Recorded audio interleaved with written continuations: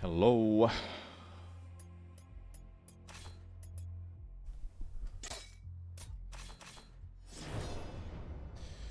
Time to do some practice and preparation for the run.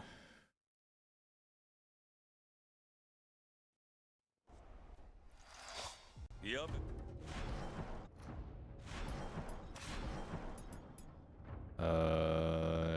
That's that.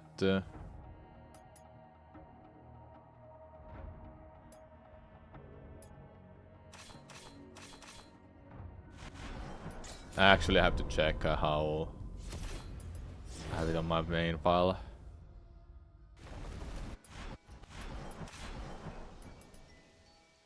Shadow of the Merge, cloth.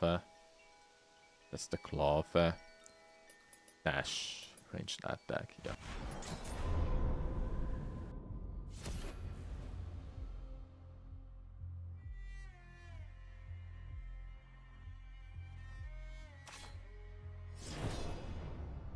Yeah, bet.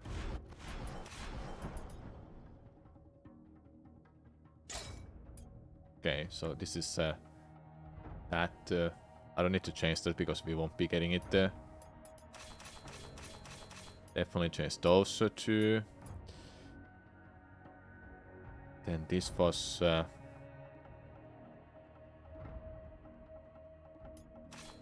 that shadow. Yeah.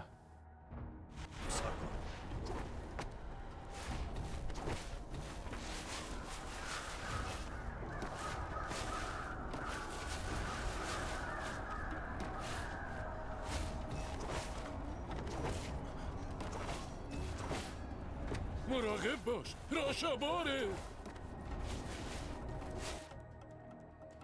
Okay, we have to practice and go through this run. هیچ کدوم از شما اینجا رو زنده ترک نمی‌کنه.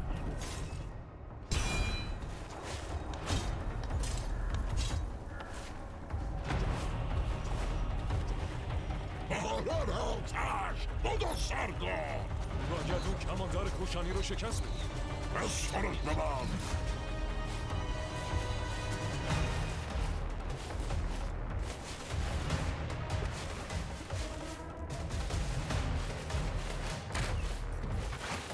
چند تاشونو کشی اصلا من دست و پا گرفته میشم من که رسیده به پای من برسی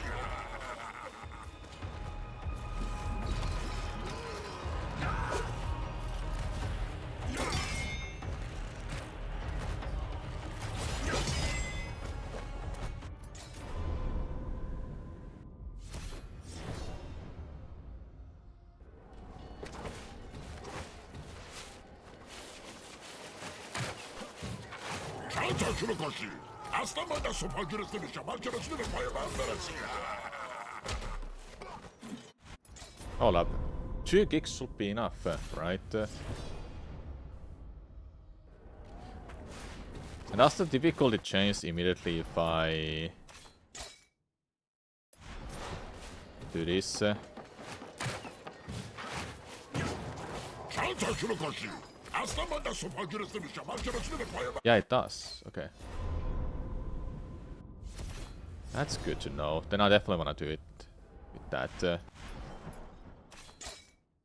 Put it on the warrior right away.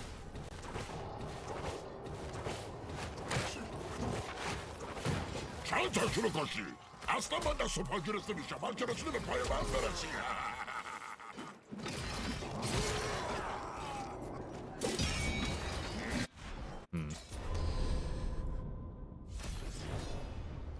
Because I wanna start the fight with kicking it once. چند تاشونو کشی اصلا من دست و پا گرفته میشم من که رسیده به پای من برسی Nice. Yeah, that seems to work fine. Like, I really don't care about little bunch of missions that I wouldn't be allowed to use warrior, then I switch to rookie mode. چند تاشونو کشی اصلا من دست و پا گرفته میشم من که رسیده به پای من برسی Yeah, like, why you wouldn't be allowed to do that?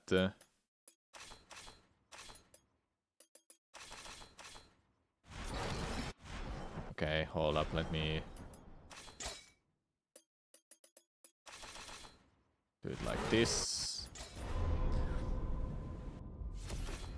There's no music right now. Sorry about that.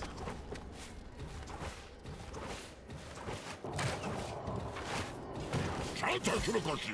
Aslan da sopa giresi bir şaman giresi bir payman veresi.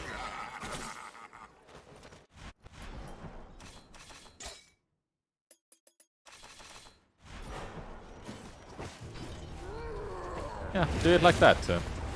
That is not bad at all.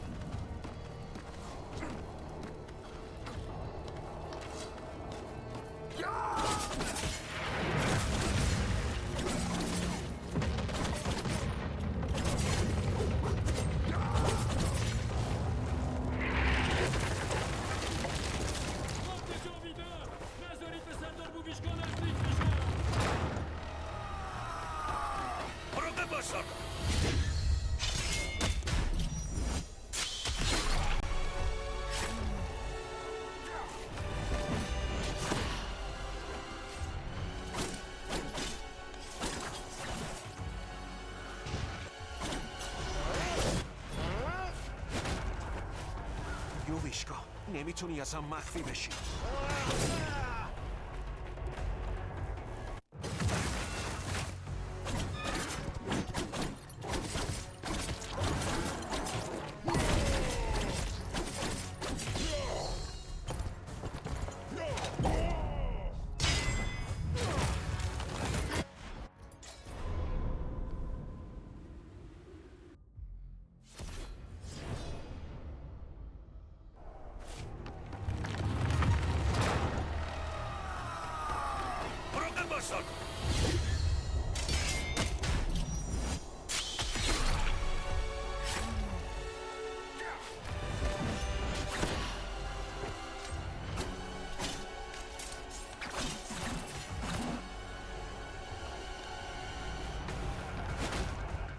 So how do you get the potion? Here's the run that I will be watching through and learning it from that. It's from Juan. Was it? Yeah, town of Juan. Hold up. Yeah, Yuamba, I think it was. You run at the very end of the way. At the very end. Hello, Karim. Okay. Okay. Yeah, that explains. Perfect. Yeah, I want to have the potion. I don't think I'll be getting the amulet that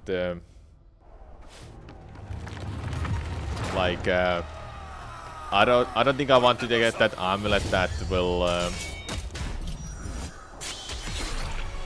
upgrade my damage if I'm using it, but I'm always at 1 health. That amulet. I don't even remember where you get it. نمیتونی اصلا مخفی بشی.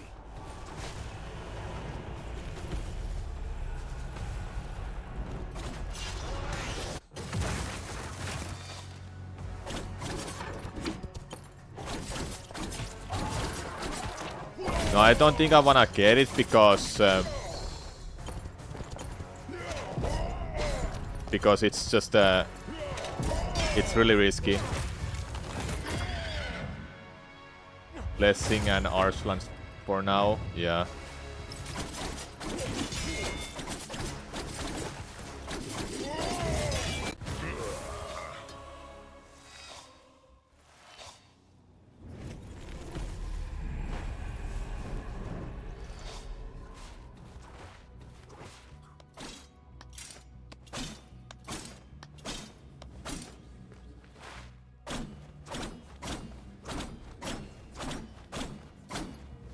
I really wanna do this with a joystick because I don't wanna switch to D-pad just for this. I might have to if I'm struggling with this.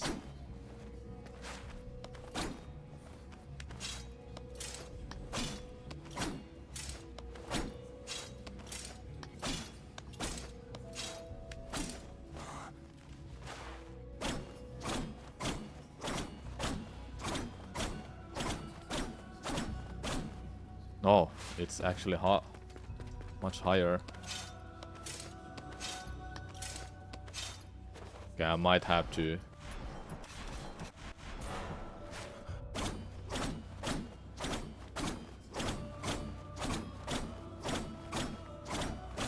I might have to switch this. Man, the one that sucks is that is this. I'm gonna change these. No, I can't even use that.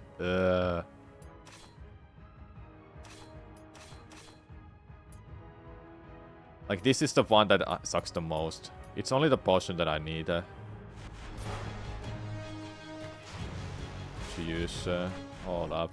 Are there buttons that I don't use? Not really. Everything is in use. Can't use that.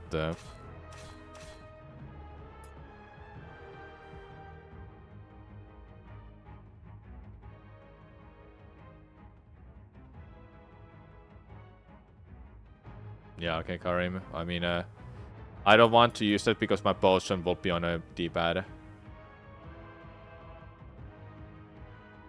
I'm just thinking where I can put the potion.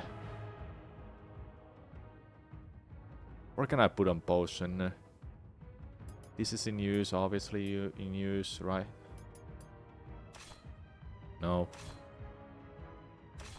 Can be on a right stick, I guess, because that is not gonna be in use.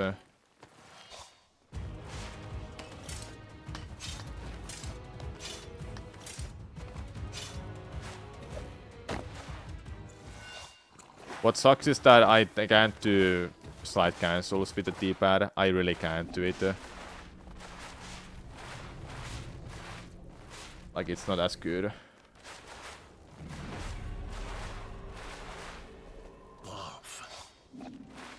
I don't have the rhythm for it. I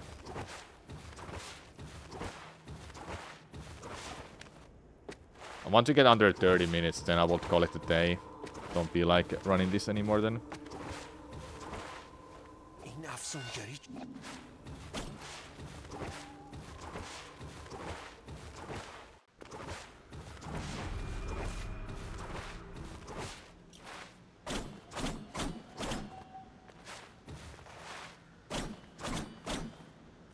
This freaking jump was insanely difficult.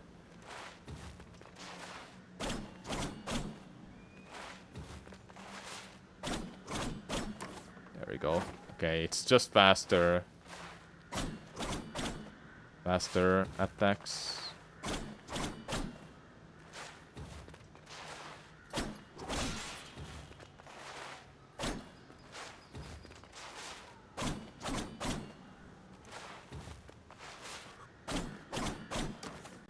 Yeah, it's faster attacks.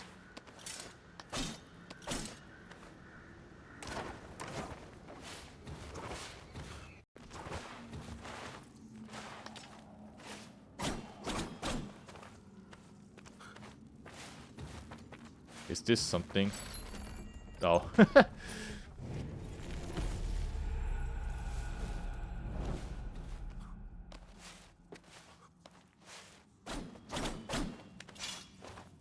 Yeah, I still got this. I still got this. Arslan's Glory and what was that other one called? Blessing. Just get Blessing and Arslan. Yeah, I can just get those. I don't think I'm actually not sure. Is the mid-air attack amulet on the way? I haven't checked the run fully.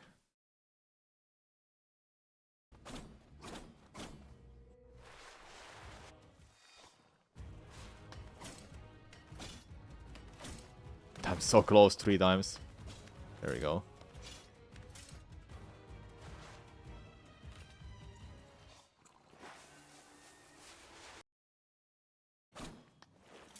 Pretty sure this is all normal.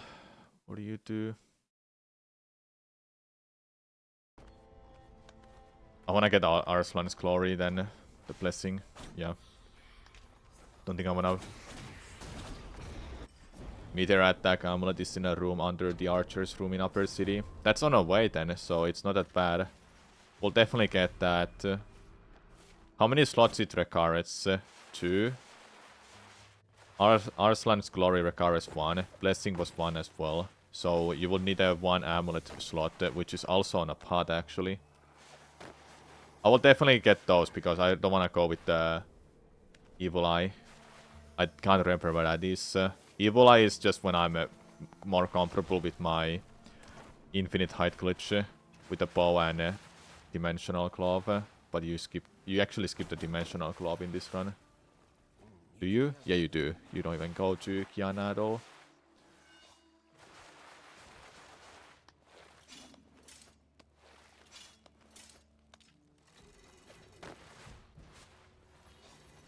Is upgrading amulets worth it at all, actually?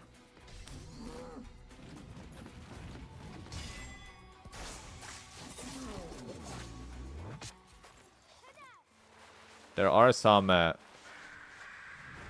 crystals on a pod, but maybe it's not worth it if you get the amulets. Those will be dealing enough damage.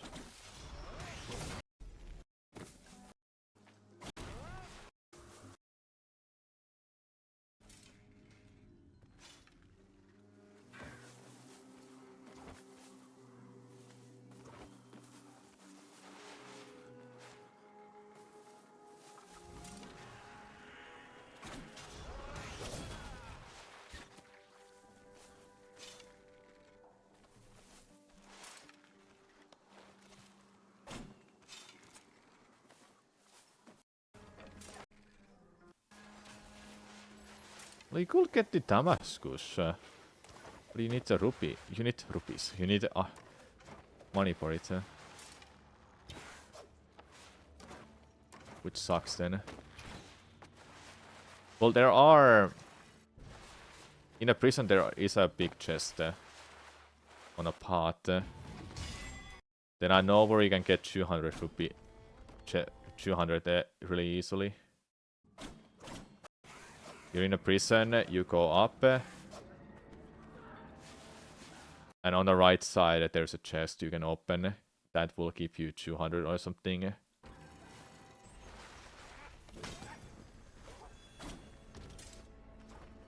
So I don't know which is worth it to upgrade if I feel like the upgrade should be done when you're in a haven at that point, not before, after. Don't wanna warp there just for upgrading because it will be plus minus 0 if plus time if you Arslan upgrade is 375.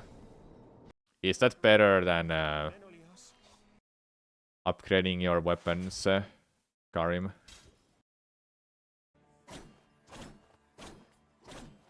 Getting that, huh? Okay, you do upgrade your weapon at this stuff at this point, huh? Interesting. You don't go upgrade it yet. Anyway, get this.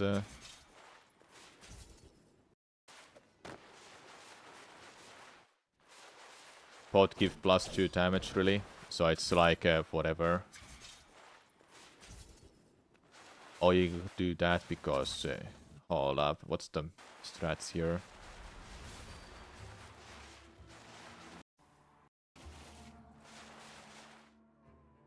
Arslan's Glory minus is that if you're not full HP, it's worthless. Okay, that's why you went for that.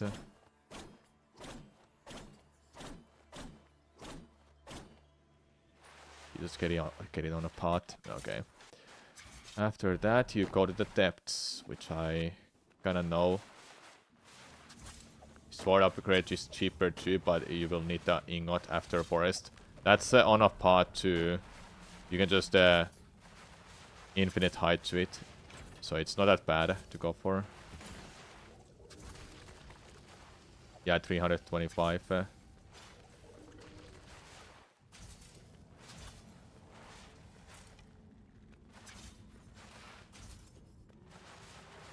Okay, here you go get this upgrade, or Atra search. You can't immediately... Oh, it's already Oh, okay, I see. So it's on that slot.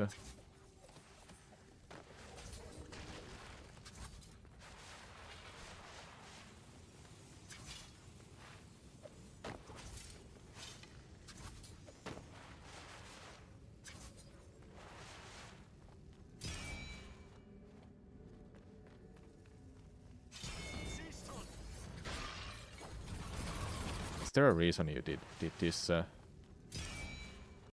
Wait, did you miss time your press there? I was wondering what the worst attempt was for. Oh yeah, I mistimed the.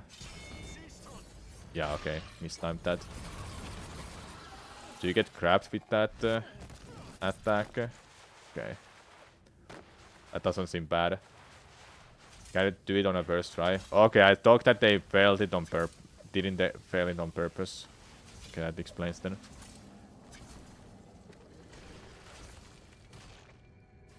You have to parry once and wait. Alright.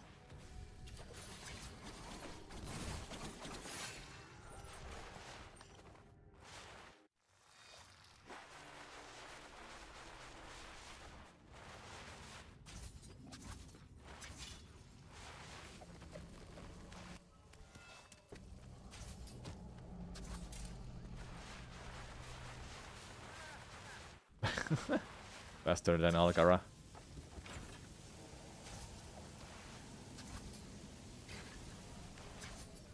Do you upgrade your circus?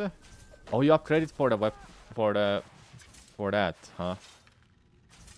Evil Eye. So you do go back to Haven later. You get some money from fighting.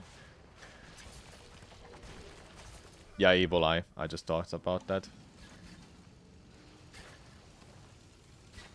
It's going up.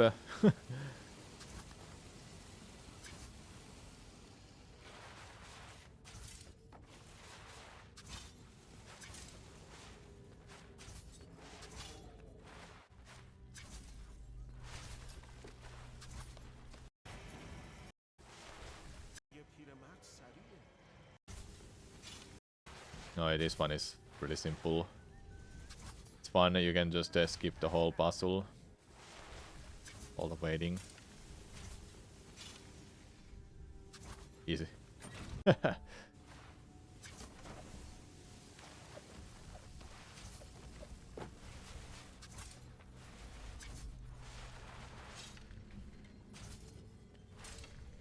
Okay.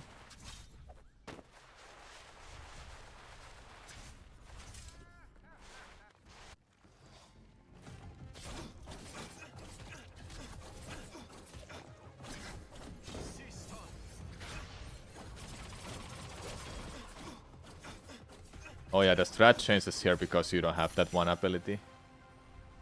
Just ignoring the money, huh? Okay.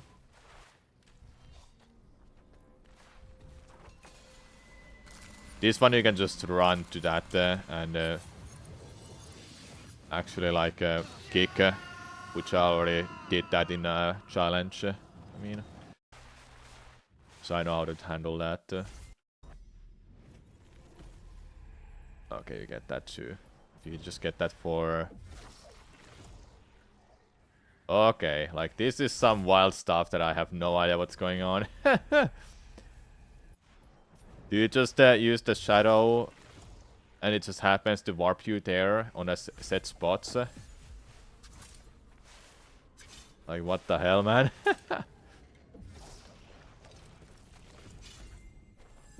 What?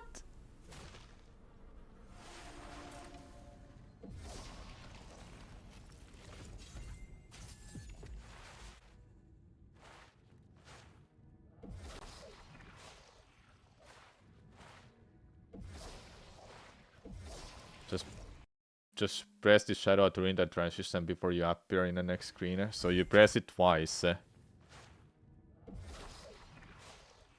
You press it when you enter the transition and after that, right?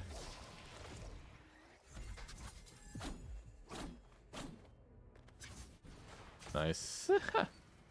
Easiest way is to slide and hold the button and release before you appear. Okay. Otherwise you mash. Alright. Dude. Oh. Oh yeah, of course. That's what you need the circus for. Buy it from him. I forgot. You can do that.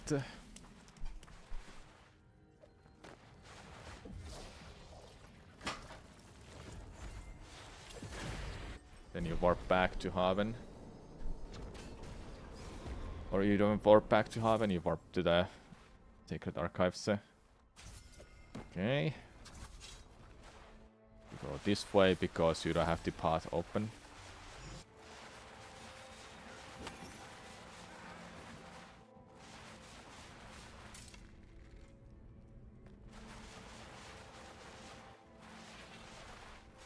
So I don't need a dimensional glove at all in this run. That's good. Then I can just keep it on that one button.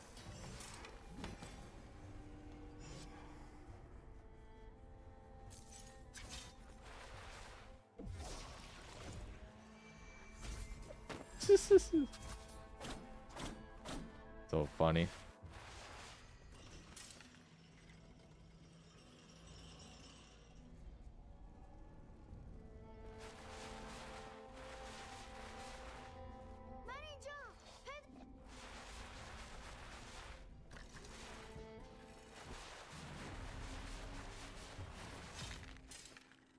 The west side.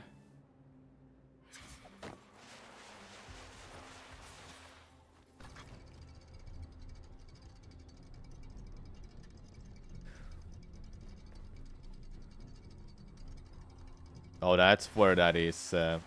Arslan's Glory will be the only one I would go for then, because the mid-air attack amulet is out of the way now. At this point, like you skip that room completely. It's out of the way. I don't think it's worth it to go for. What I can do at least is to go and upgrade my amulets before I fight King Darius. That can be done.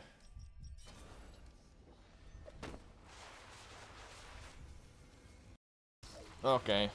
Learning time.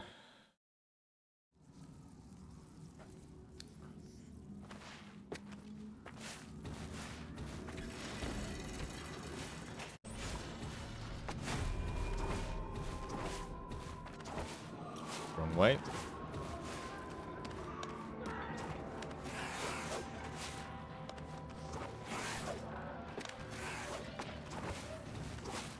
Let's do that.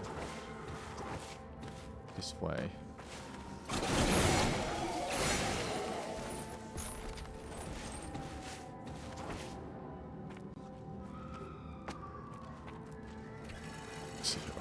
Okay.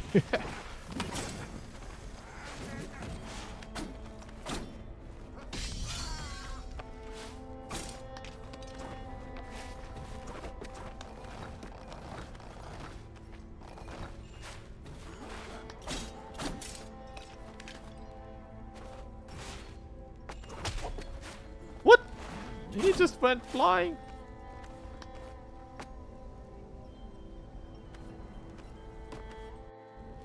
Yeah, I noticed it, Karim.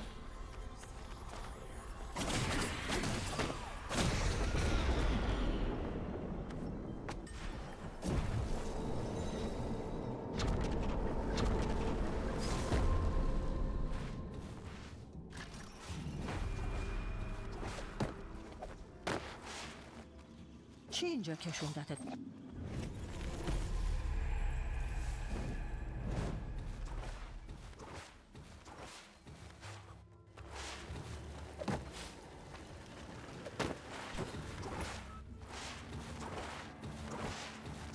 How much do you need? You need like 700 if you upgrade Arslan's Glory. And the weapons.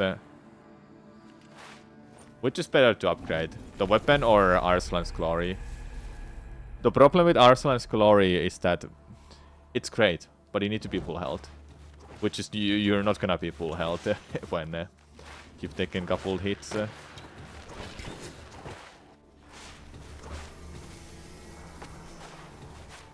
Ow, ow. Yeah. Hold up. Okay, let's just reset this. Okay, this was cleverance. This is... These are that what I need. This is this right now. This can be that. I'm not gonna get this. What is this one? Shadow. This is shadow. I need that. For that, that's R2. Okay.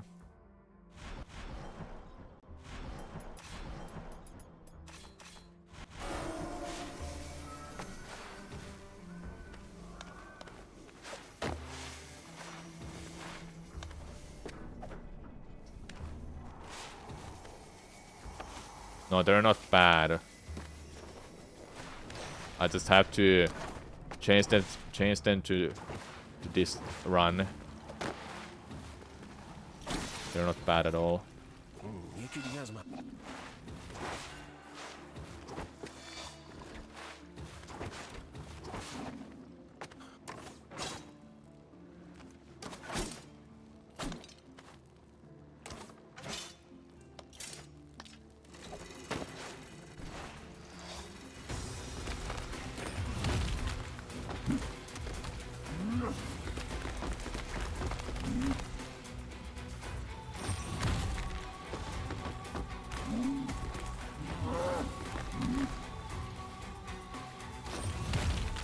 Come on.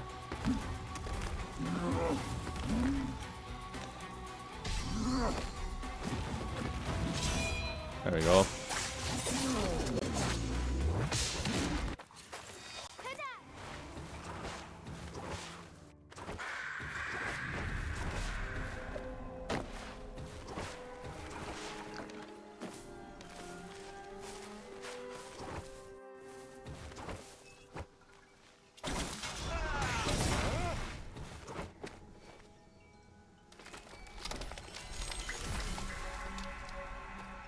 از بله. این ریش بریا.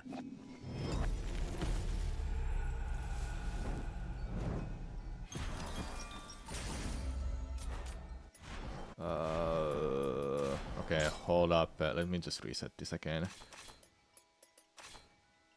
I'm gonna put it on plus.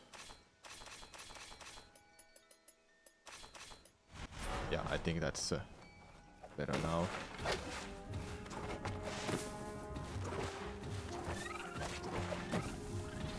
I'll have to try this out, how it feels for me.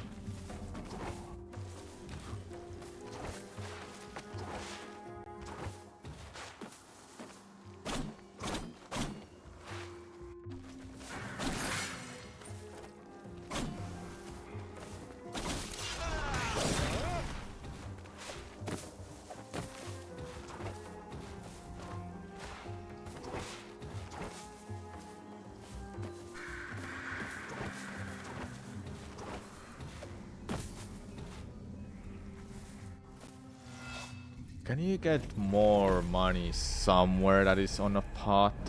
Like big...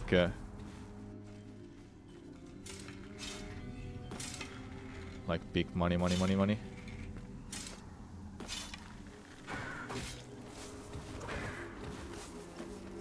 I mean actually on a pot too. That is not gonna take longer than 5 seconds to get.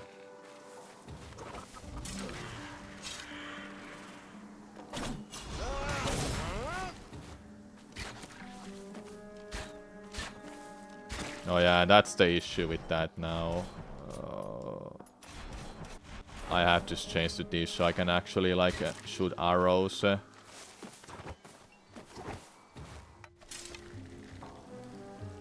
Because you know, holding more than 8 directions is better for aiming arrows.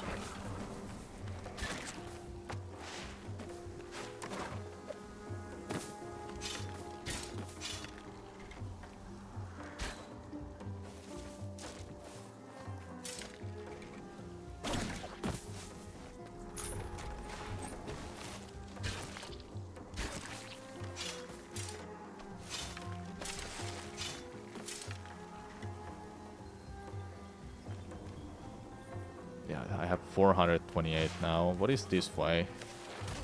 Ow, ow. Anything important here? Like actually anything good?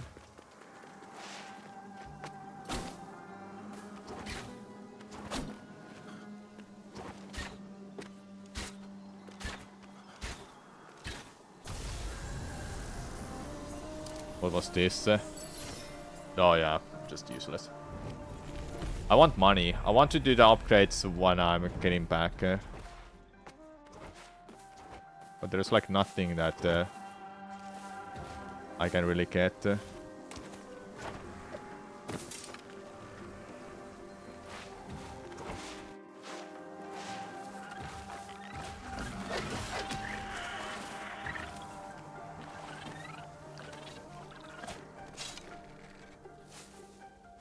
Menolias.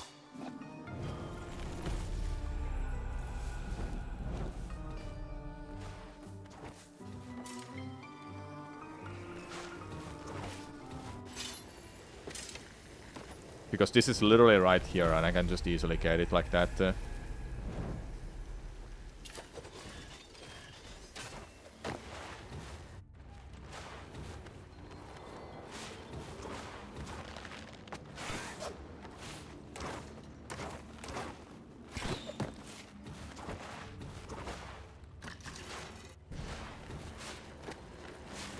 What is this way?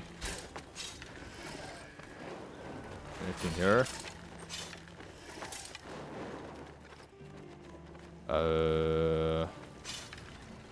Need to go check out this. There is something here, but what was it?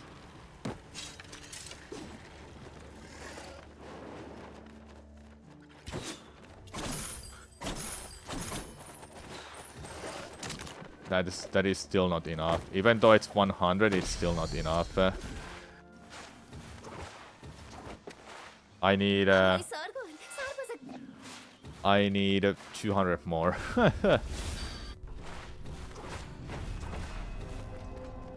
اینجا یه خوش اومدی. سلاحی لازم داری؟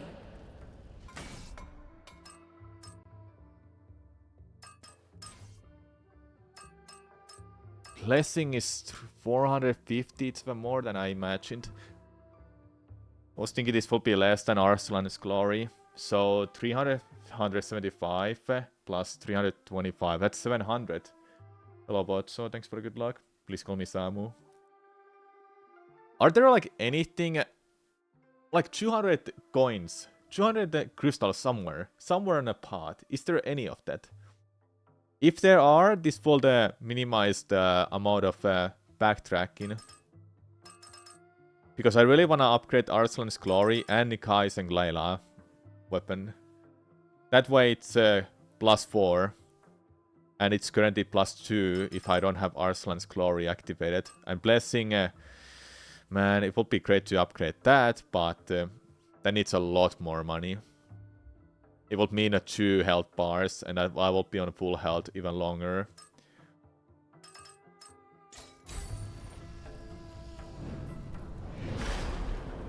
Are there like anything...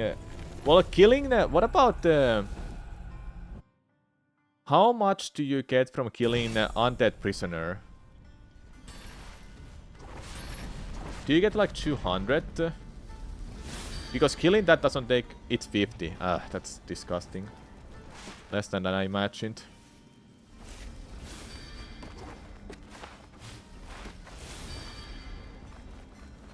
Is there like anything on a path? Jahandra is 350. Well, that's a boss that I don't want to ever fight anyway. You can just easily skip that.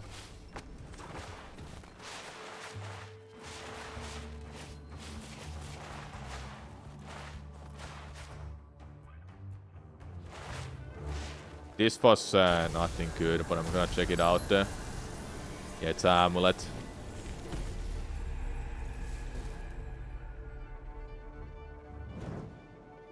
Alternate Sargon is 150.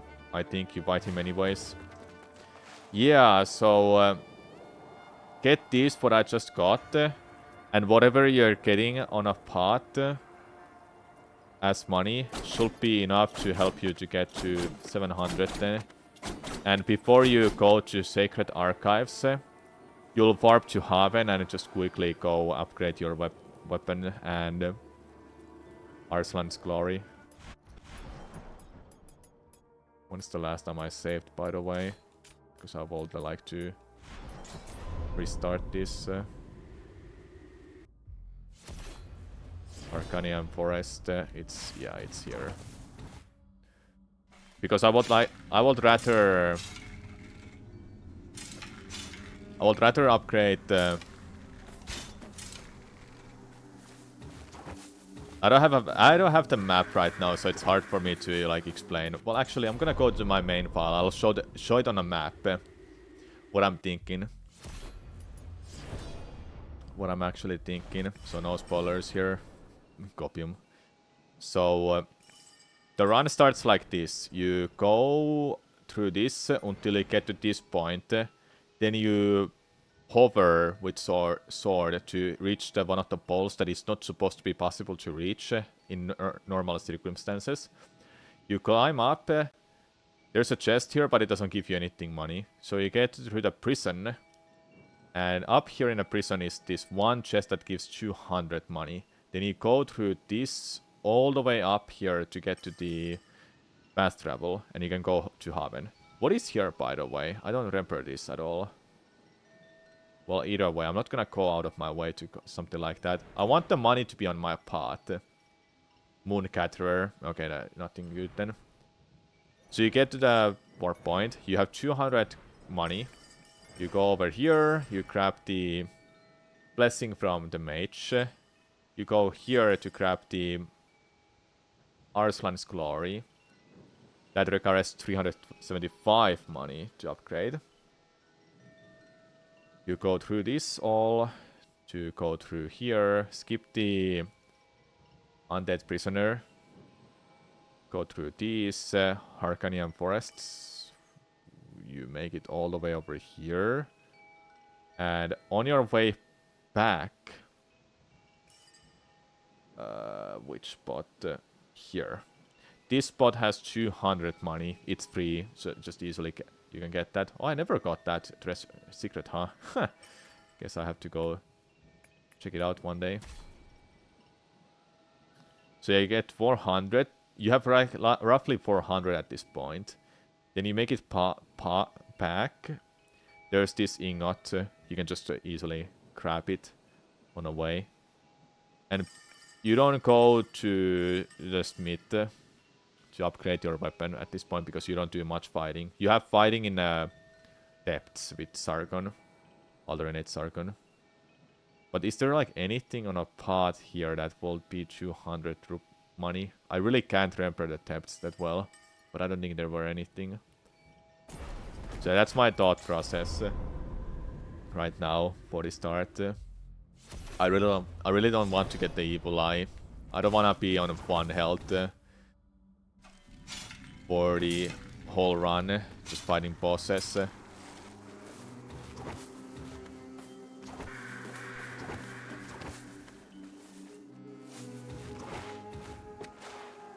How much does the evil eye even upgrade your buff your weapon? Nice. Can you please go up? 10 plus damage. Okay, it's pretty huge.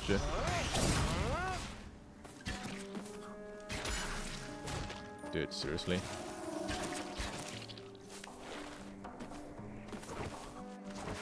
But you're at risk of dying all the time. That's why I don't like it. Especially for my first run back. Can you please work? Hello? They patched it. They literally patched it.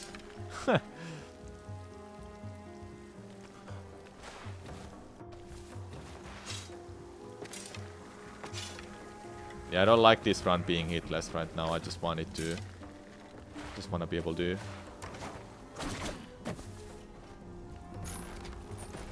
run this with what I know. And keep it simple still for myself.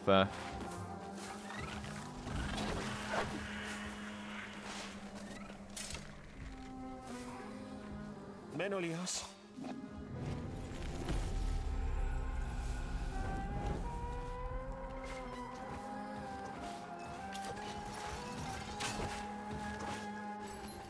Okay, you cannot even make it that there. Cannot wall jump up. No!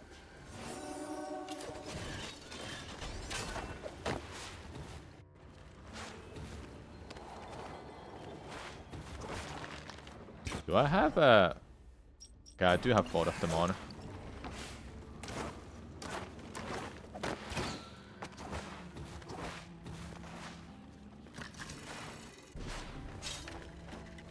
This is actually 30 to go for. Now when I think about it, yeah, go for that. Ahoy, Sargon.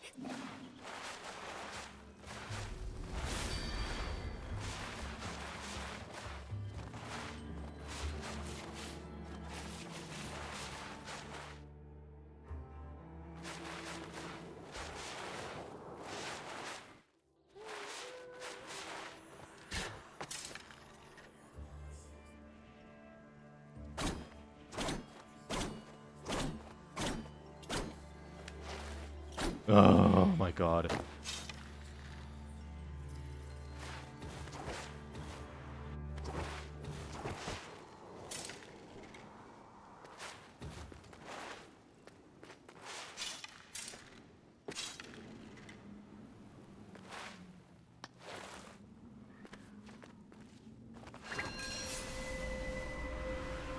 Wait. Okay. I was expecting that. I'm soft locked on that. Okay, that's good to know. I'll make a save before that. I was expecting a soft lock because I saw him doing a backflip.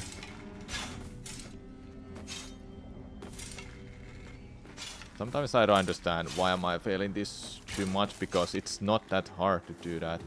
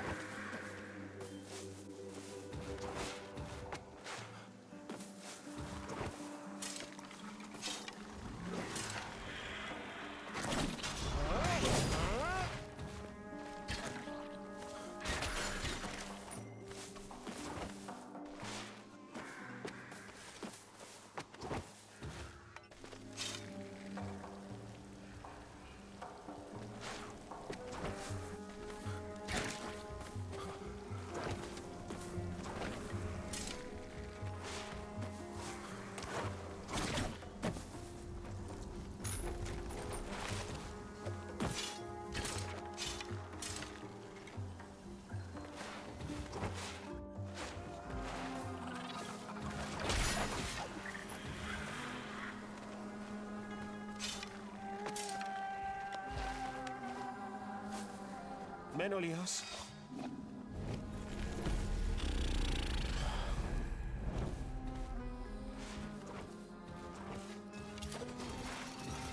It's actually crazy that with the zombie glitch being gone, this run is still faster at this route.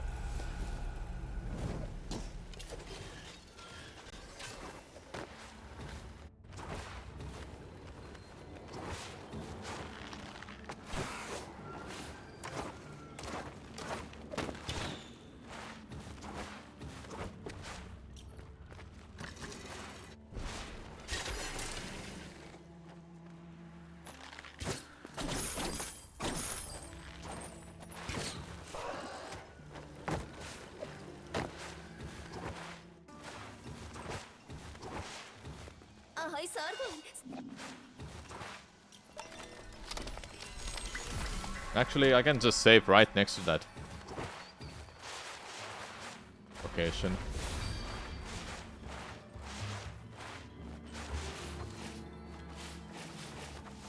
As you can see, I'm not good at slide cancels, and I'm on controller.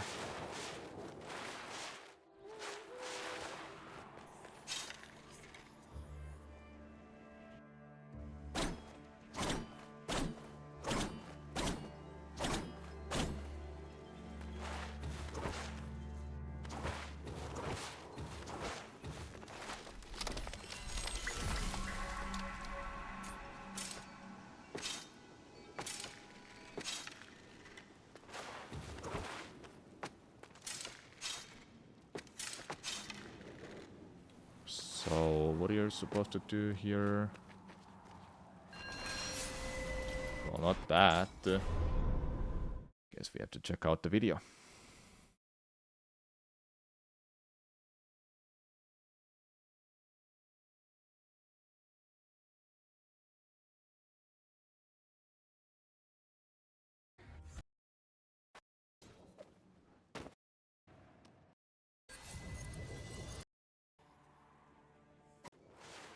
Stand to the right of the torch.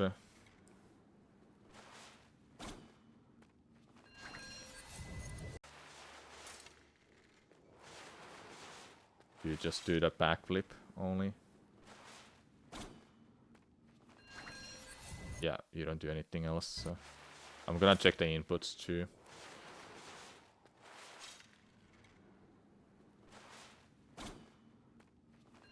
Yeah.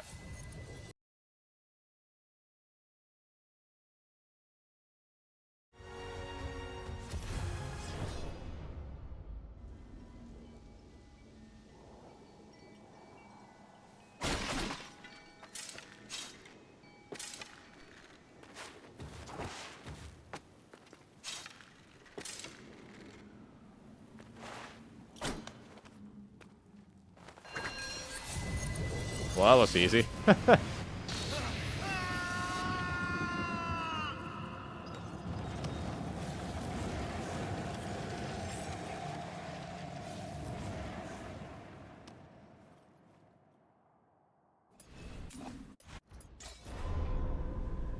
Doesn't save after this, does it? Nope.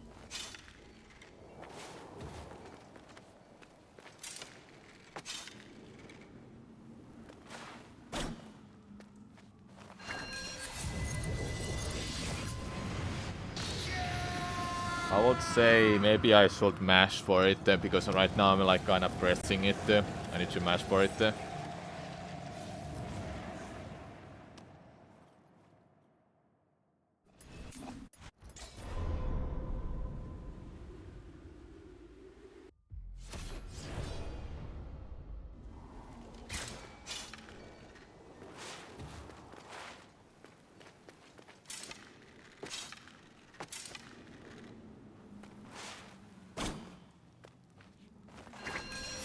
Okay, it failed there.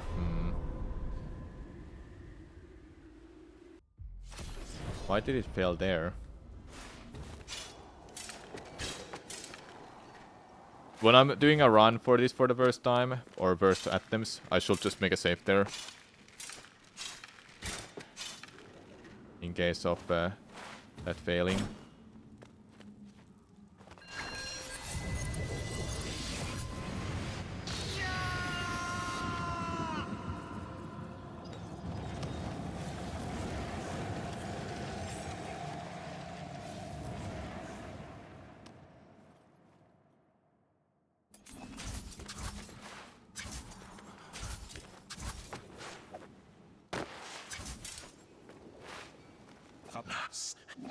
Wanna see a cool glitch?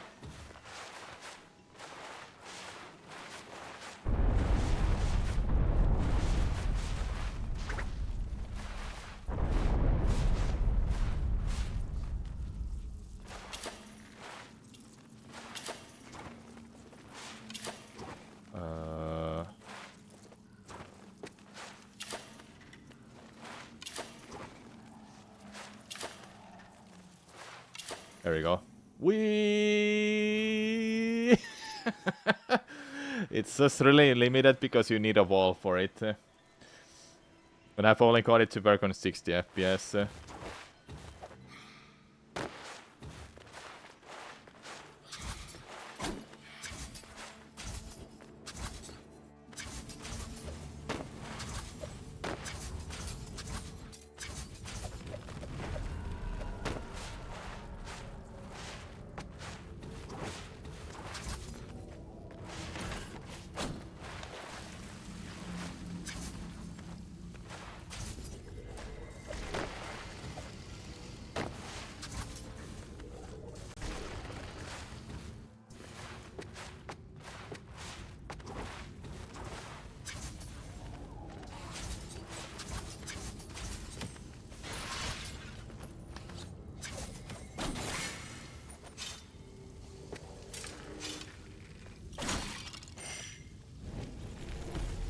gives you Metro at threat vibes.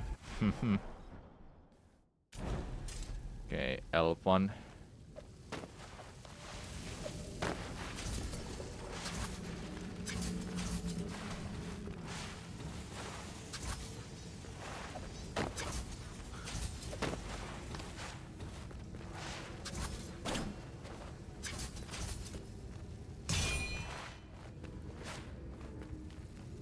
Sistan. It didn't grab it. Grab me. Ugh.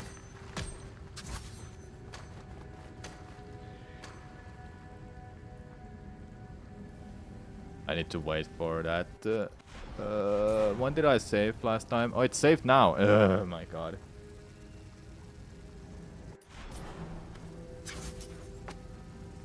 Started playing Ori casually. So good so far. I still have to play it.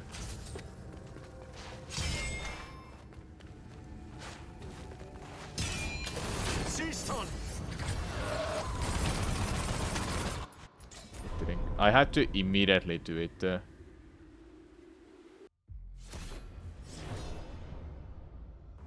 No, I didn't autosave there. Okay. I thought I saw the icon on the right side. Well, I mean, I did see it.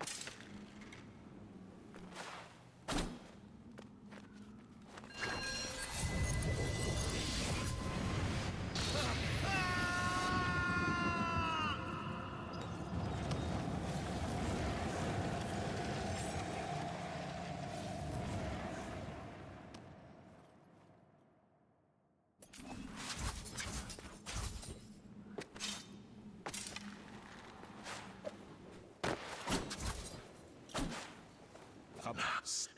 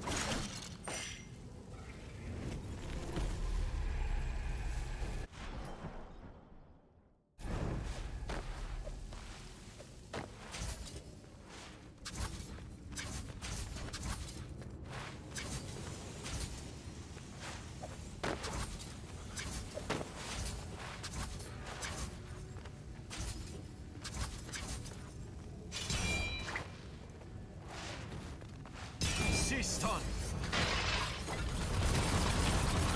It didn't grab me. Ugh. Why? What am I doing wrong?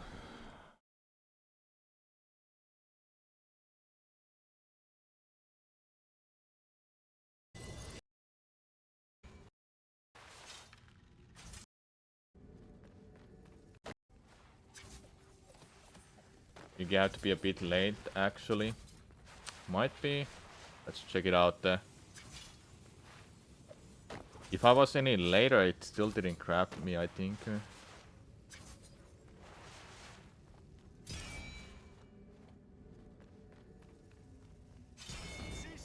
Okay, a little bit later. Keep holding right. Oh, I need to hold that. I need to move there all the time. Maybe that's why. Okay, let's check it out. That might be it.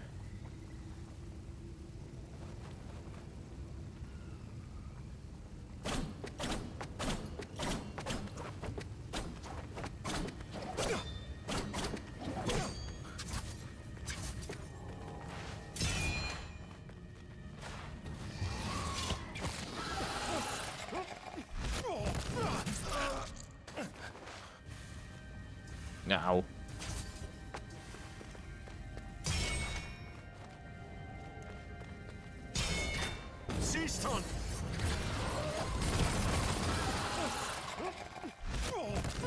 No, it's actually really easy.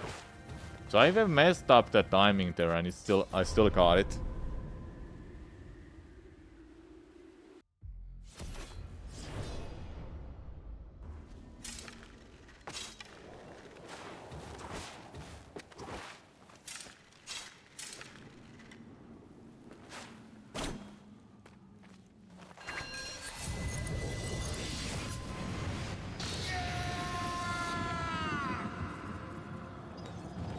My goal is to get under 30 minutes, then that's it. So you need to hold left. Yeah, I was holding left and I was doing the inputs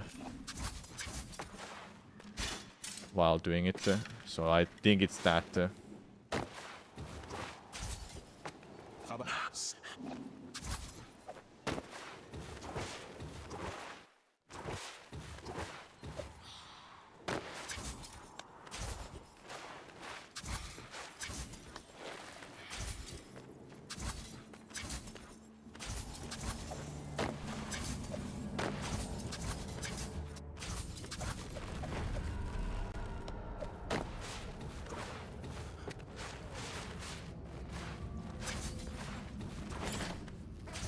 Such a scrub because I can't slide cancel. What was that? What happened?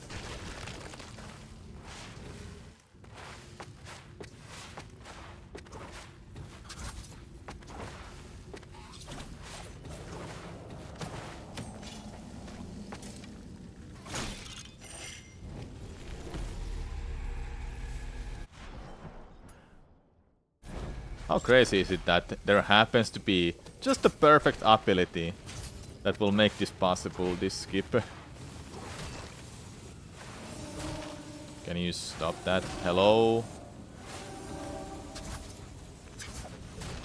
Dude.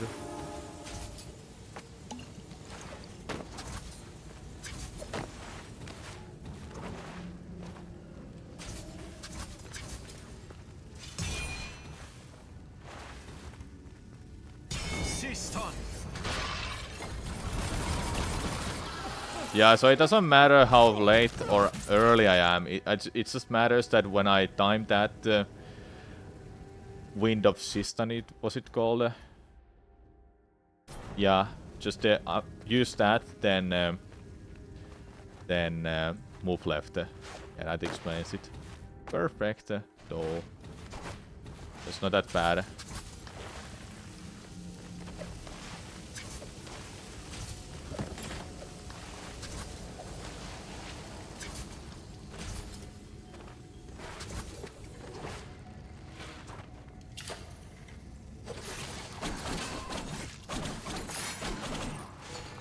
That is easy to...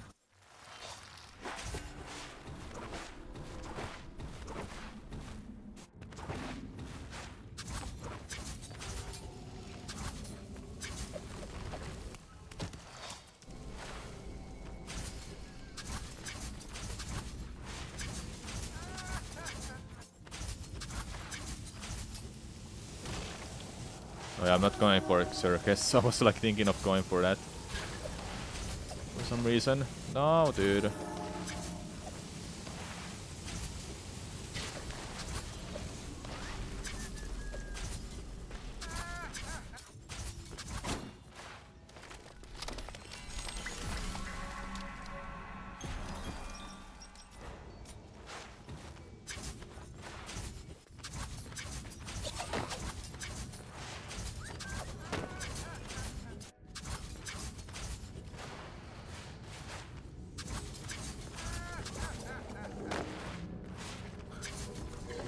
I just physically cannot do those dash cancels.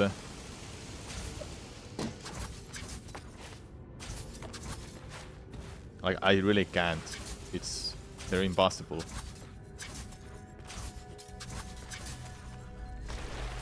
Can you please not just die here? Dude.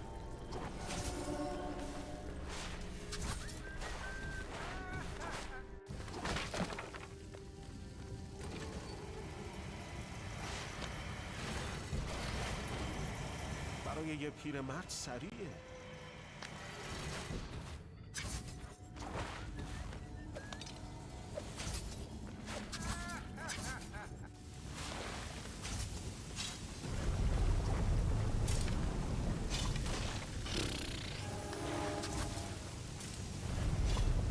Can you just please do the...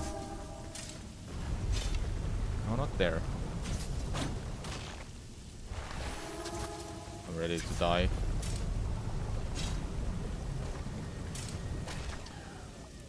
I can't do it. I need help back. Wanna do it on the left side because it just feels easier.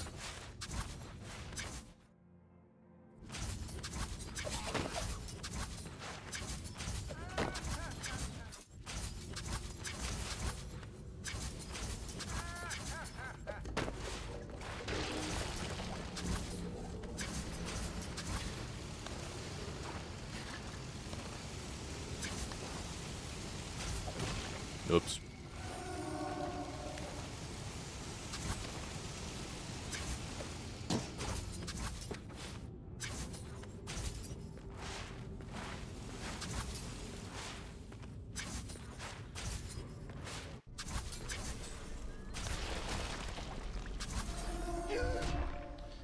What is going on?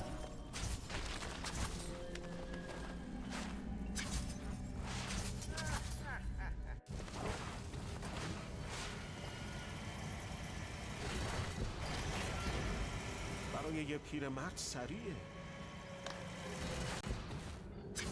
Oh, you have a... I can do bow slide cancels.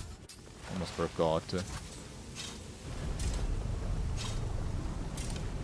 Oh my god.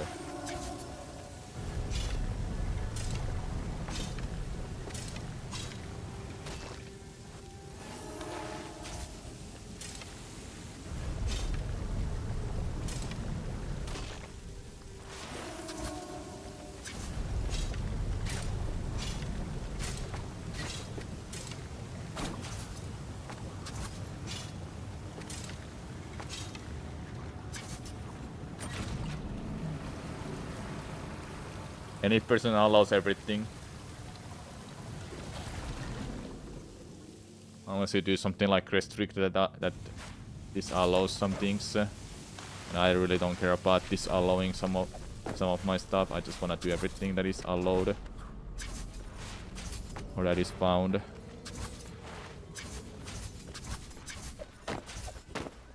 Okay, this fight I need to practice and learn.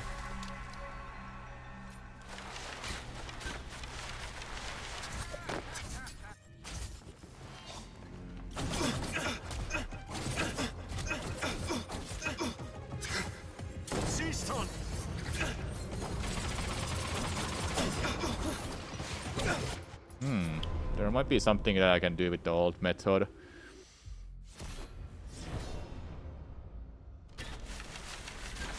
Okay, I need to go and put on the...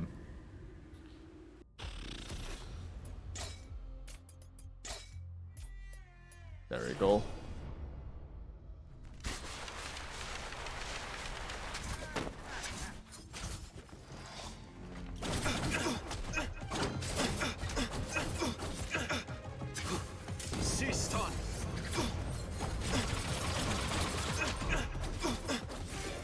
Oh yeah, literally destroyed it with this. I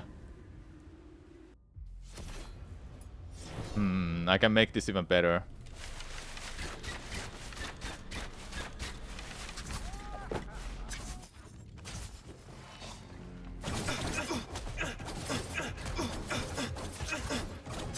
Ah. Okay, I was thinking like make him to go down. Okay, hold up. I can...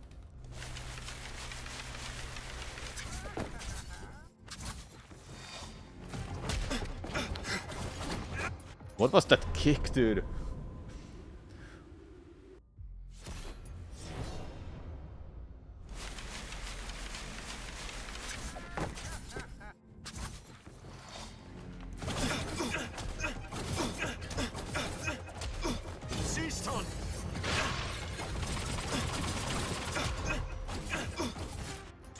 Yeah. I think I can just take him up immediately with that.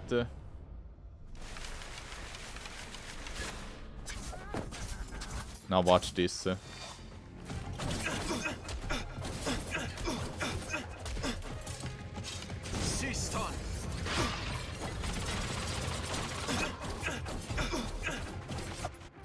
Damn it. Okay, one hit, then raise him up. Perhaps.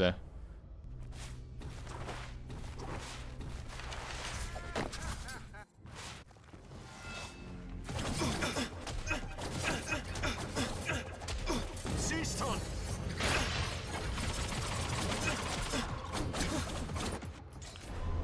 Or maybe... Maybe it is better with the 2 hits. Siston!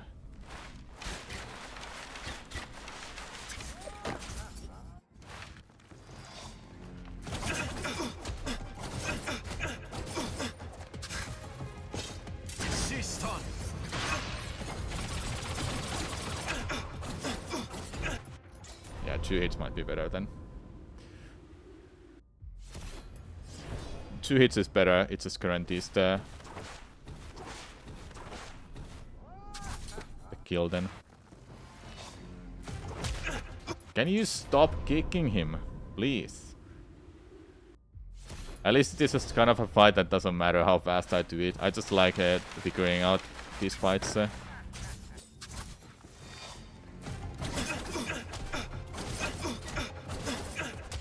Siston!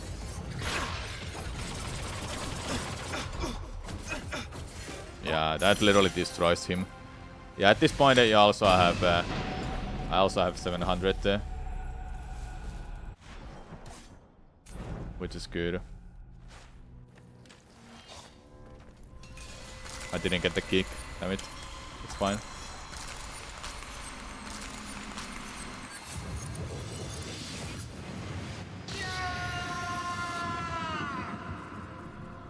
Maybe I want to put the potion on L2 and shadow is on plus circle button. Let's see.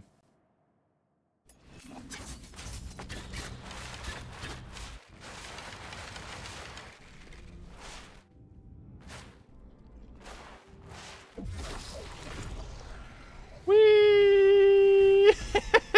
I got it, I got it. Okay, I'm gonna try it on a circle. Which one? Circle, that, let's see.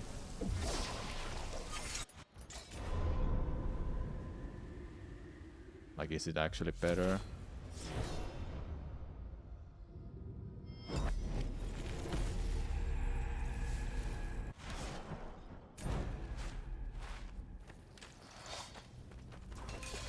That's a kind of a glitch that is not gonna be wound accidentally that easily, I think. And if it happens, casuals won't be able to replicate that, because you have to go through a screen transition for that to work.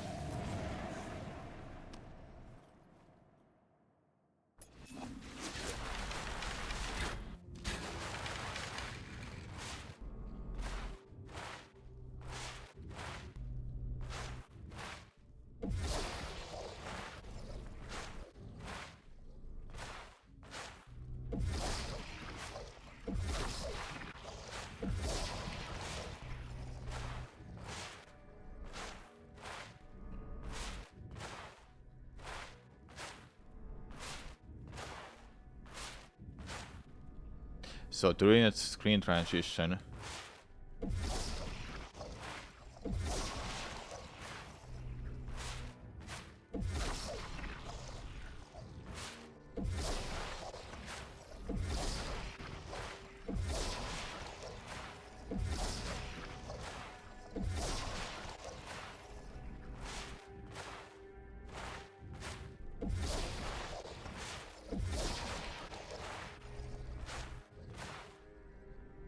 there is a consistent setup for this. Yeah, I would like to check it out.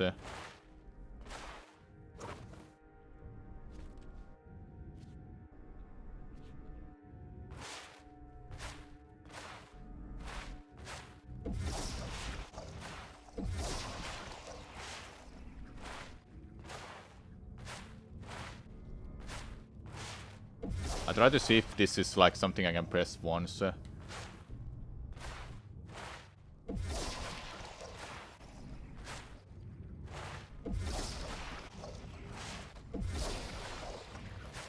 Because I don't like mashing method. like ever. Mashing is just inconsistent in my opinion. Let's check it out.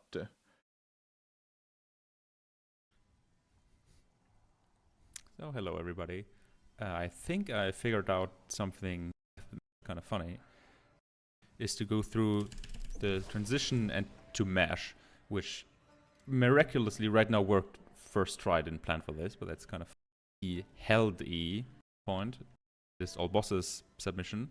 I noticed that at some point he did not mash E, but he held E through the screen, and somehow that gave him the screen transition. And I think there's something to it. So indeed, if you go to another room and you just hold E, that's not quite enough. I'll do that here. So you see me, I slid in, I held E, let go, nothing happens. Here, nothing happens. However, if you do this, so you slide into a room, let go of the slide in the directional key, so you're holding nothing while the slide is happening. You start pressing E, keep holding it, and now the key is to let go of E while the screen fades in, or as soon as the screen fades in. I'm not sure why. I'm not quite sure what it is yet, but there's something to it certainly. So a slide E, let go. There, place the shadow, and now so a slide E, let go. Okay. Let's check it out.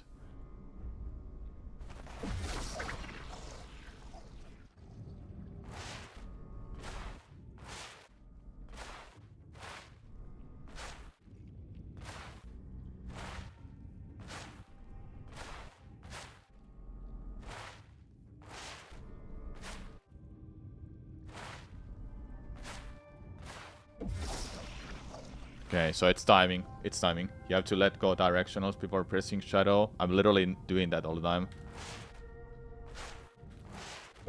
I'm literally doing it all the time.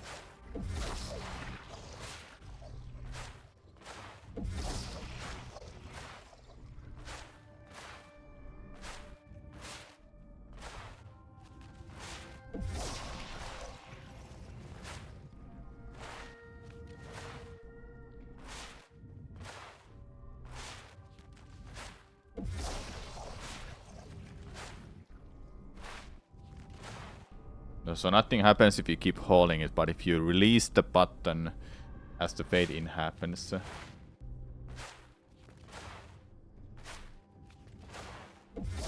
Yeah.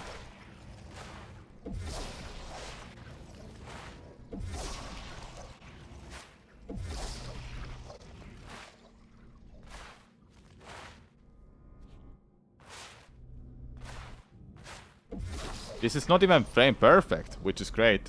Thanks GMP for this video. That helps a lot.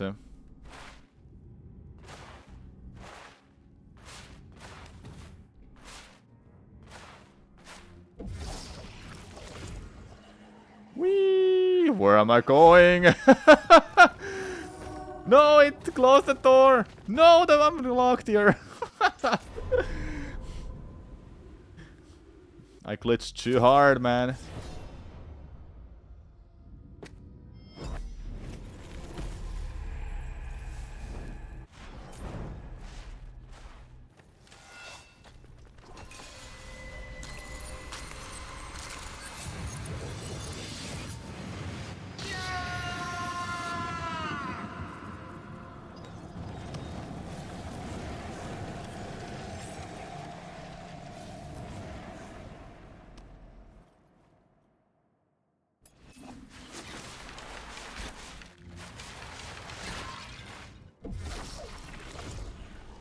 Wee!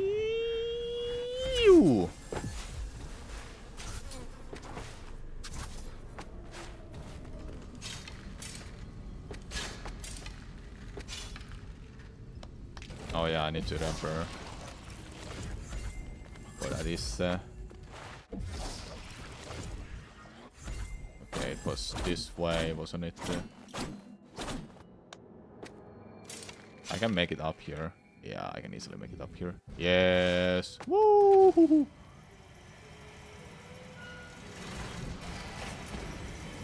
now it's just warping back.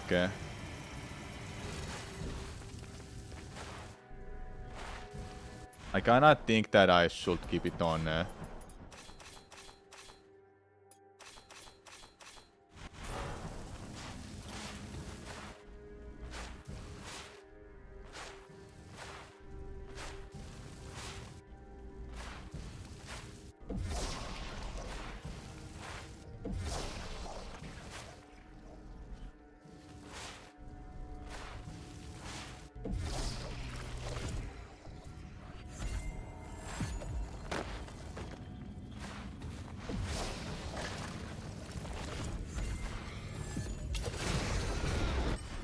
And now back to Haven.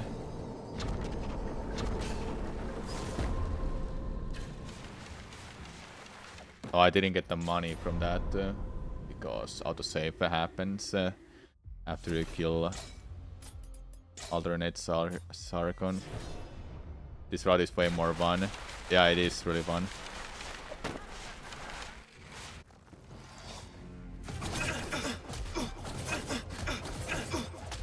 Sistan.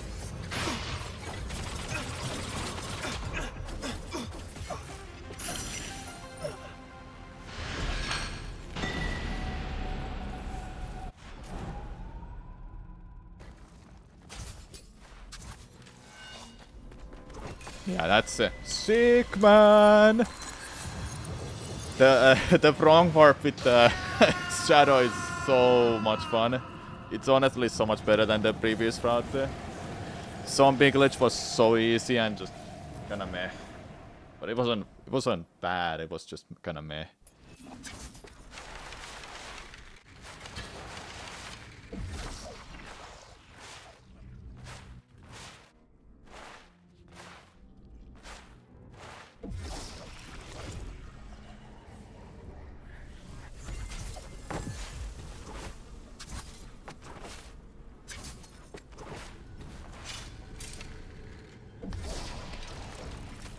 Yeah, that too. The route was faster.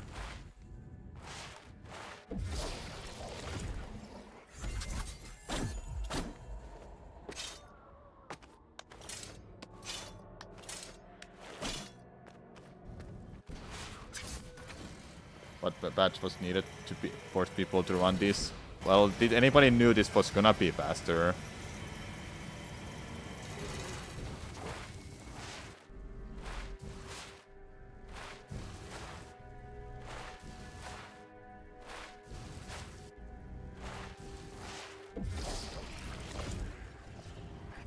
Nobody would have guessed, to be honest. Okay.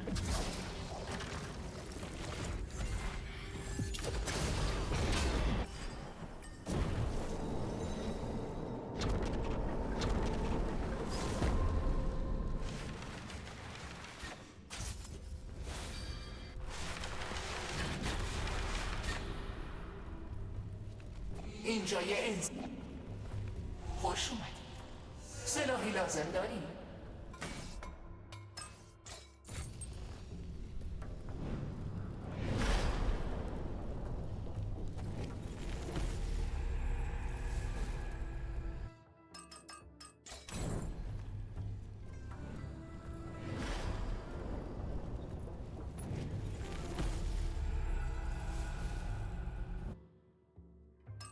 You cannot press up to move it. You have to.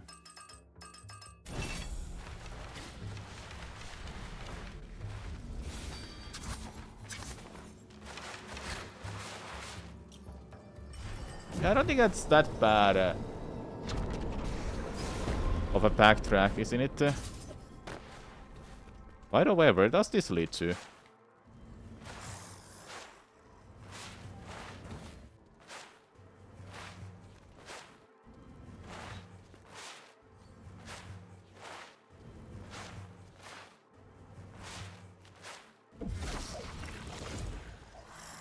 Really far out of bounds.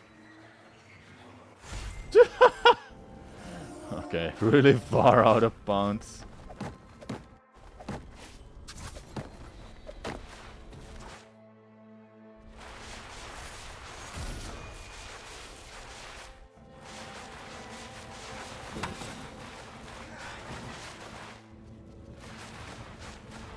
Oh, that's a bad thing too. I don't have arrows to...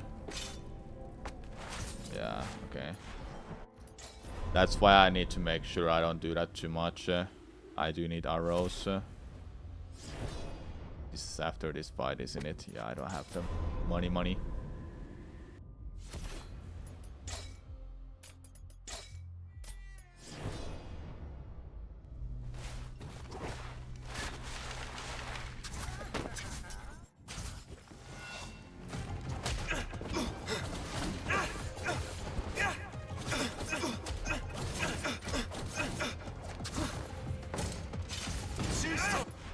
No.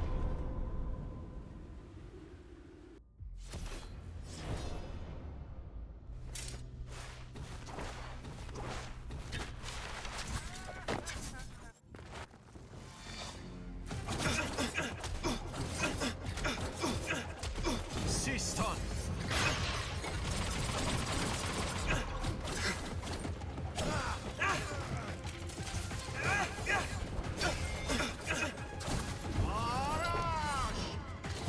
You didn't kick him. Well, whatever, just continue this.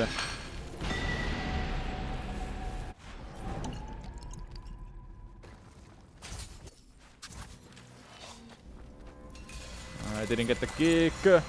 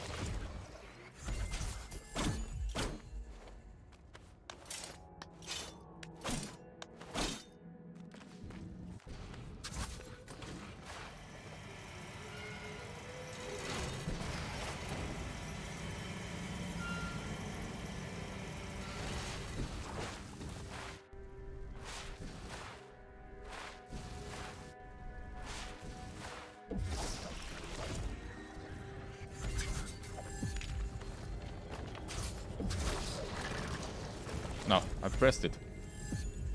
I did press it. There we go.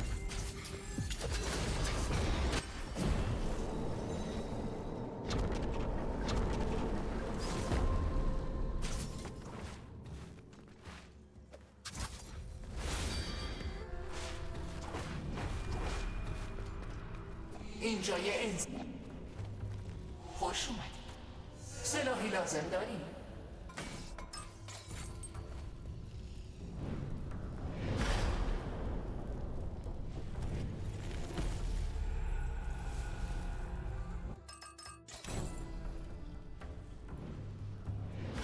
How much time this takes? Like 40 seconds?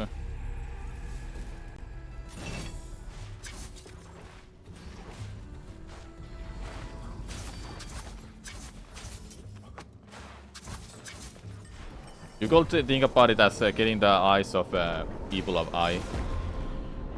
Same thing, but a little different, obviously.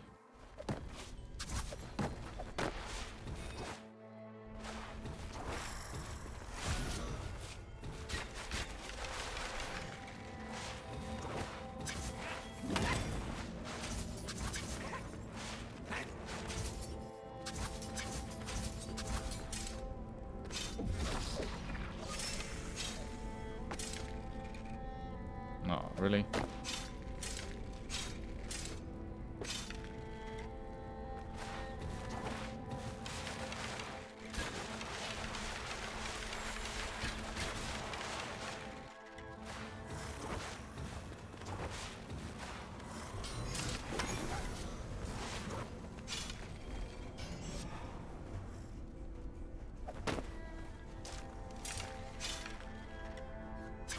Oh.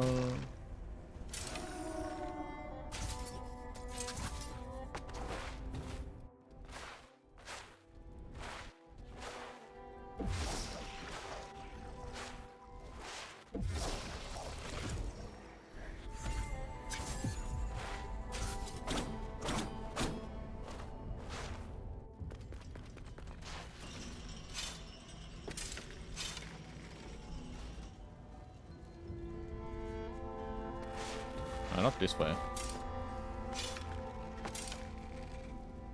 This way. من اینجا پدر.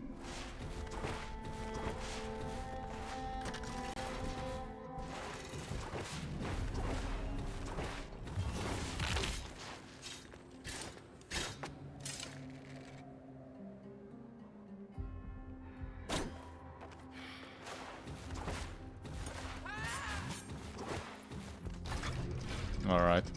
The next part is shouldn't be that bad.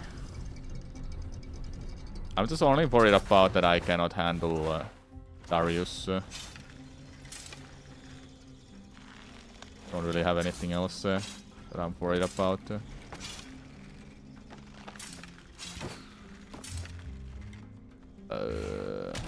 Ow.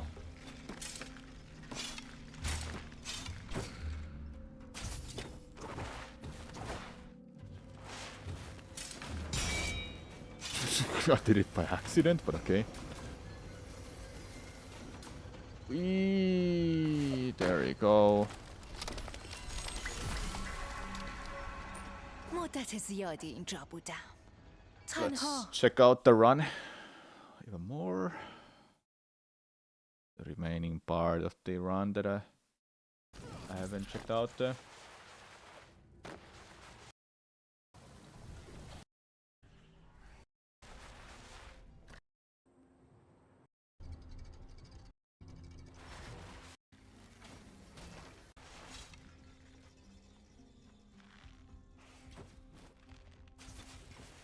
That I had to do it blind and it was terrible, but I always managed to do it fast. This one is just go from the right side and then go a little bit to the left to avoid that ceiling.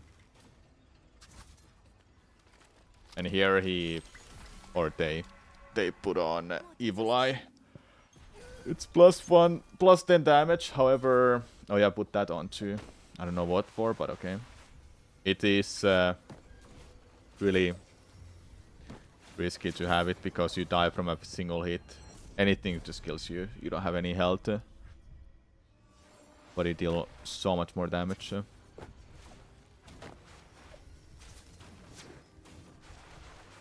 you go over here and you do this over here, that wrong warp to get out of bounds. You go over through the loading zone. To this loading zone right there. Yep. Open the door in case, I guess.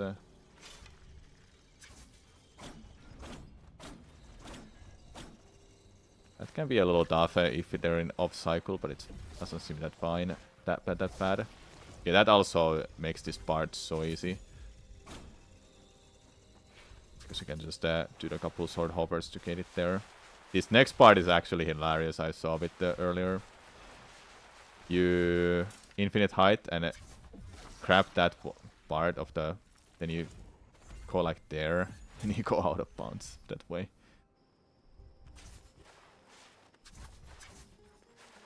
You can go back in bounds with that. And the rest is easy. I know this one.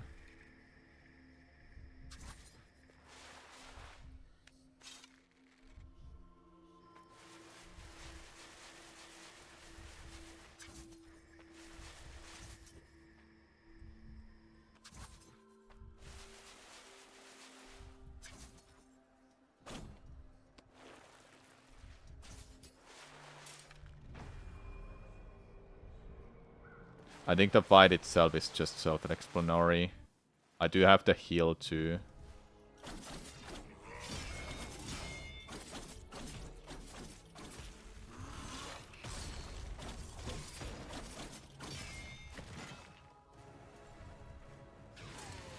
This is the attack that is unavoidable if you don't do that. And that's why Evil Eye is so scary. You can't make a single mistake. Like, you just die from that too.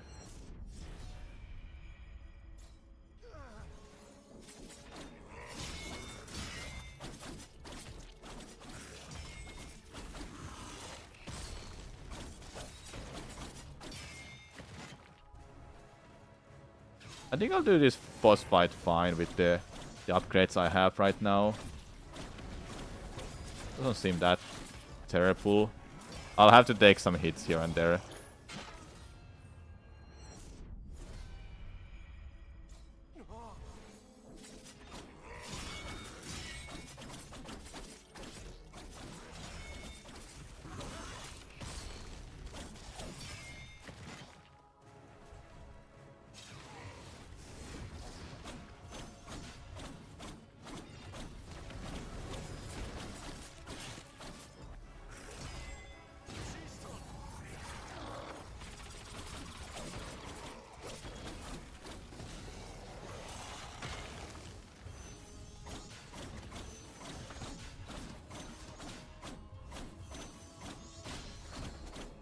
I will do the parry there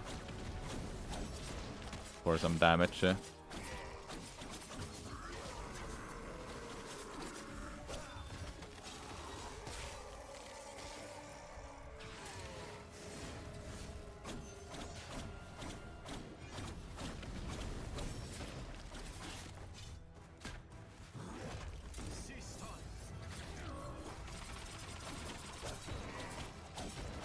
It does no damage to it, but it just stuns it for a while.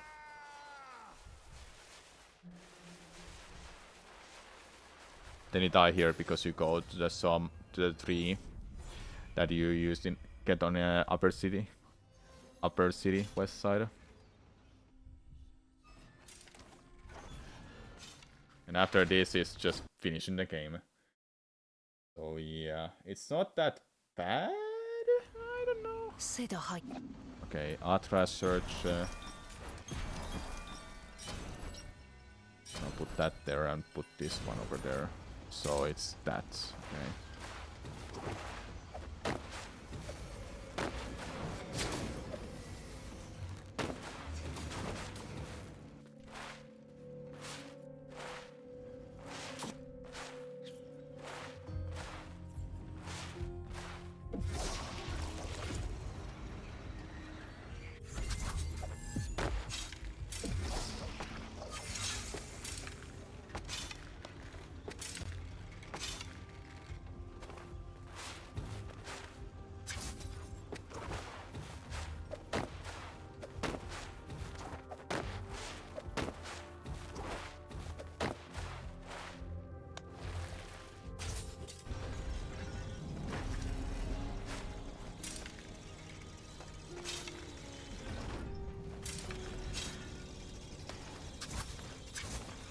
You can just get through this like this, right? Yeah. Don't have to worry about infinite height. Okay, this one. There we go.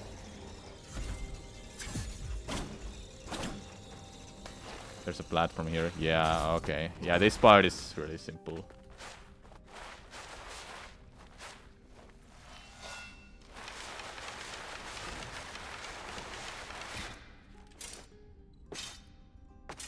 Oh yeah, oops, I'm pressing the wrong button.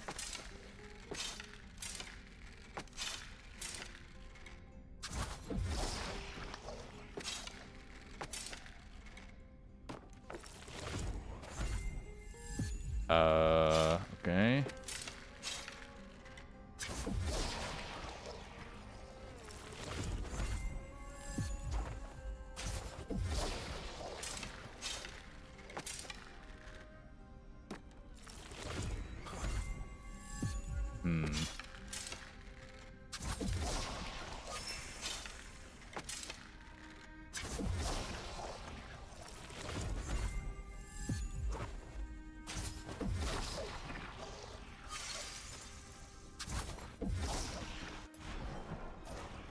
Let's check out the run a little bit.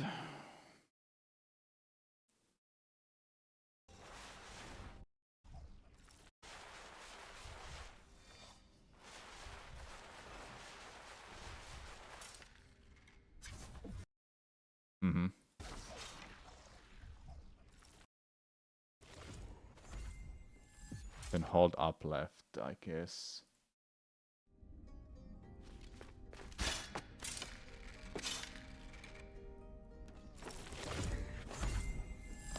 There we go.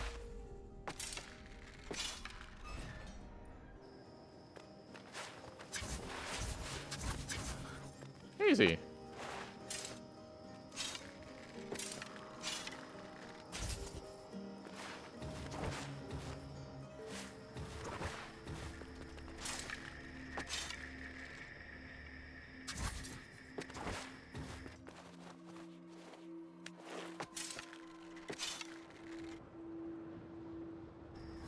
Oh, yeah. That's a thing.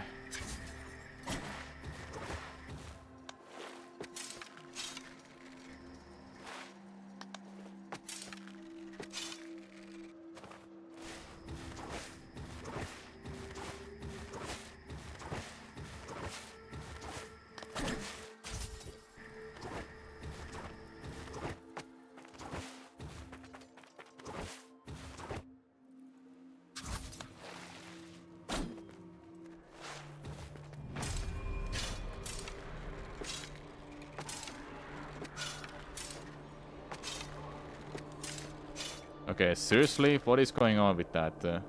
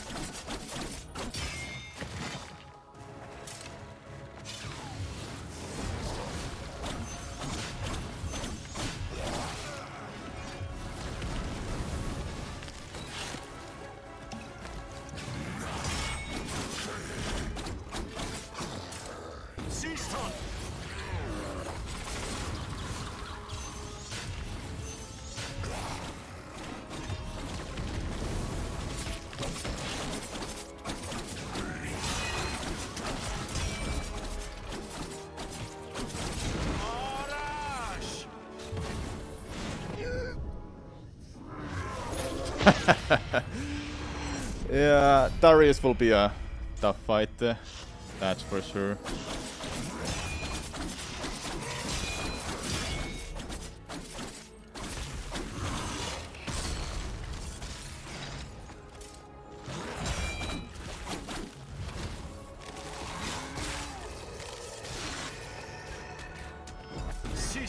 Oops, I did a wrong move.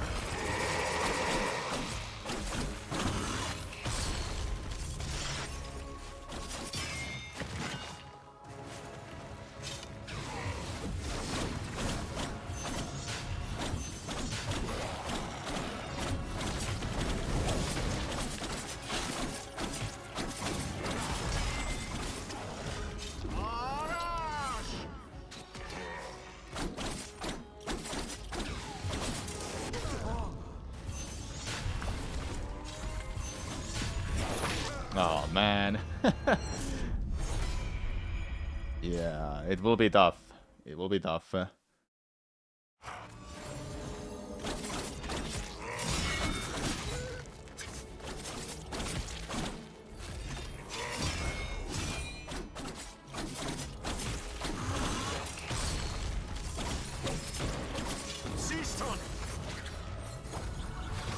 you kidding me?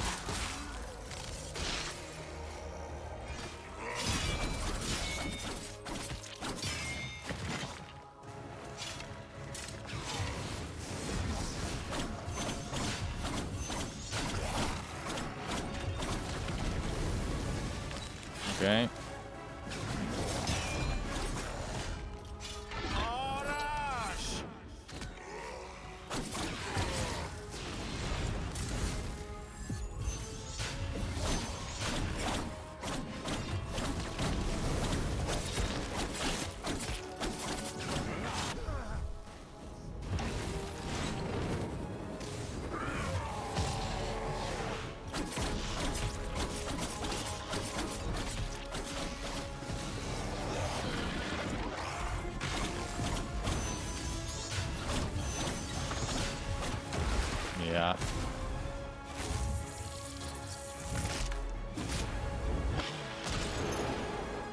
How much damage is that?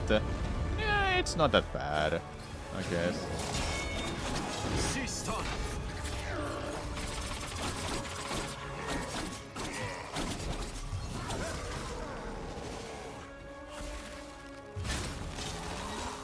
Please.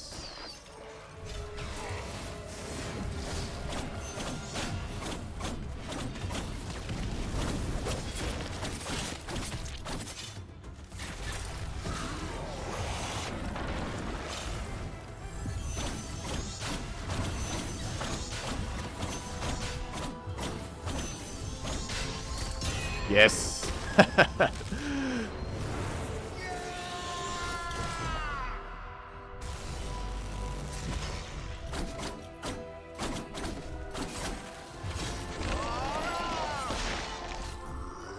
I'm dead. No, I didn't get it. The shot there.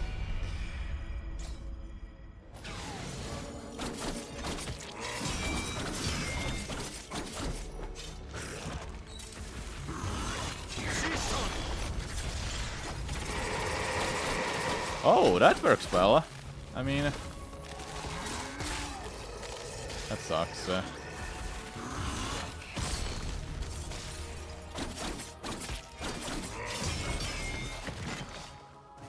Does this work? No, never mind. I was thinking I was gonna be smart, but I'm not smart.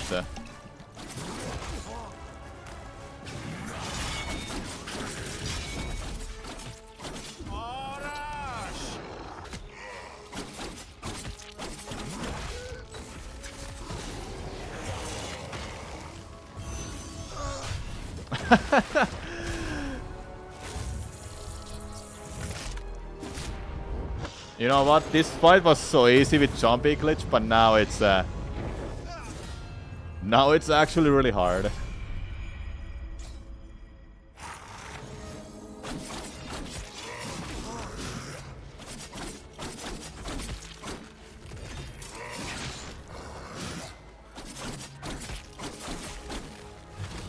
I'm gonna restart this part because I need to just have Atra search ready.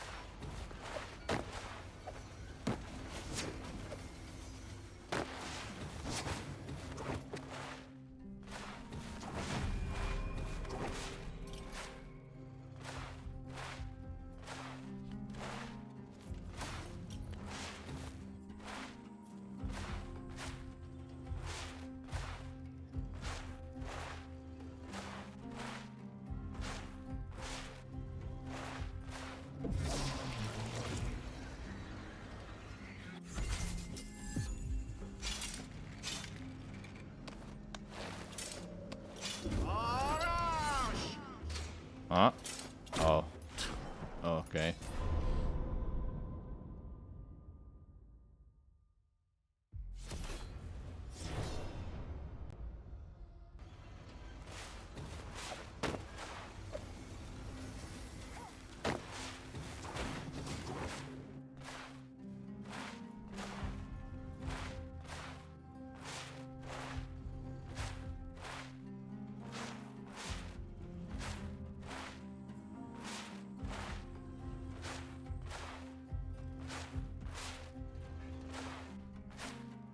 Why am I not getting it now? Hello?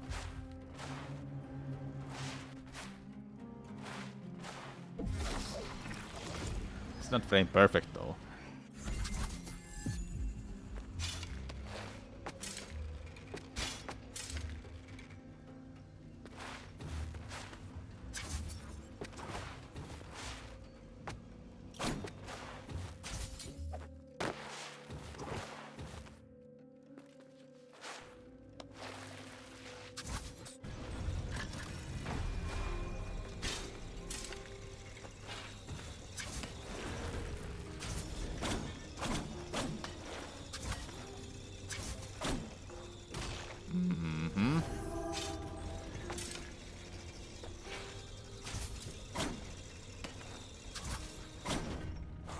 Yeah, I'm just gonna do it like something like that.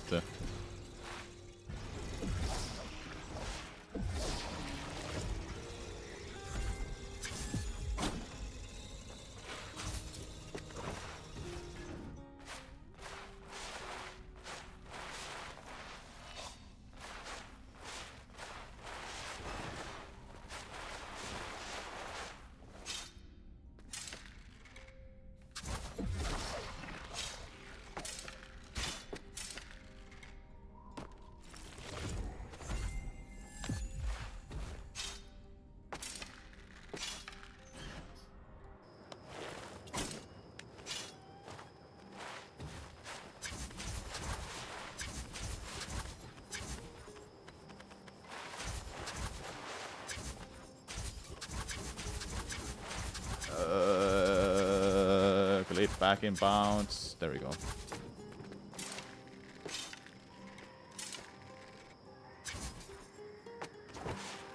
Yeah, it goes out of bounds with a really well-timed press of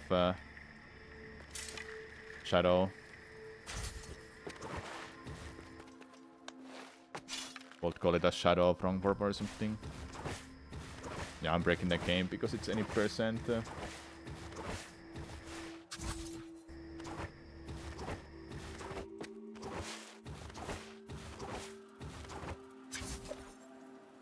No!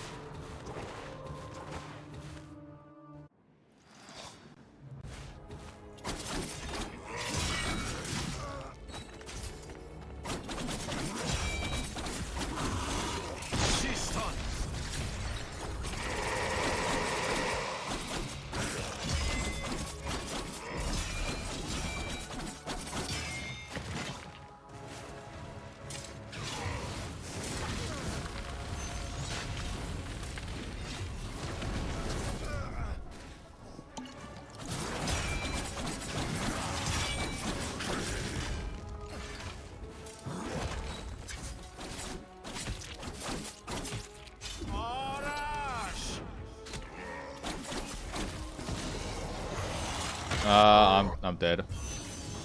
Yeah. That is the attack I really have to avoid.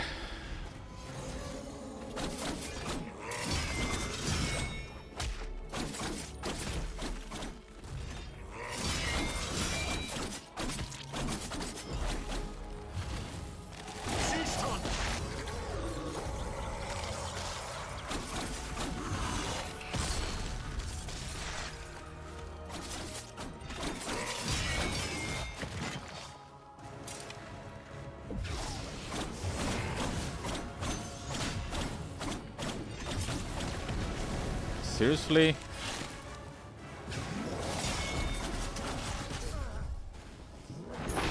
I'm pressing L1 and it didn't let me just shoot that.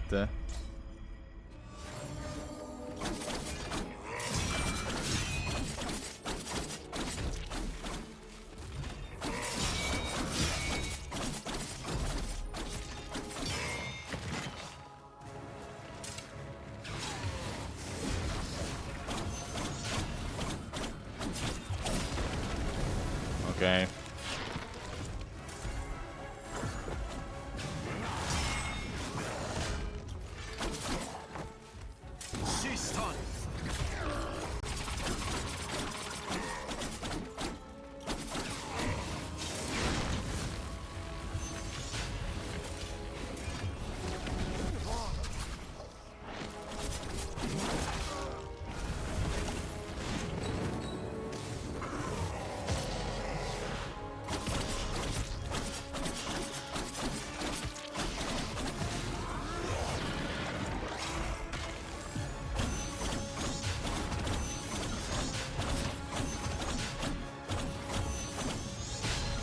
Ah, I didn't miss it. Miss it.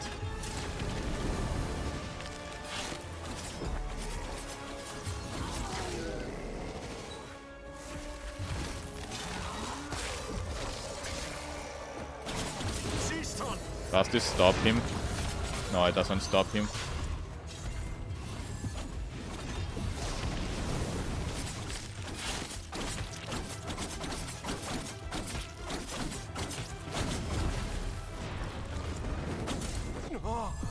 Damn it, I'm dead. Oh, I was thinking I was gonna be smart with that.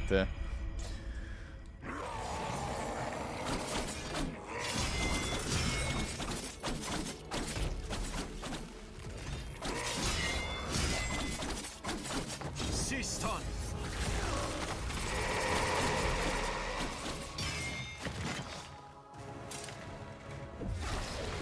No. Oh, I'm gonna take a hit now. Yeah.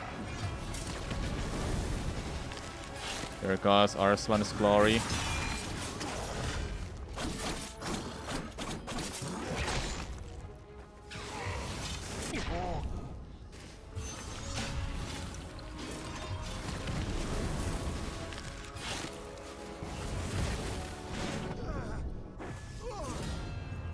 Oh.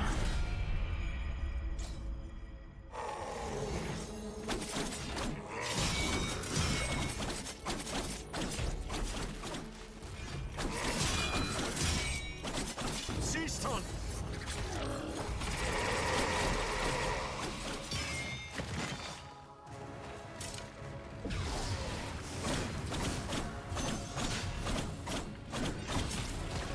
Why?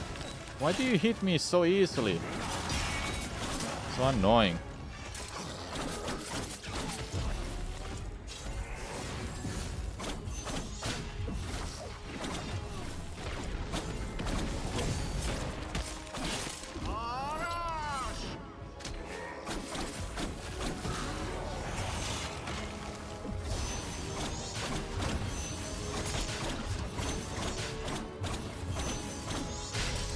Yes, got it.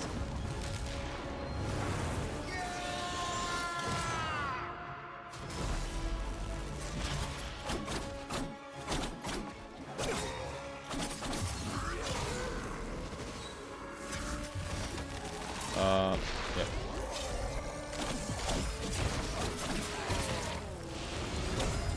Oh yeah, that one.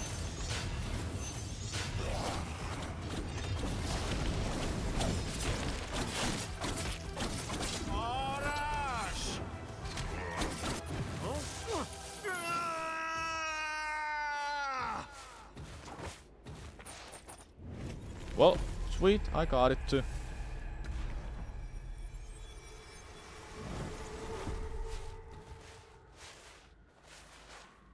I don't have the map.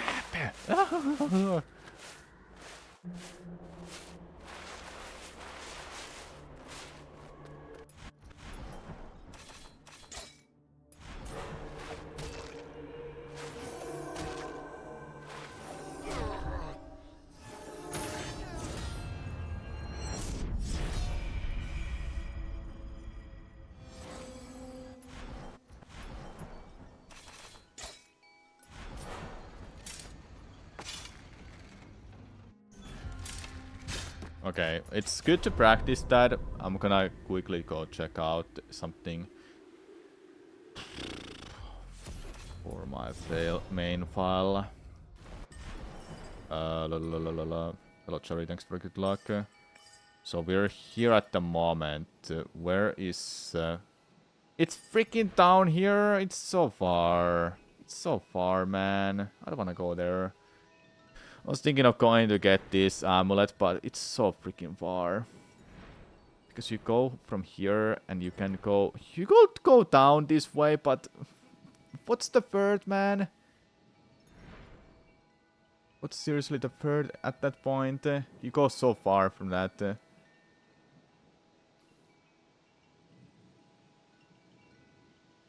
just thinking,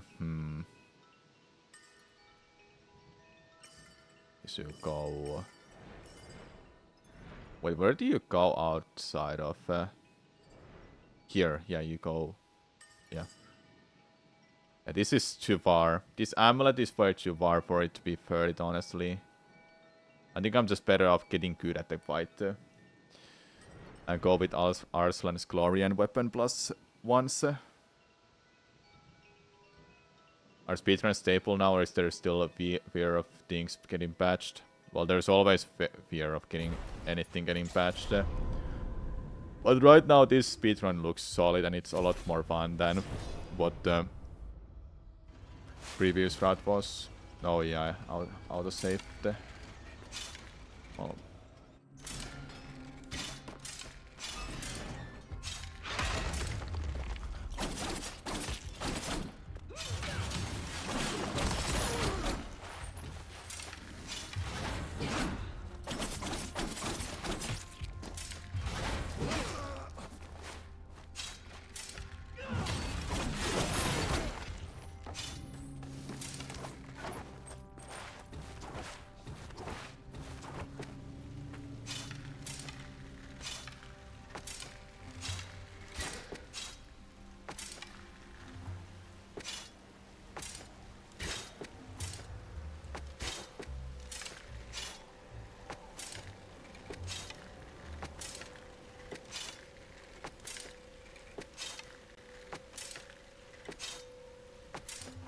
Trying to find this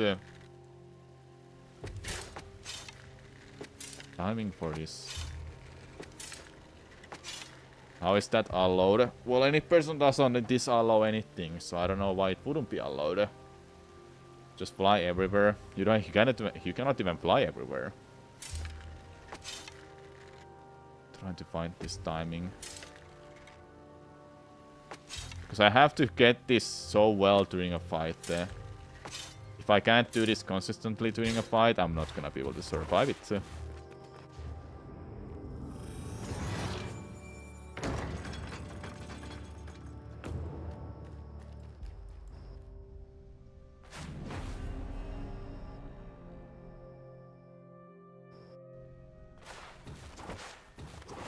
So there is a glitch here to go to bonds, but how was that done?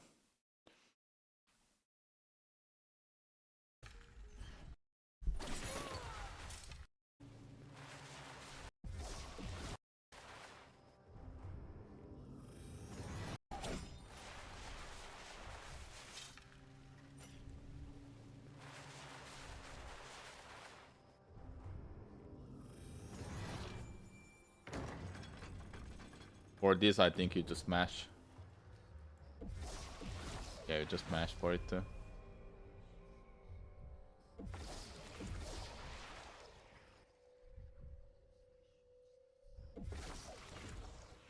Yeah, okay.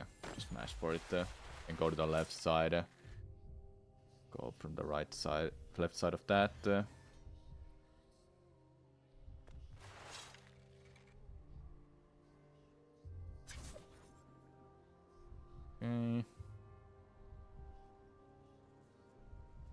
Bottom is also a different kind of a piece too that I have to overcome.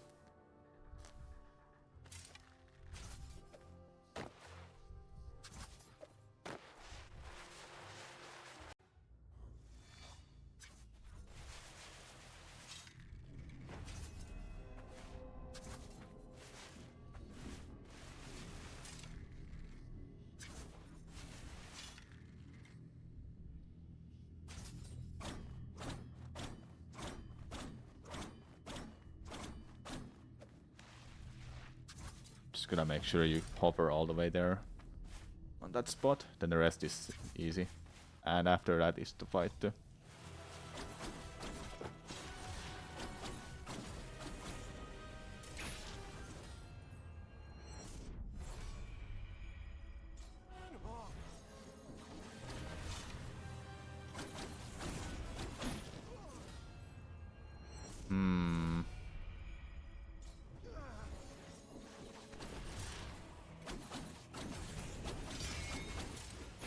You have to parry those. Yikes.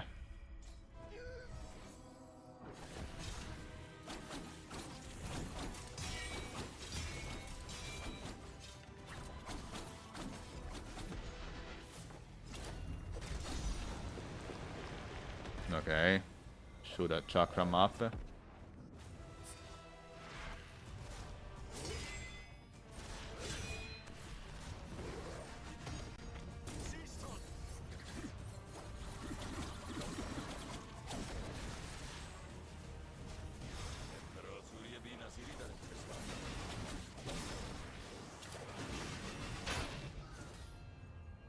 And if you die during a second phase, you'll start over the whole fight.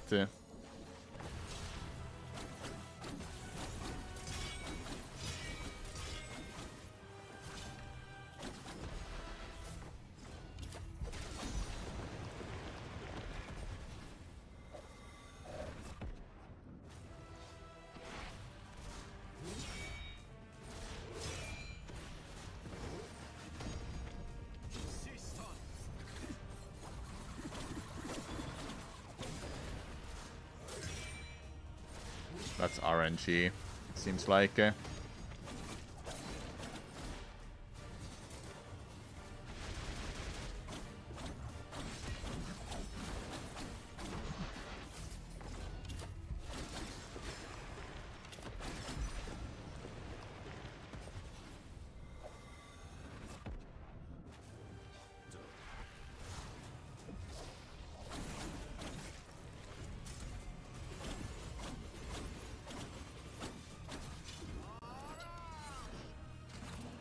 The double hitter, nice.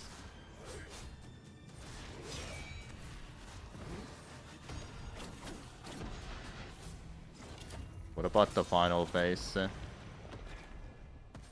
Can you do that without dying?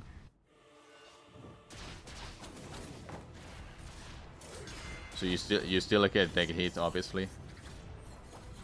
Okay.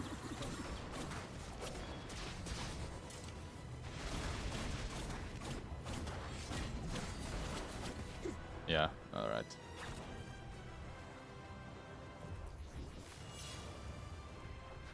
Yeah, that's the run. That is the run, chat.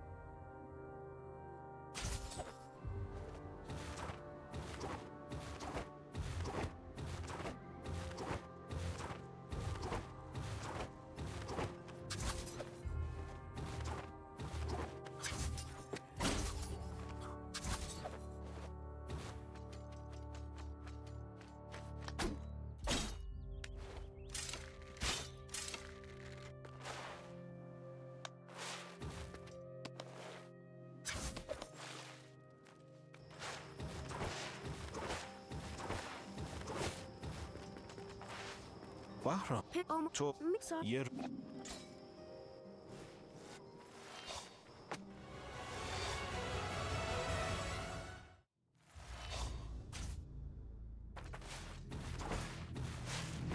Oh. Oh.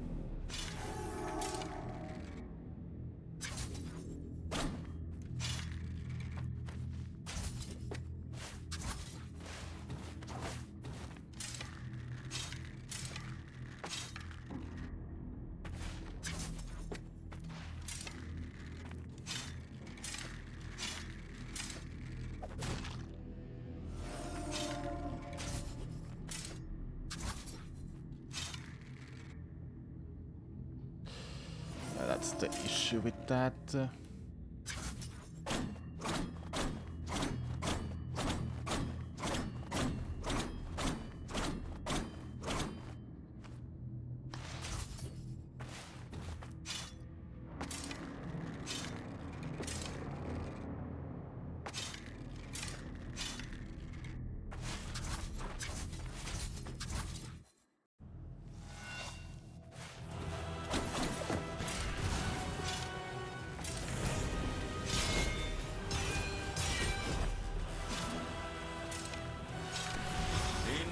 کلمات مقدس من.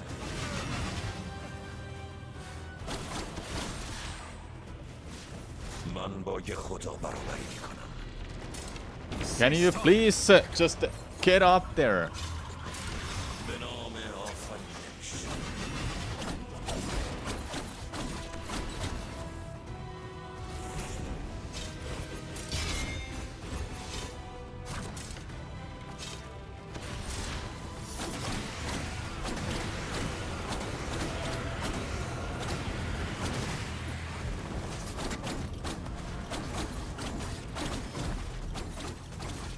سیستان.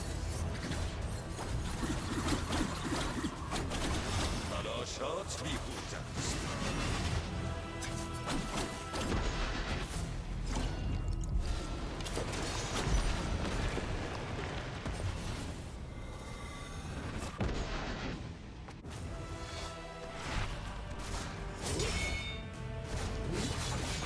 I didn't press it, okay.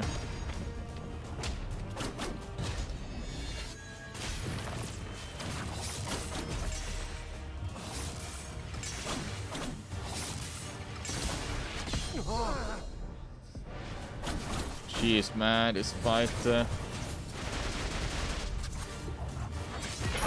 Oh yeah, that attack.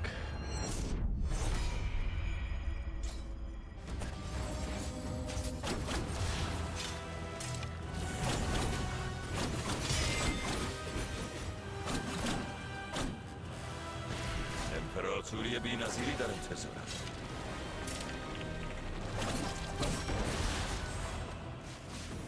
به زودی دنیای جدید متولد میشم. سیستان.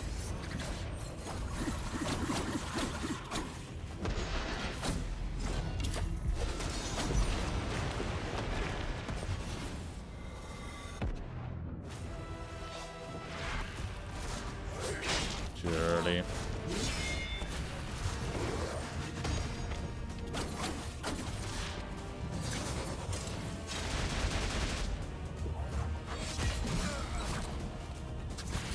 شاهد قدرت واقعی من باش.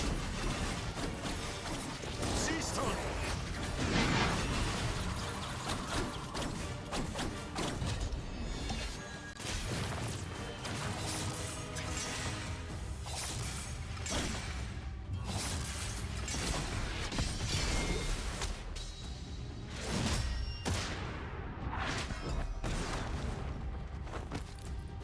قدرت و هدف من. به نام آفرینش.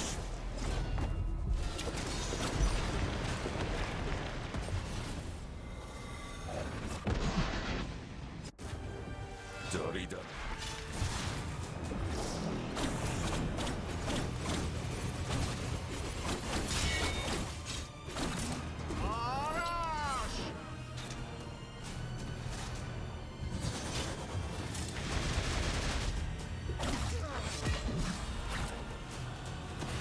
امپراتوری بی‌نظیری در انتظارم. I've not seen that attack at all, like ever. What? I'm dead.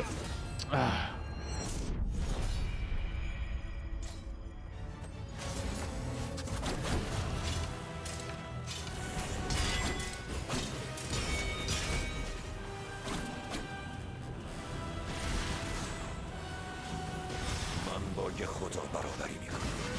Dude, I can't make it there in time. سیستان.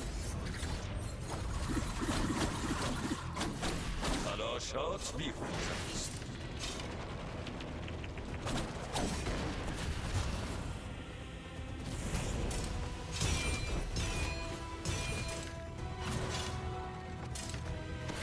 شاهد قدرت واقعی من باش. I can't do that strat at all. Why is it so hard all of a sudden?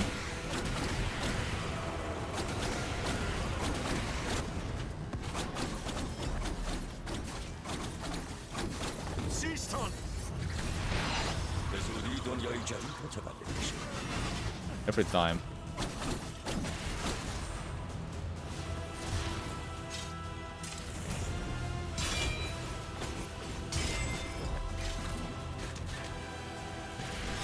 قدرت و هدف من.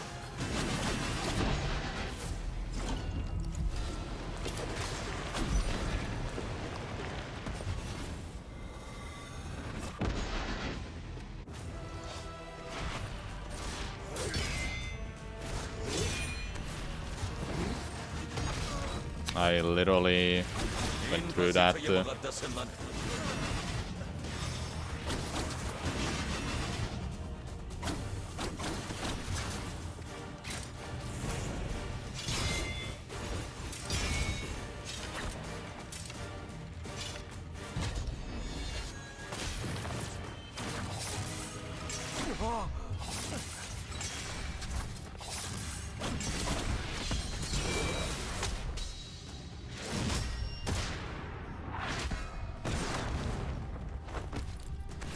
امپراتوری بی‌نظیری در انتظارم.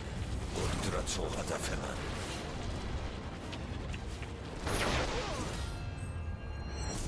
The thing about doing this fight with a single hit, only killing you, like, no, I can't do that.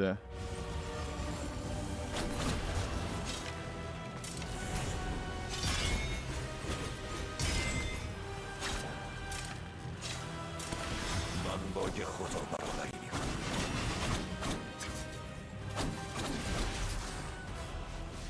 تلاشات بیهوده است.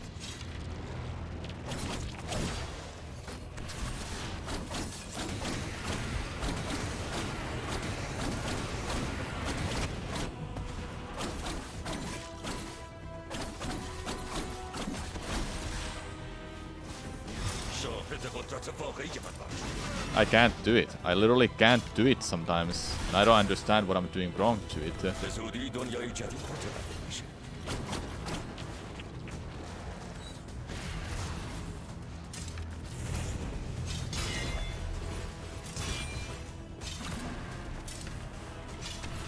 به نام آفرینش.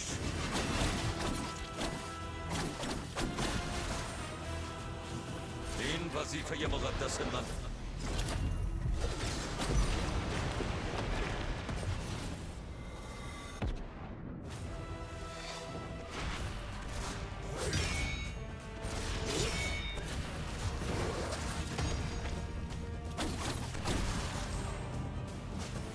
امپراتوری بی‌نظیری در انتظارم.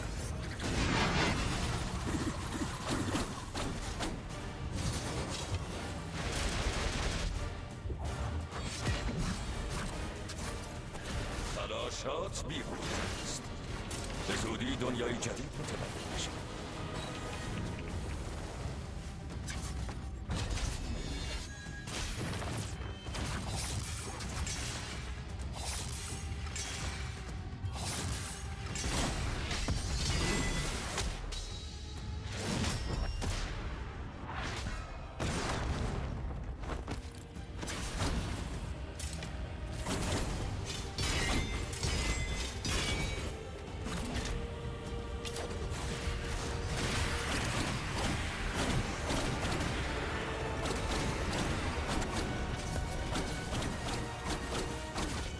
سیستان.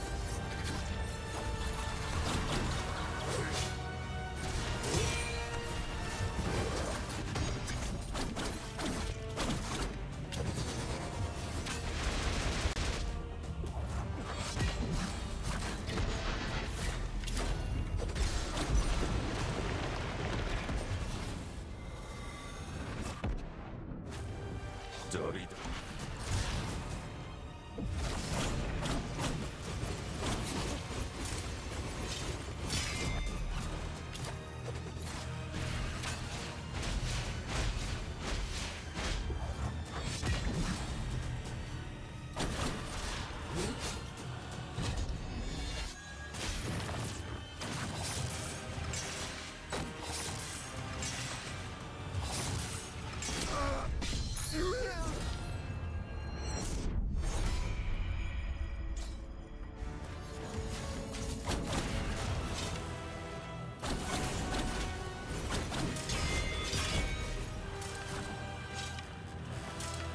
این وظیفه مقدس من.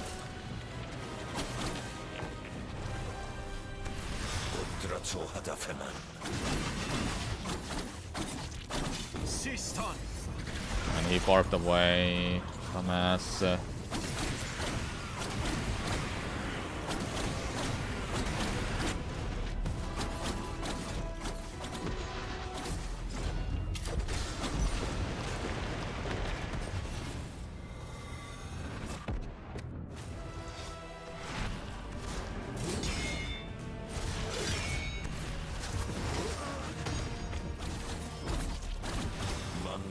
خدا برابری میکنم.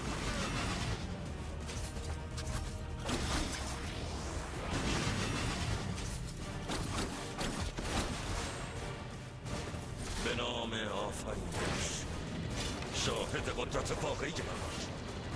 سیستان.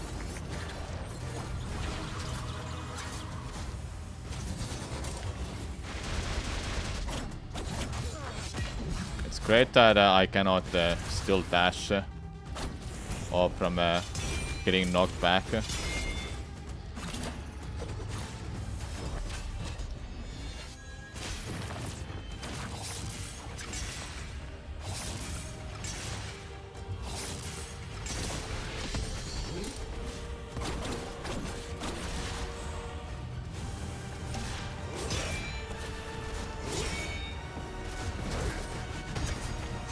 سیستان.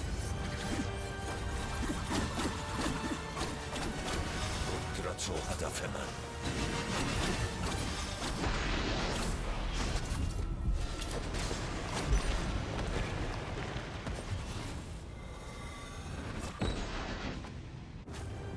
داریدم.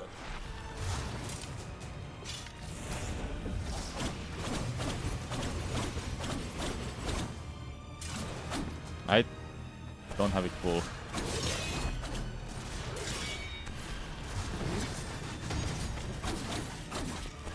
تلاشات بی‌نتیجه. Ah, I hate that. من با یه خدا برابری میکنم. به زودی دنیای جدید متوجه میشه.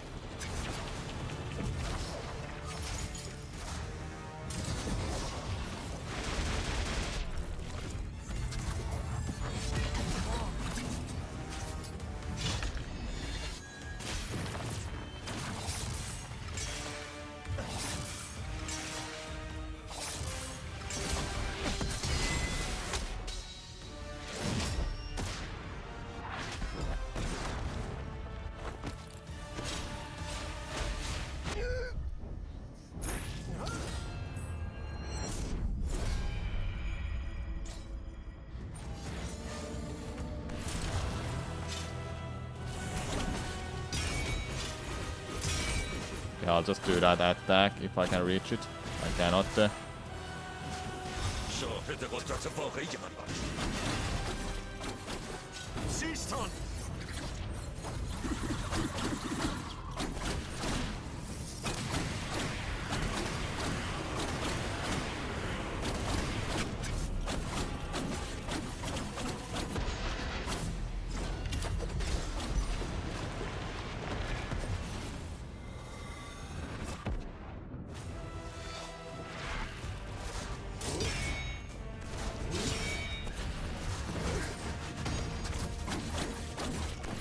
این وظیفه مقدس من. سیستان.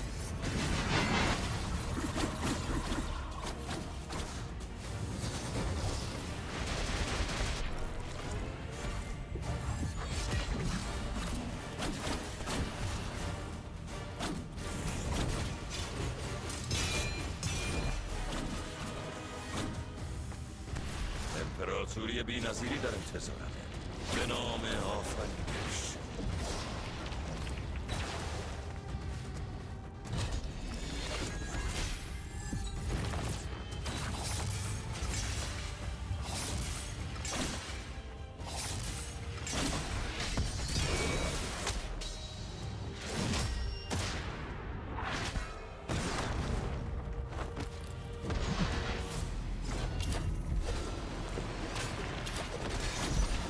Well, this is going much better than the previous one. دار.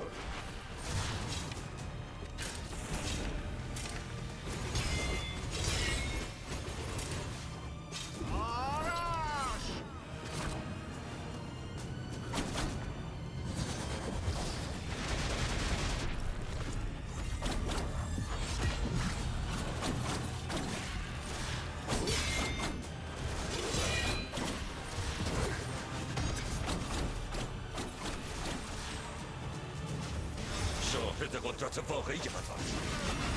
Whoa, a double hit.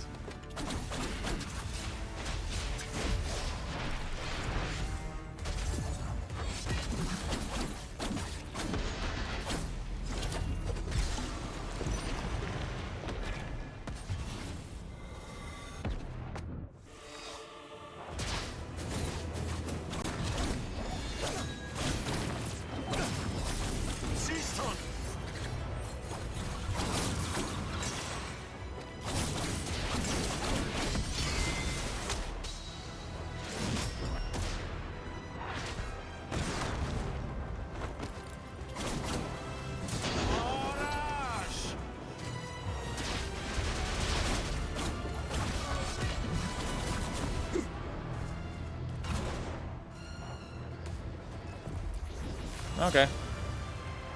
We learned it. Now I just gotta brute force myself through the run.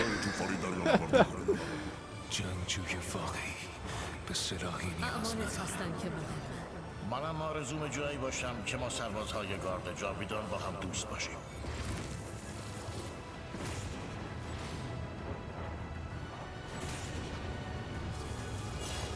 This run is hard as hell now.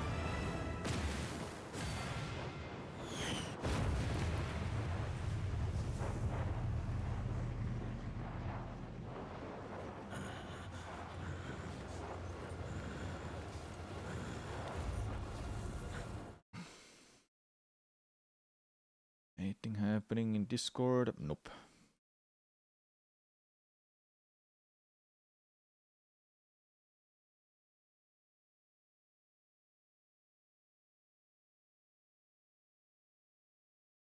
How about this chat?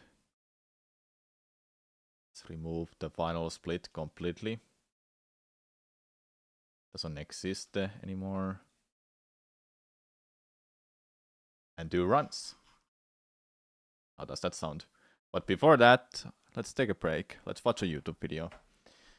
Let's continue watching that video that we've been watching for like the past weeks. That we still haven't finished, actually. There hasn't been any messages on YouTube, or has my YouTube chat been broken for a while? Yeah, there hasn't been any messages. Okay. I'm gonna grab that video. I just learned any person run for this. Now I'm just gonna do runs for it. I wanna get under 30 minutes. That's my goal. That's my goal. But it's gonna be hard. It's gonna be hard.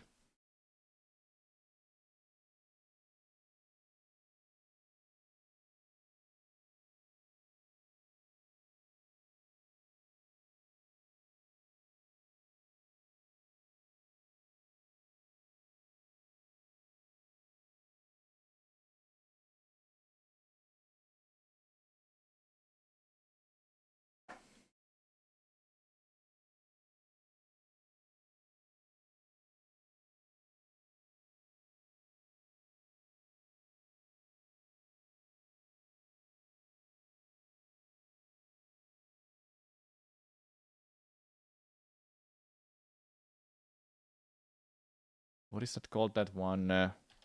Prince of Persia. The lost card. Arslan's Glory.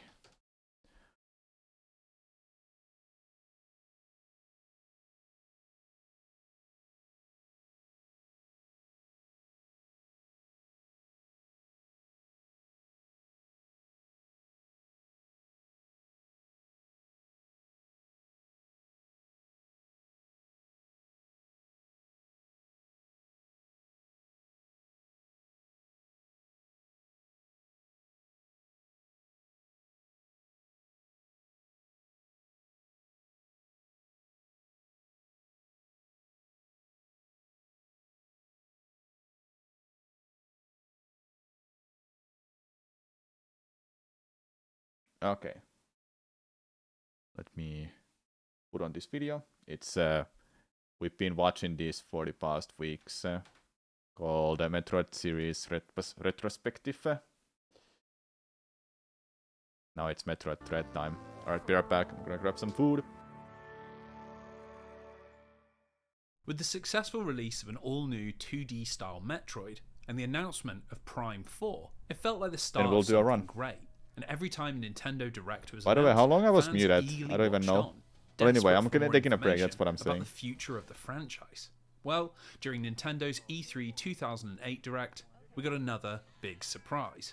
While lots of great games were announced during the presentation, like Fire Emblem Three Houses, Super Mario Party, and Octopath Traveler, they were all overshadowed by the unveiling of the next Super Smash Bros. Game. Fittingly called Super Smash Bros. Ultimate, it was intended to be the definitive version of the All-Star Fighter, featuring every character, every stage, and every item that had ever graced the series. It was deeply exciting stuff, but what really generated hype was the raft of new fighters, which was kicked off by the announcement that Ridley would be joining the roster. with a fully animated introductory cutscene that saw him killing Mega Man and Mario. It was an extremely cool move, and as it closed out Nintendo's biggest press event of the year, it felt like confirmation that the company once again had faith in Metroid's mainstream appeal. Now, this might not seem like a huge deal in the history of the franchise, but you really can't underestimate the influence of Super Smash Bros. Ultimate would go on to sell a whopping 31 million units worldwide, and just like Melee had done 2 decades earlier, it led to an entirely new generation being introduced to Samus and Ridley. The Nintendo Switch felt positively ripe for its own slice of Metroid gameplay, and this is why it was all the more shocking when on January 19th, 2019, Nintendo uploaded a video updating fans about Metroid Prime 4, and it wasn't good news. The half-finished game was apparently far short of the level of quality Nintendo expected, and so production had been moved back over to Retro Studios, who would start everything over from scratch. Now obviously this received a pretty mixed response. It was great news that Retro were returning to the franchise, but as all existing work on Prime 4 had been scrapped, there was no indication of when it might see the light of day. The rest of 2019 passed without any further word, and then 2020 also came and went in silence. As we approached E3 season, halfway through 2021, it marked 4 whole years since the last Metroid game had been announced. It meant there was little surprise when Nintendo General Manager Shinya Takahashi appeared during the Direct to inform us that they were still working on Prime 4, but nobody had expected what would come next. At the click of his fingers, we saw a futuristic and decidedly high-definition Samus, and then it flashed on screen. Metroid 5. This was an all-new 2D-style Metroid, purpose-built for the Switch, but the shocks didn't end there. We saw gameplay of Samus trying to escape from a strange contorting robot, and as it caught hold of her, the title flashed on screen. Metroid Dread. At the sight of this, the internet promptly lost its mind, with reaction videos flooding every corner of YouTube and websites rushing to get out articles explaining just why this was such a big deal. You see, this was not the first time that we'd seen the name Metroid Dread, as it had been the title of Yoshio Sakamoto's cancelled Nintendo DS project all the way back in the mid-2000s. Despite never moving past the prototype stage, somehow release dates had made their way into official Nintendo magazine, and once the name Metroid Dread was out in the wild, it had refused to go away, with every year seeing some form of dubious insider leak that claimed Dread was finally coming. Well, as it turns out, the broken clock is eventually right, and 15 years after its first mention, Metroid Dread was given a concrete release date. I got some October salad. 8th, I'm eating salad. 2021, just 4 months after its reveal. Now, with the internet buzzing with excitement, people were desperate to know what had prompted this grand revival. And in a characteristically straightforward interview, Sakamoto told IGN that between his excellent relationship with Mercury Steam and the power of the Nintendo Switch, it just felt like the right time. Instead of any further explanation, he focused more on what people could expect. Apparently Dread was named as such because it would elevate the horror gameplay that Fusion had begun to explore, and he made a specific point to mention its status as Metroid 5, claiming that we would see a conclusion to the storyline that had begun all the way back in Metroid 2.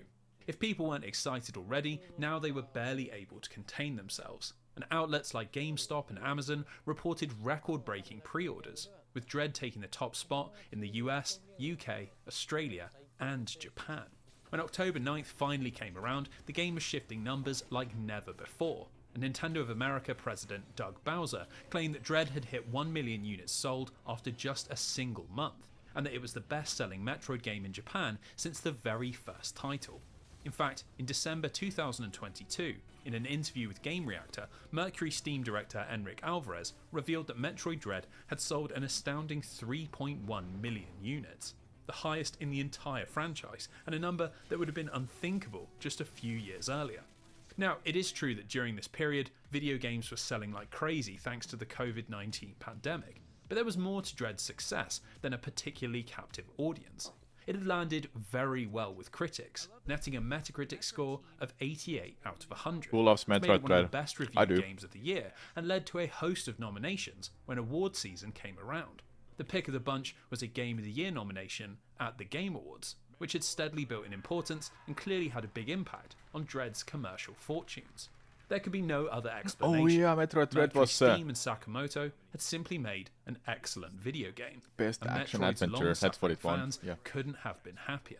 So that begs the question, what exactly went so right? And what is it about Metroid Dread that was able to break the series' long-standing curse and finally deliver sales alongside critical acclaim? Well, the answer is a great many things. So let's waste no further time and head down into the mysterious depths of the planet ZDR. Dread opens with a brief retelling of the events of Metroid Samus Returns and Metroid Fusion, bringing This game is just such a special for the franchise. There are some issues, obviously, but the good things that happen in a game, I'm so glad they got that storyline finished. Can't wait for the next Metroid game. So I must wonder what's coming up after this. This was such a big reveal at the E3. new players up to speed Also, RIP with a E3. combination of expository text and beautifully rendered painting style images. Now, I'll spare you the same recap, but the important stuff is that the Metroids have been exterminated, and after receiving a vaccine containing Metroid DNA, Samus was also able to destroy the X parasites and prevent both species from falling into the wrong hands, or at least so we thought. One day the Federation receives a grainy video transmission. It is footage of an X parasite on the remote planet of ZDR, right on the edge of the galaxy. Obviously this is bad news, so they dispatch a team of highly advanced investigation robots called Emmys, but contact is lost shortly after they land, which means despite their fractured relationship, the Federation can only turn to one place: a certain bounty hunter who happens to have an immunity to the X parasite. So we find our hero in her ship en route to ZDR, ignoring the Adam AI's complaints that the bounty looks too low considering the mission's high risk. Just as the ship enters orbit, the screen cuts to black, and when it fades up, we see Samus lying on the floor, clearly weakened and missing key parts of her suit. A flashback informs us of what happened. After taking an elevator down into the depths of the planet, where contact was lost with Adam, Samus encounters a living Chozo warrior. Now this was no happy reunion, as with zero hesitation, the terrifying Sentinel opens fire, and the two engage in an intense duel, filling the air with plasma beam shots and super missiles. Eventually Samus is overwhelmed, but for some reason the Chozo spares her life, and she awakens stripped of her power, but alive. It's here that we take control, and after a small amount of exploring, we're able to reconnect with Adam, who informs us that the encounter has left Samus with physical amnesia, a condition that's affecting her power suit and reducing her combat effectiveness. Unfortunately, there is no solution, and so our mission changes: find a way back to our ship and escape ZDR with our life. Now this is a fantastic opening sequence, not only because it presents Samus in the Metroid universe in glorious high definition, but because it ties seamlessly into the gameplay. As this is a Metroid game, we know we're going to be navigating a huge world and hunting for upgrades, but here it's framed as a mystery. Why has Samus lost her powers, and how can we get them back? There's intrigue to go along with exploration, and that's extremely welcome, considering the series often gives very little explanation for. I gotta say, this room, I spent like 5 to 10 minutes here thinking, how am I supposed to get through this anymore? And I completely forgot. You can slide in this game. It's the first Metroid game that has a sliding as a tool you can use.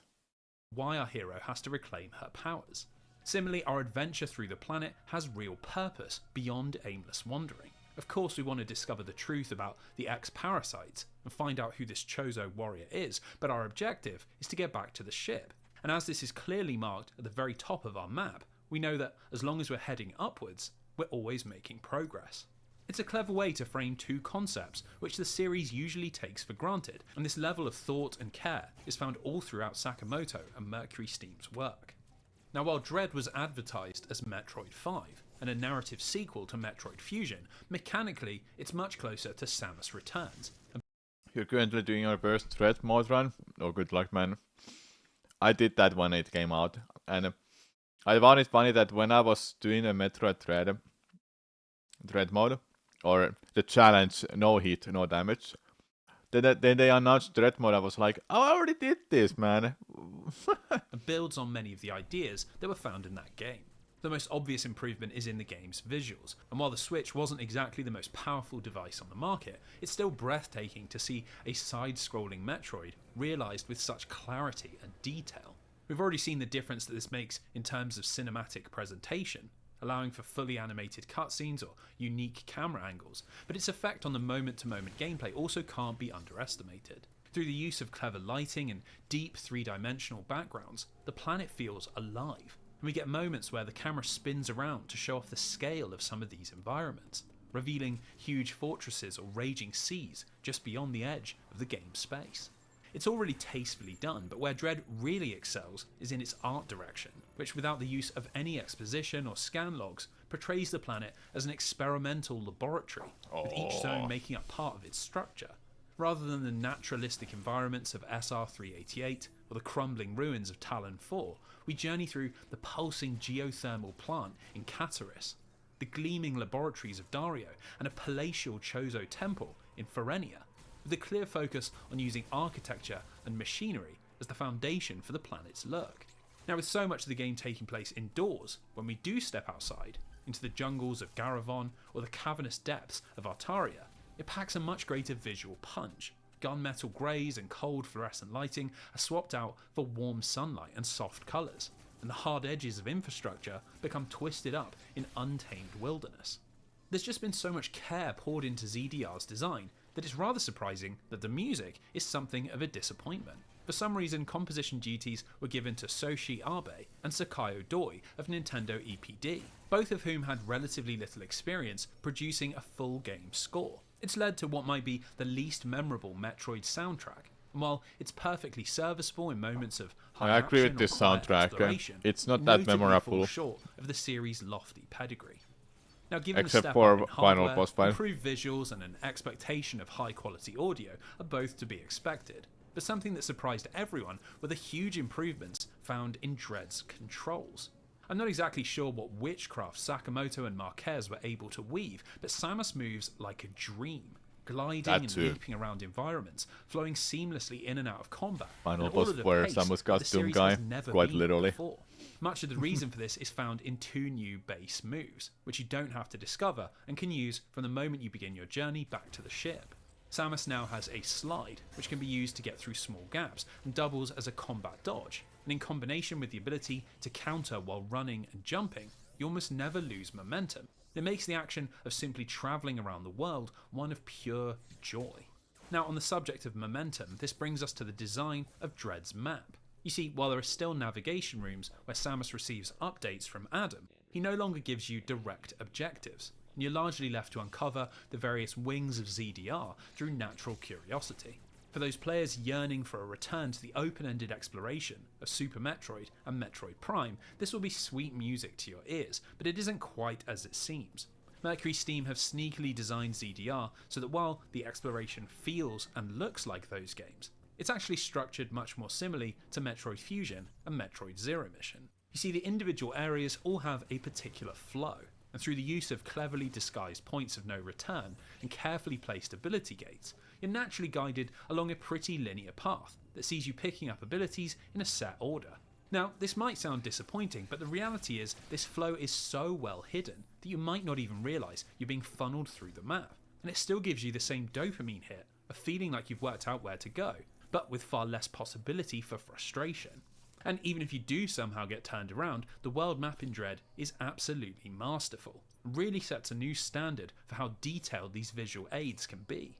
We now have much more information, and once you've gained a new upgrade, the map will update and tell you exactly where it can be used. For later game abilities like the grapple beam or screw attack that can open up a lot of new areas or lead to many different collectibles, this is a godsend, and it makes that 100% completion run much more viable.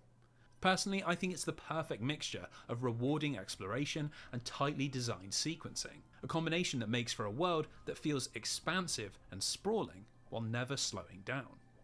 Now, this modern approach to classic Metroid concepts is also found all throughout Dread's ability upgrades, and Mercury Steam have once again shown that they have more than enough creativity to keep Metroid feeling fresh in 2D. Interestingly, there aren't all that many new suit upgrades, and compared to Samus Returns, the only additions are the speed booster and the spider magnet, with the former working just as it has in all previous incarnations, and the latter being akin to the spider ball, but only being used on certain surfaces. This might sound like a missed opportunity considering the resources of the Switch, but instead of just cramming in fancy new abilities, they've reworked the traditional unlock order, and thanks to this, classic Metroid abilities feel like they've been given a new lease of life. For example, you don't unlock the Morph Ball until well into the third zone, which really changes how you approach navigation for a good portion of the game. Similarly, the Space Jump and Gravity Suit are separated by a good few hours, which leads to an interesting new take on underwater platforming. Who thought that Morph Ball was such a smart decision design-wise for this game? You were forced to use sliding and just general gameplay to go through these areas until you get the Morph Ball, and it takes a while. You go through the first zone without the Morph Ball, second zone without the Morph Ball too. Like it's genius, I think. Usually avoid, because Morph Ball is usually the first upgrade you get. Like in Metroid 1 or Metroid Zero Mission, literally the first upgrade you get on the left side of the map is Morph Ball. It's never anything else. Same with the Super Metroid. When you get to the planet Zepes again, I think I like it. Plague. It's really a great example of small design changes having a big impact on the wider game. But that doesn't mean Mercury Steam haven't been hard at work, as Dread also contains a pretty massive rework of the Aeon gauge. The shield, time slow and damage boost have all been scrapped, and in their place we have the flash shift, which acts as a dodge or adds distance to your jump, the phantom cloak, which lets you evade enemies, and the pulse scan, which makes its glorious return and aids with finding collectibles. Now the idea is clearly that you're meant to use these abilities in a much more active way, so the gauge now recharges on a short cooldown, and it means these moves become a fundamental part of the gameplay, rather than just something glad you that turn is on and forget like about. that. The star of the show is the flash shift, which feels so natural alongside Samus's smooth and fast-paced controls. And while it makes a big impact on platforming and exploration, it's in the boss fights where it really shines. Now, Samus Returns had already begun a trend towards much more complex boss encounters, but Dread represents the pinnacle of this philosophy, with a host of battles that genuinely stand up against the very best in the action genre. Even from the very first encounter, we're fighting monsters with multiple phases, lots of unique attacks, and an almost puzzle-like component where you need to work out which abilities are coming into play and how to use them to cause damage. Coupled with the moving counter and the flash shift, it can at times feel almost Sekiro-like, asking you to balance Aeon gauge management with carefully timed parries, and all at a frantic pace that rewards fast reflexes and heavily punishes mistakes. Now this leads us to what might be the most common criticism of Metroid Dread, and that is that the game is extremely hard, even for experienced video game players. To this, I will concede that Dread certainly is on the harder side of things, and it isn't a game you should expect to breeze through without a respectable amount of game overs, but I would stop short of calling it unfair or badly balanced. Each boss has really well telegraphed moves, and through experimenting with Samus's moveset and making sure to try out different strategies, it's not hard to work out what the game is asking of you, and thanks to an extremely generous checkpoint system, the only thing preventing you from progressing is the patience to land that perfect attempt. Game is fair Now, for while sure, this is all even when great it's hard. stuff and Yeah, paints a picture it's of a not unfair lovingly game at all. crafted side-scrolling Metroid game, this wasn't the experience that Sakamoto described during those interviews. Oh He no. had focused heavily on the game's status as Metroid 5 and its role in concluding the 2D saga, and every trailer revolved around tense scenes of Samus running for her life from terrified robots. So, where do these ideas factor into the game that we've been discussing? Well, the dread that gives the game its subtitle is found exclusively when you run into the Emmys, those Federation robots that went missing during the prologue, and which form a substantial roadblock in your journey back to the surface. You see, in each zone, there is a specific area that's patrolled by an Emmy, which have all malfunctioned and will instantly kill Samus in a surprisingly brutal cutscene, if they manage to catch her. Now, thanks to the nature of the map, the Emmy zones are often impossible to avoid, and it's pretty obvious that these sequences are trying to evoke a horror-like atmosphere, as you use the Phantom Cloak to hide in corners or desperately try to outrun one after being discovered. considering that the music gets all tense, the colours in the zones are all muted, and the design of the enemies can be legitimately unsettling, with their twisting limbs and unnerving chirps that you can hear from off-screen. It's obvious that a lot of effort has gone into these sections, but I don't think they really work, or at least not in the way that Mercury Steam and Sakamoto had intended. Thanks to how great Samus feels to control, being hunted by an Emmy is rather more thrilling than I think it's supposed to be, and rather than creating a sense of dread, these are some of the best moments in the game. As the Emmy zones are much more open, and you have lots of potential routes from the entrance to exit, it becomes a real test of your platforming skills, asking you to wall jump, sprint and slide around the level with instant death hot on your heels. Now, the common criticism is that once again, these sections are too hard, as it usually does take quite a bit of trial and error in order to outrun your hunter, and managing to evade one feels like a boss encounter in its own right. This is why I don't really buy the criticism that they're too hard, as just like with the bosses, there's usually a checkpoint placed right outside of the zone, and the cycle of platforming and dying in quick succession is really no different to something like Celeste or Super Meat Boy. Now, that isn't to say that these sections don't cause any issues, as they are responsible for Dread's greatest crime, and the only glaring misstep in an otherwise meticulously crafted experience. For each Emmy in the game, there is also a corresponding control room, which contains a small boss fight. Upon victory, Samus's arm cannon supercharges with Omega energy, and this gives her enough firepower to take out her pursuer, which is done by luring the Emmy into a place where you have enough time to get off a fully charged shot. The first time you do this, it is extremely exciting, and the tension as you get in position and land that one killer blow really can't be understated. In fact, the second time you do this, it's still pretty exciting, but once you get into the third, and then the fourth, and then the fifth time, that cycle of evading the Emmy, killing the command unit, and then positioning yourself to get off an Omega shot will have somewhat lost its charm. It's just far too repetitive, and as we see the exact same animations each time, there's zero mitigation, and what was originally an interesting idea becomes pretty long in the tooth. In fact, this is a problem that plagues other areas as well.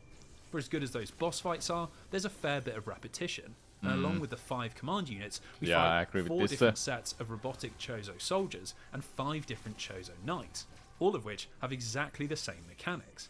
The reality is, these are still really well designed encounters, but it's impossible to ignore the repetition, and if you include the Emmy sequences, you do spend a lot of time in Metroid Dread doing the same things over and over. So, if the game doesn't exactly function as a horror experience, how does it fare as the grand conclusion to the 2D Metroid saga? Well, We'll stop it there. The cliffhanger. Okay, let me go and change the title. At least it's not Atheram. Atheram was special when I played it.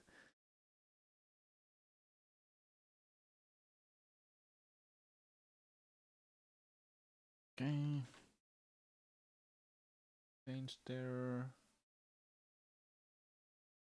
Changed here. The baby. They're back.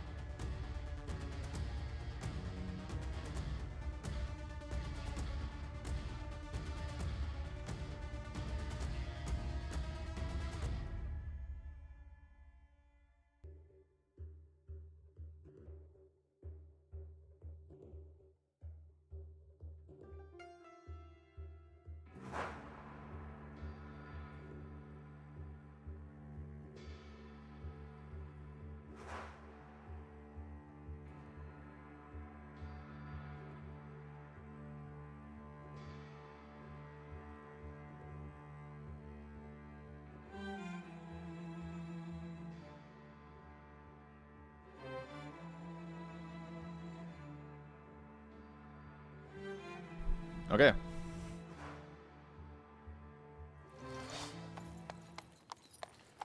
Let's do runs, shall we, chat?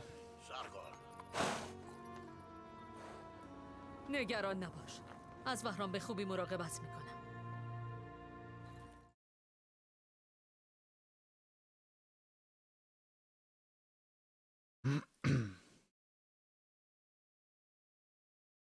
rip my 31 something splits and welcome to new splits.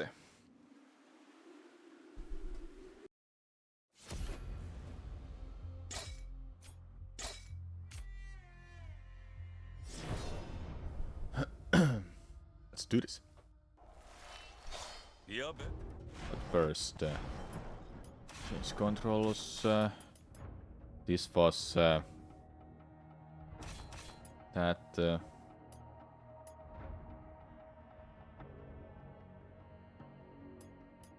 Damn it! Which way it was? This was nothing. This can be that. Wait. No, this is that. This is that. Yeah.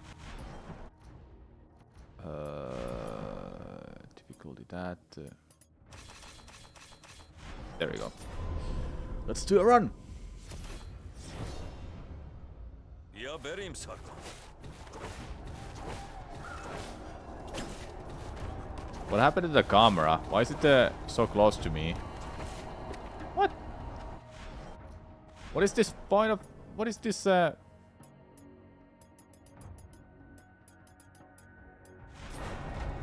Why is it that close? Okay, I'm just gonna close the game. That is not meant to be like that.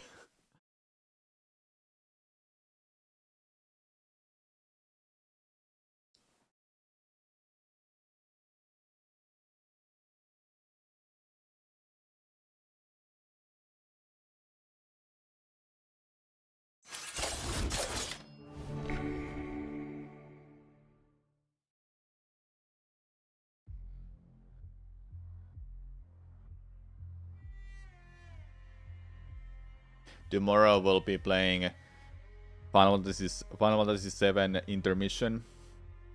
I've been playing through the remake on my own. Oh, it's supposed to be Warrior. Oops. Yeah, berim. Yeah, there you go. That's more like it. Okay.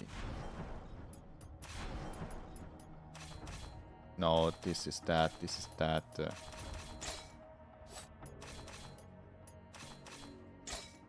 Hold up. That.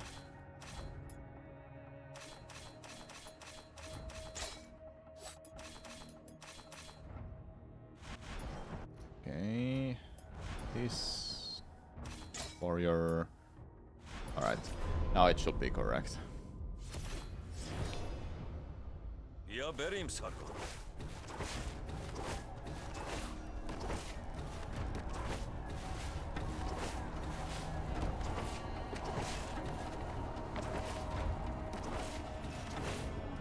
مراقب باش راشاباره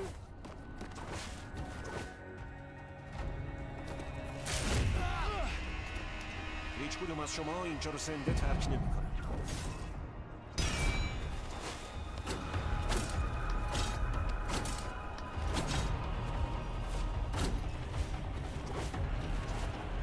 بهاران آتش بدو سرگاه باید اون کماندار کوشانی رو شکست بدیم.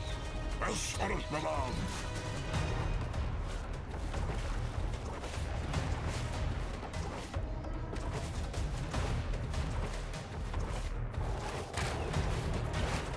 چند تاشونو کاشی اصلا من دست و پا گرفته میشم بلکه رسیده به پای من برسی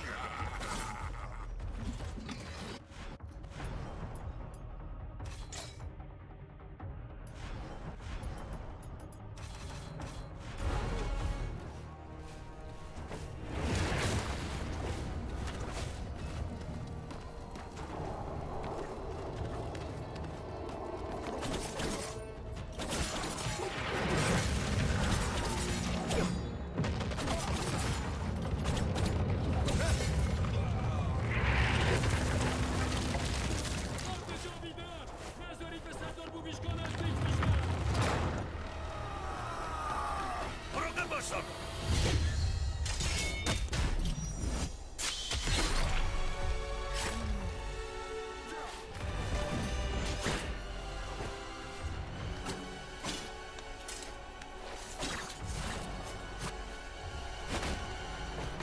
یوبیشکا نمیتونی اصلا مخفی بشی.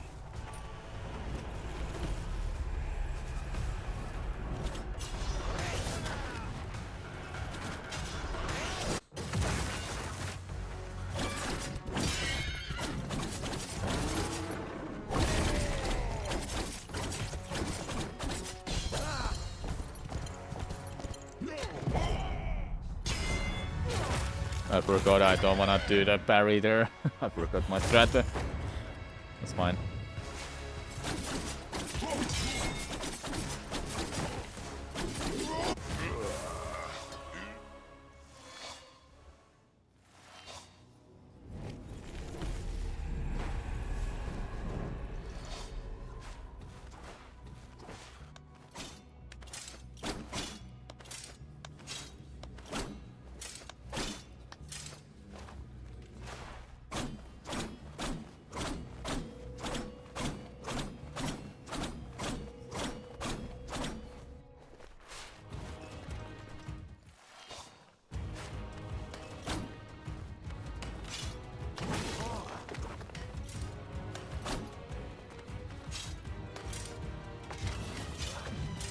Oh.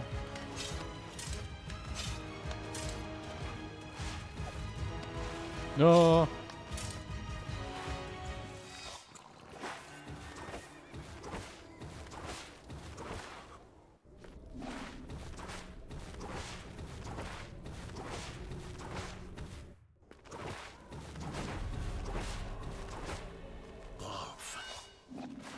Let's see, can I do the skipperino?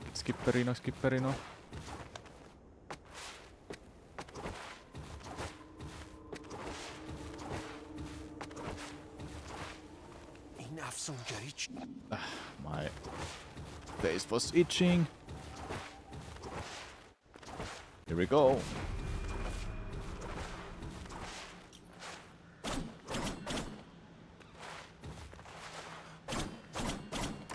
Hey, second try. Thanks for the good luck, Eki. What's up?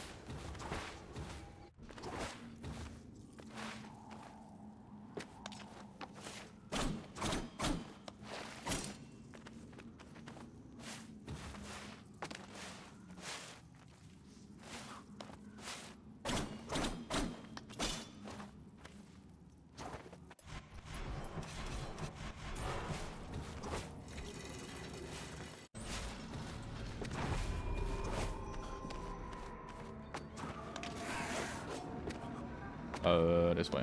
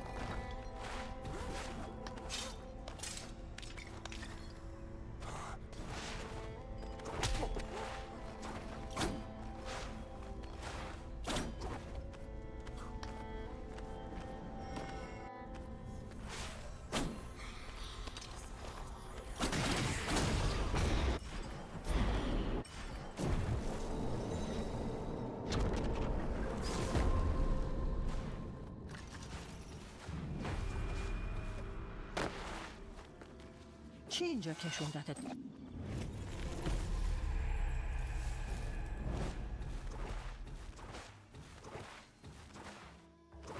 Roya Haven.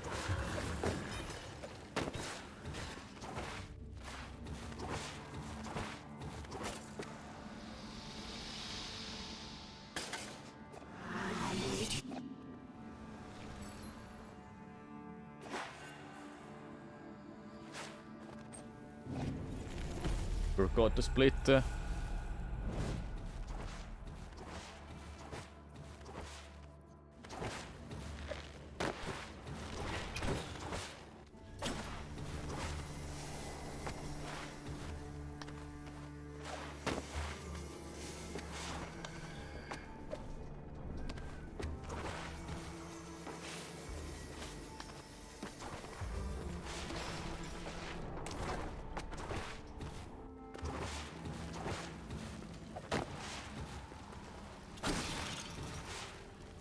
یکی دیگه از من.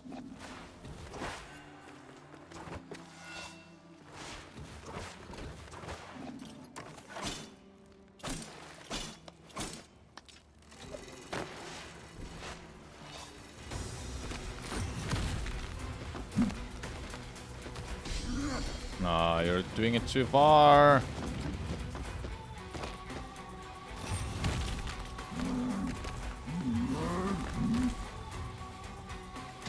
There you go. Hey, first try. So funny to do that.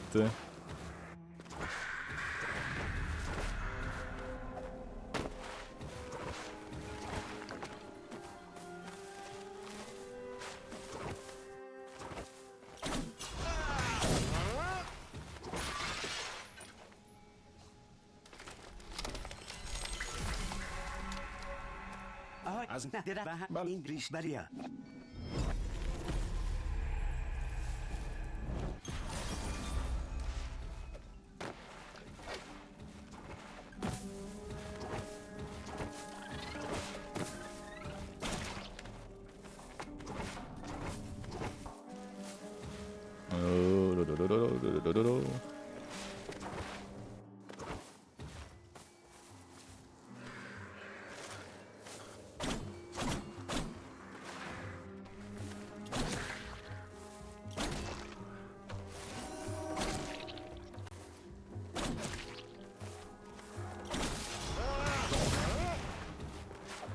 Did it change? Okay, it is rookie mode.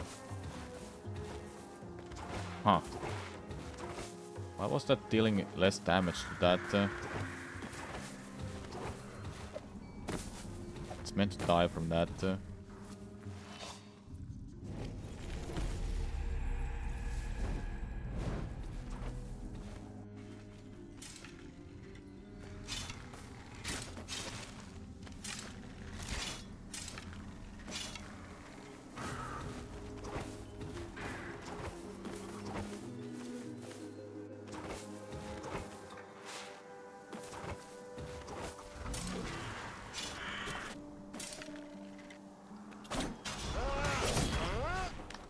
Why is that sometimes doing it like that?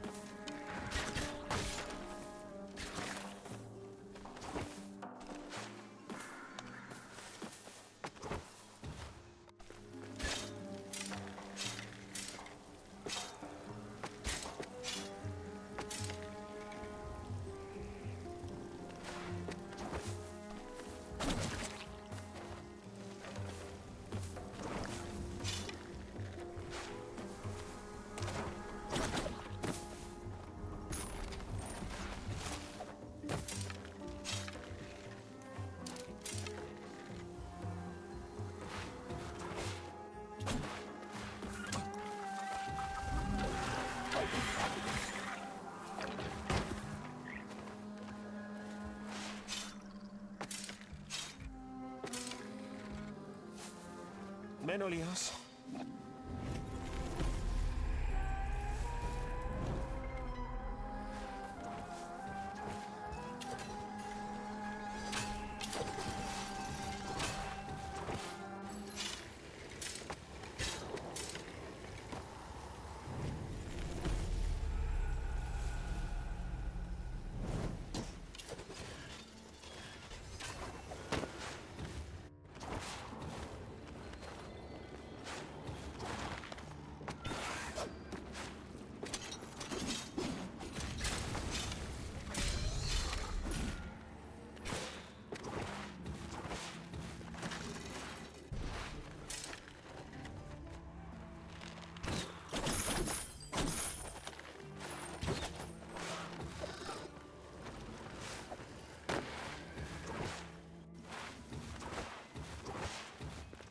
آهای ساردون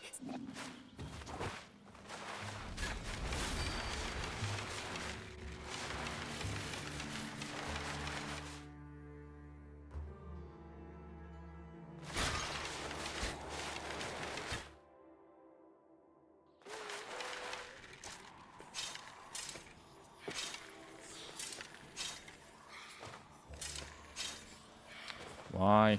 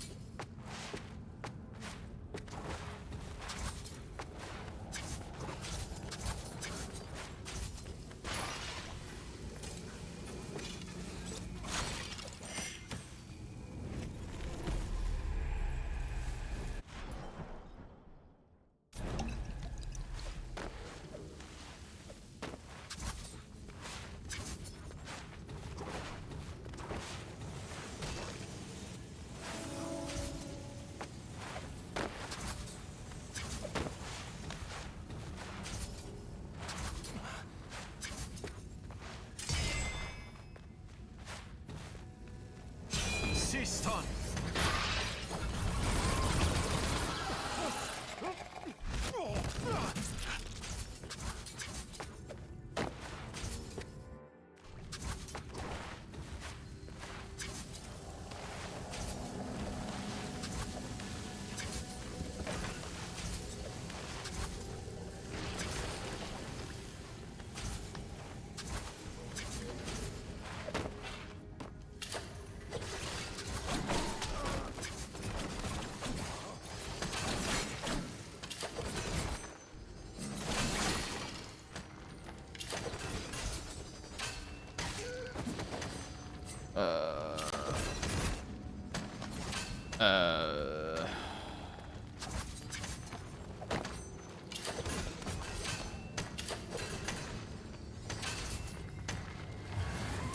I'm dead, am I? Not yet.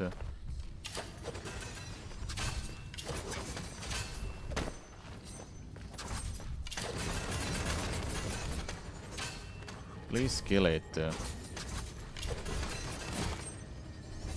No, just kill it.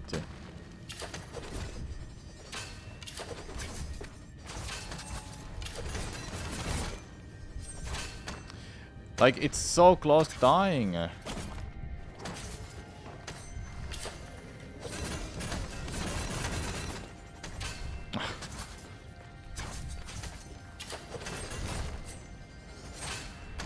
It's literally like so close to dying.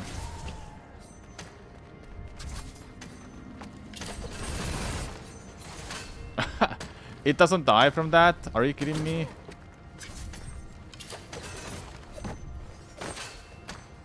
Like, seriously? Thank you, DJ 40 Raid. Yeah, it doesn't die from that. Okay, well, let's die from that then. Yeah, sure. Awesome. Perfect. So fucking far. I'm so annoyed. I was just about to save the game too. Thank you for the raid though.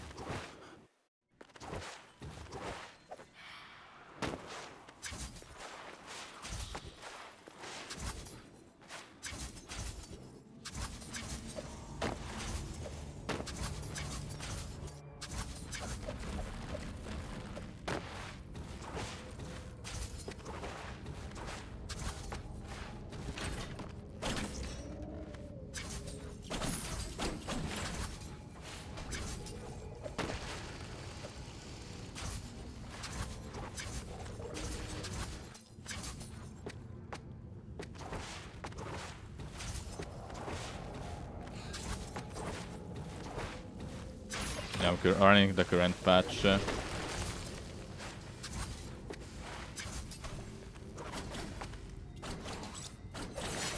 I need a... my god. The run is pretty much over because I don't have the search. I don't have Atra search now. Like, where do I get Atra search back?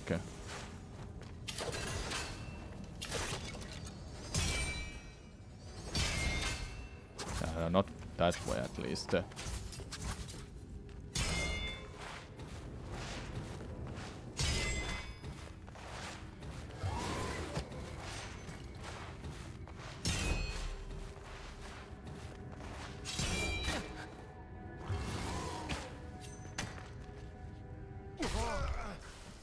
Perfect.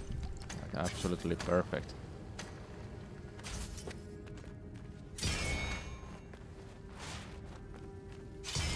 سیستان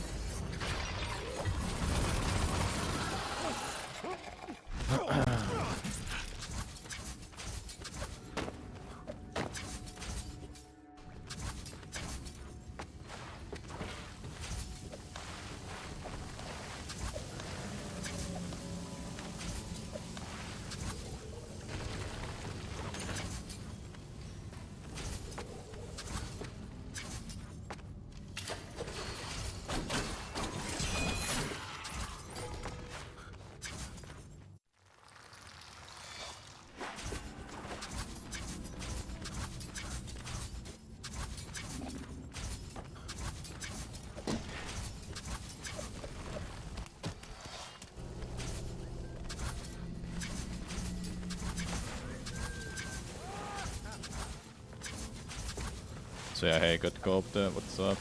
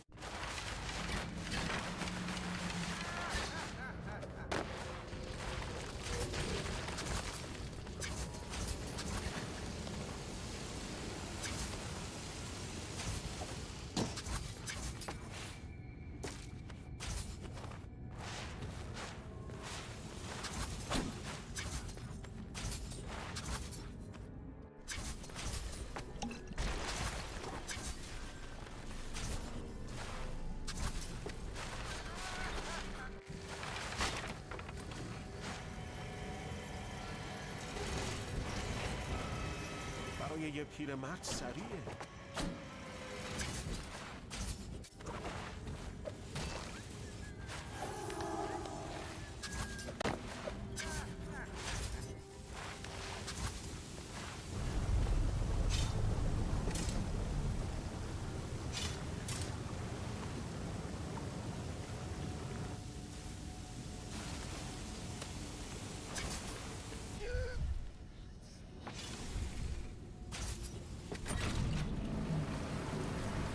How are you holding those weapons? What?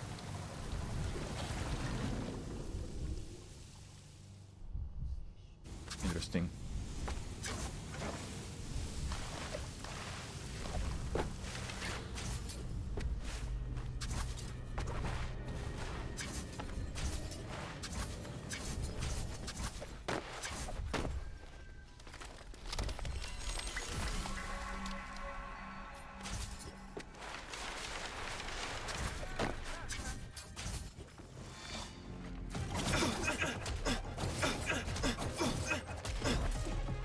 I used the wrong move. Oh.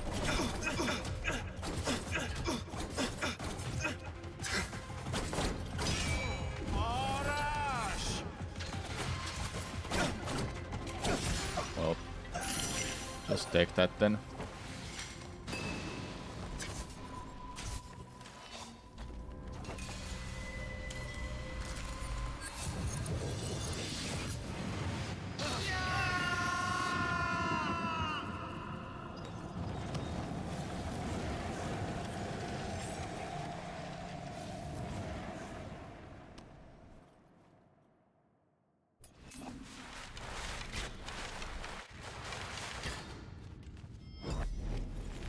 Alright, don't look away, chat.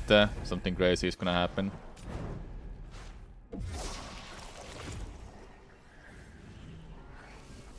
Yep. Did you look away?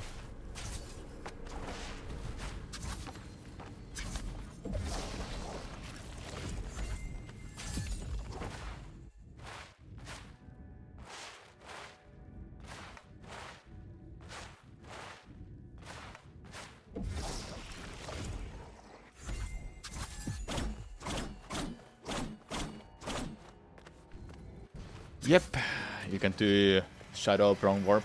It's crazy good.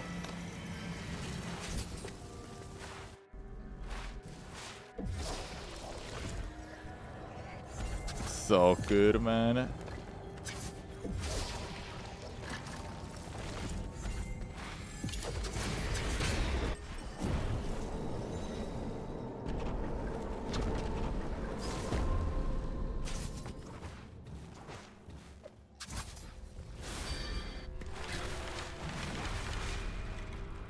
اینجا یه خوش اومدید. سلاحی لازم داری؟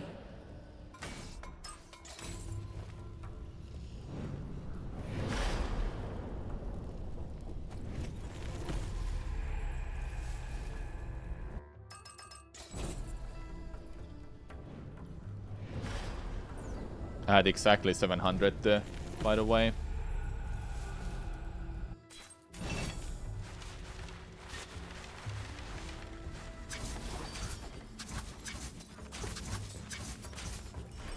That took about 40 seconds.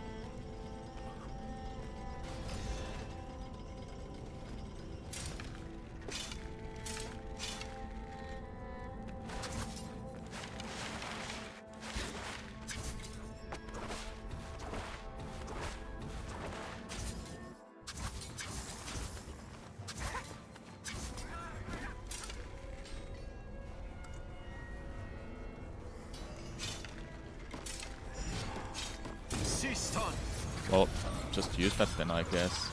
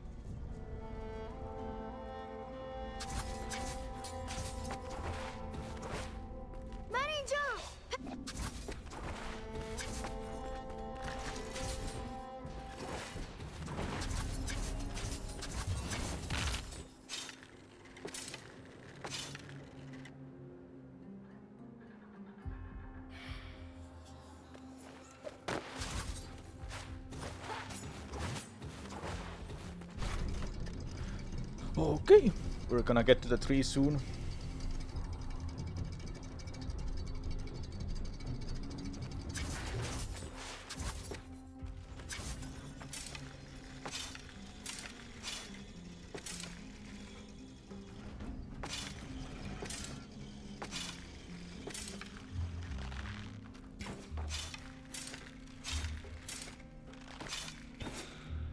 Oh yeah, it was right next to me.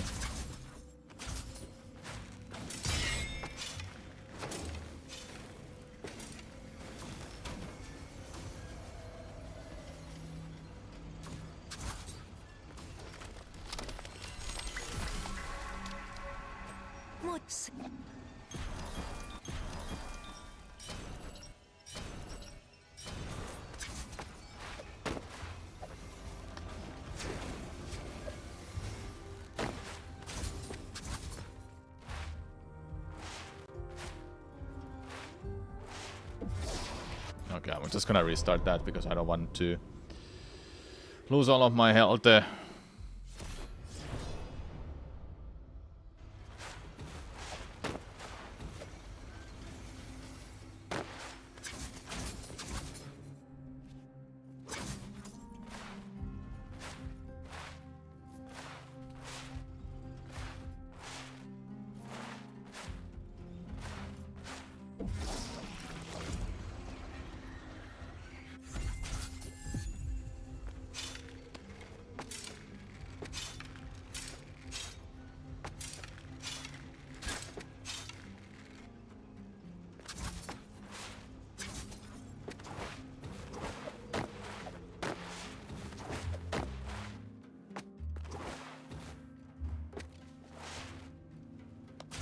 Oh my god.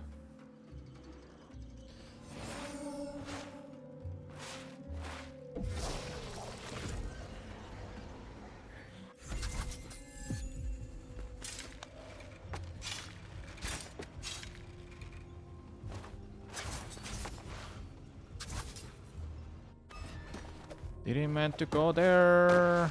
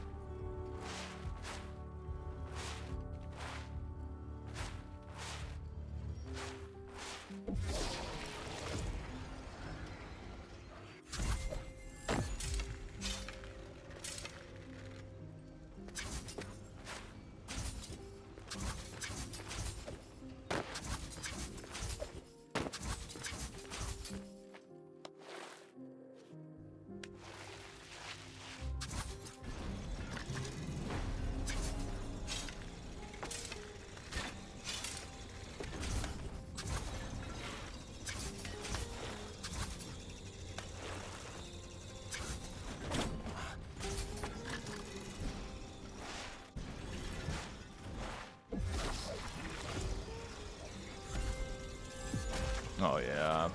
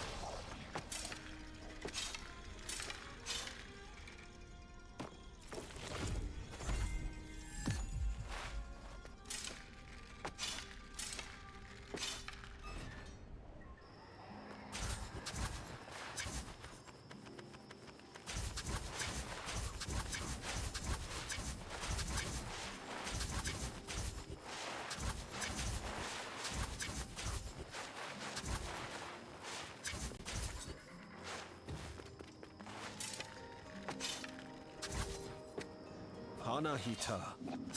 Yeah, that's whatever. Just to watch that cutscene, I don't care.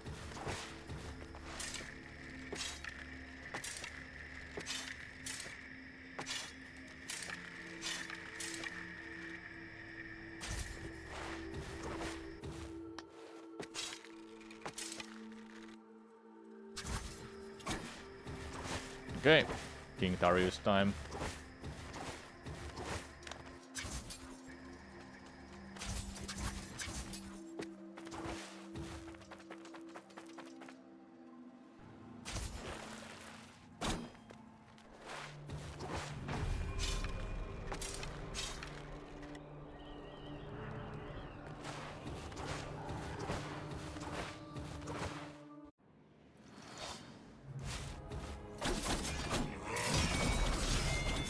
Siston!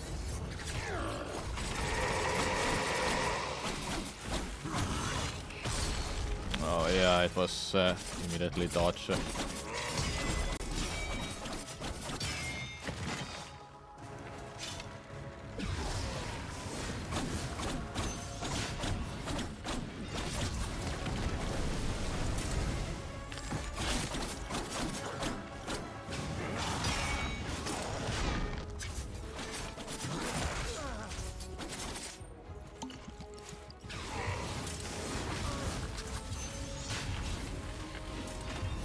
I'm gonna die from that.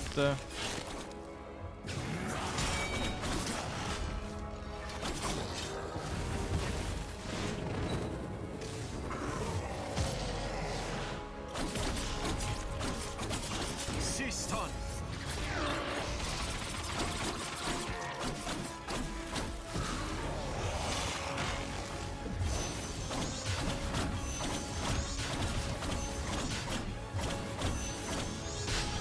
Yes.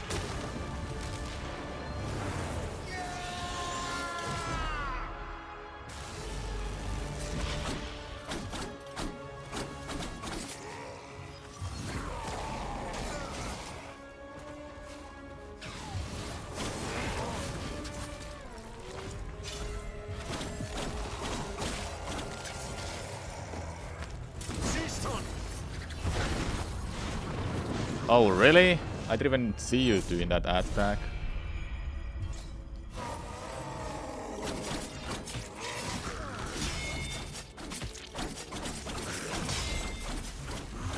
Siston!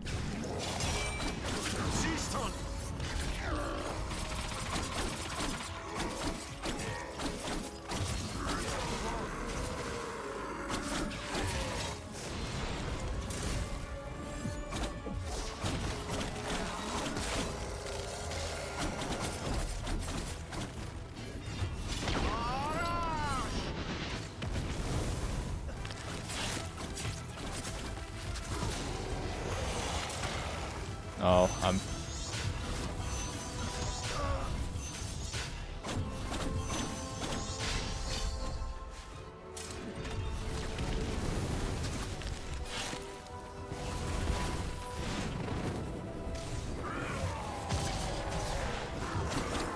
Oh yeah, an extra attack that I didn't even know about. Cool.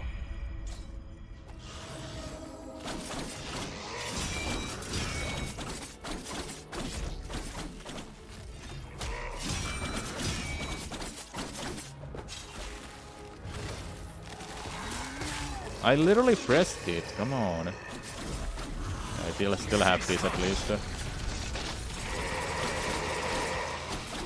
They patched up why zombie glitch.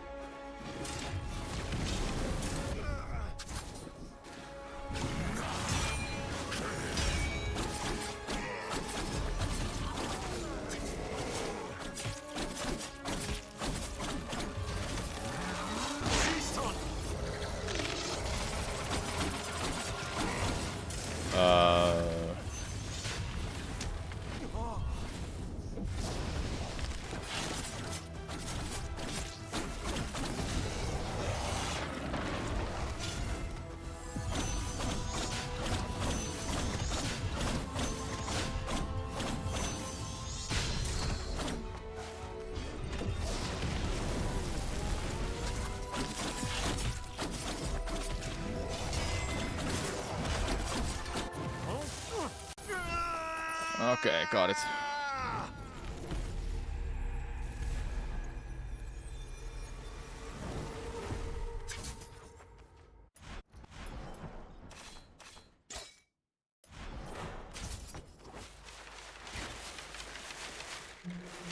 New route gain.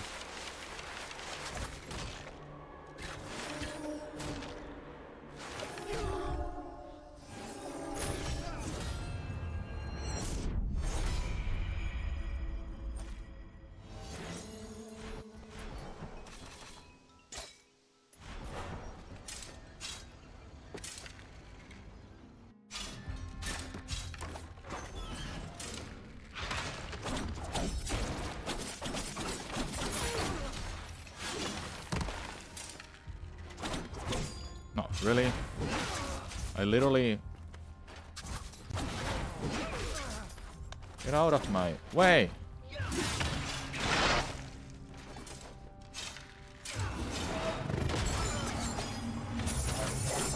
I literally can't freaking do this. There we go. Please die quickly.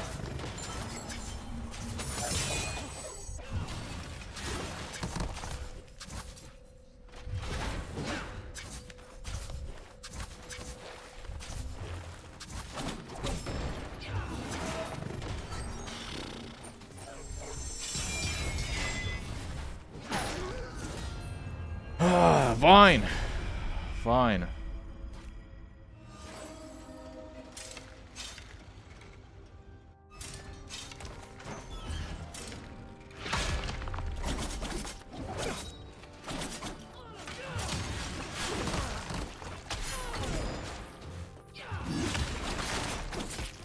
Now you did a perfect attack that I can avoid.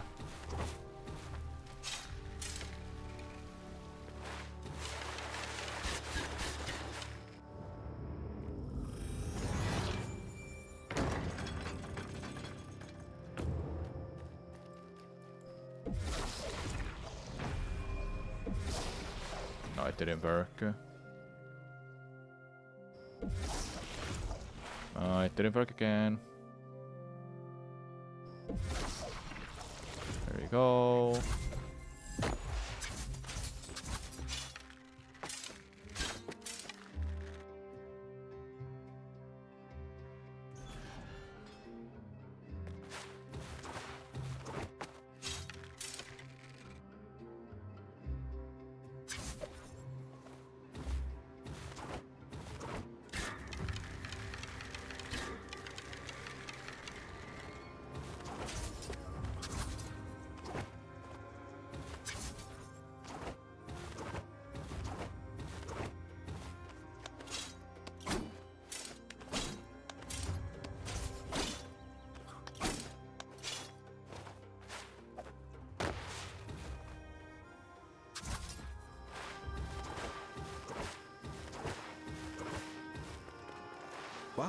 تو یه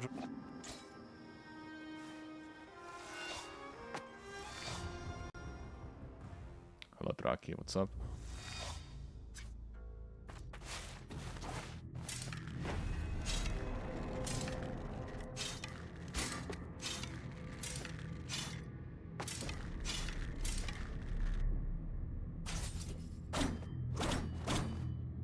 Oh, don't go there then.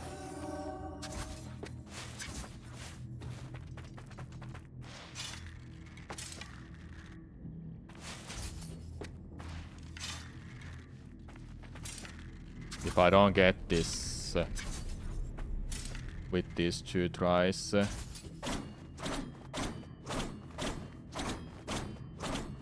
if I shoot twice, then it's over. Have to restart from the checkpoint.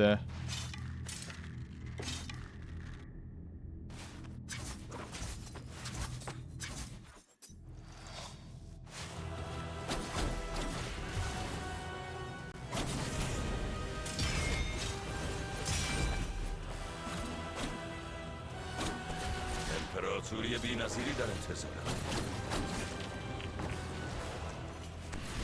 من با یه خدا برابری میکنم. سیستان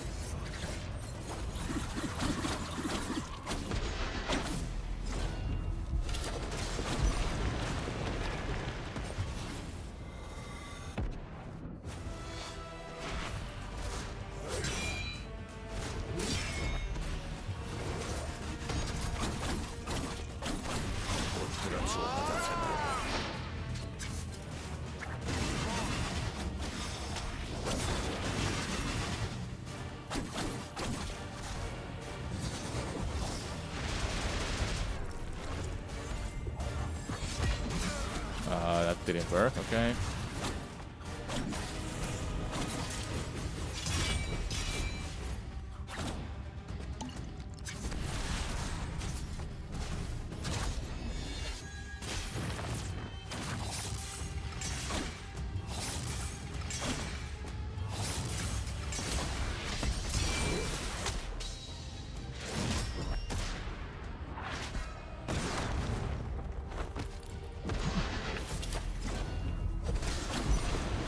Third base, let's go. This will be the first try. داری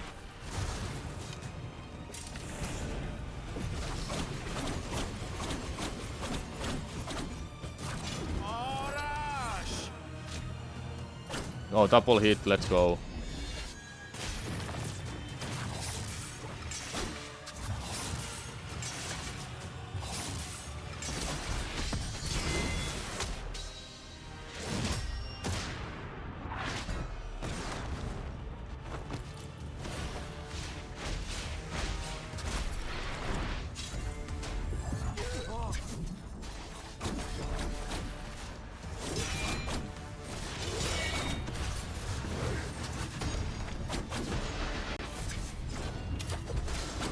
Okay, last base.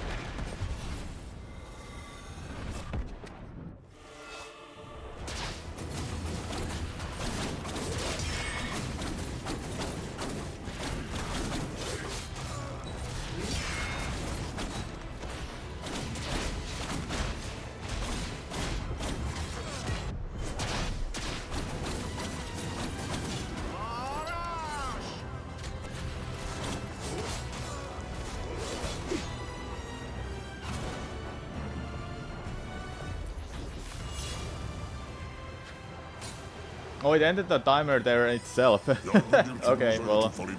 Hey, 44 something. اعمال زیستن که مهمه. منم آرزوم جایی باشم که ما سربازهای گارد جاویدان با هم دوست باشیم. Did it stop the timer itself? Like, it ended there. Well, either way. First run with this route. Lots of bad mistakes. I really want to get under 30 minutes because it will make a better video.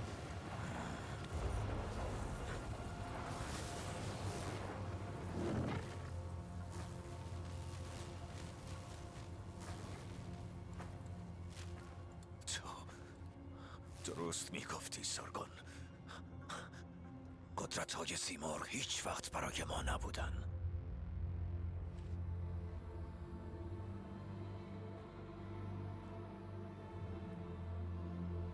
این آخرشه.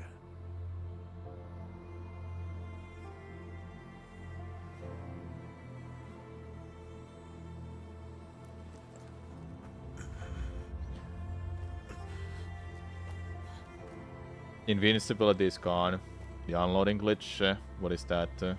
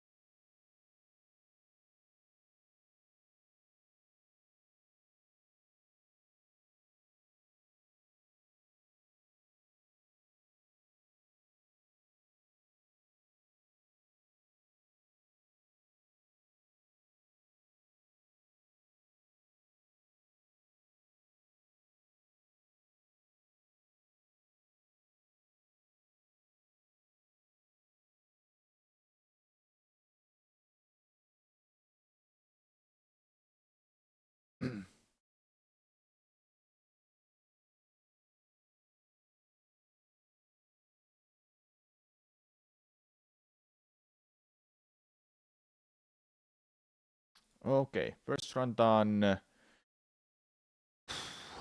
We'll do more runs.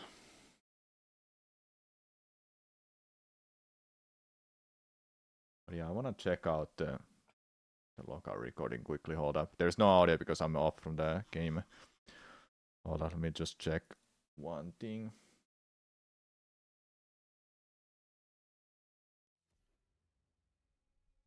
You're...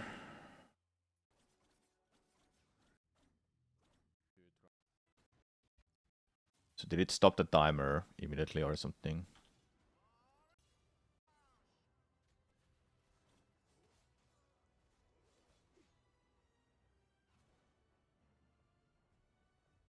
Yeah, it stops the timer on its own. Then I click that. Yeah, then I click that. Yeah, okay. Oh, it ended the timer there itself. Okay, well. I'm gonna quickly go check out the settings for this split on beating boss. Oh, they upgraded this even more.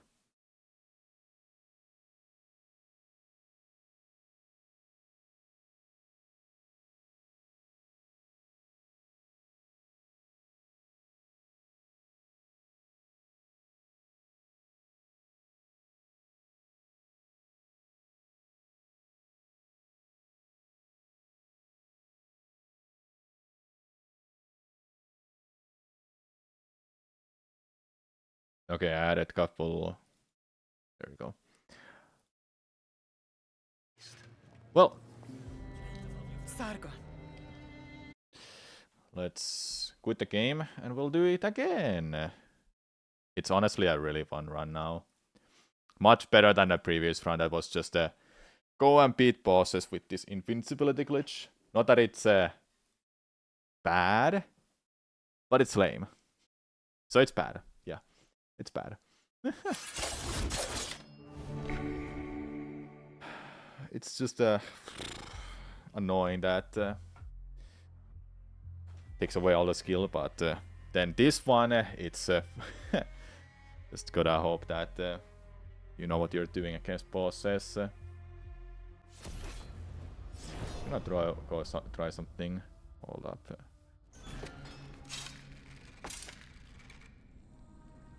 What if I make it 90?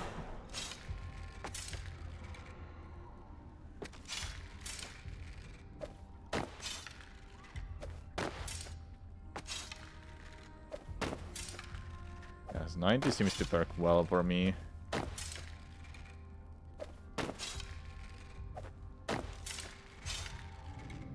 At least right now, like this. Okay. I'm gonna put it to 60. I'm gonna put it to 90 and see if I can handle the skip. Can you increase FPS counter a bit? 1.5x. What do you mean by increasing? I can make it to 144, but that's not allowed for the little pod. 120 is allowed, and below that. Size on the screen. Well, how am I supposed to upgrade? How am I supposed to increase that? Tell me that, please.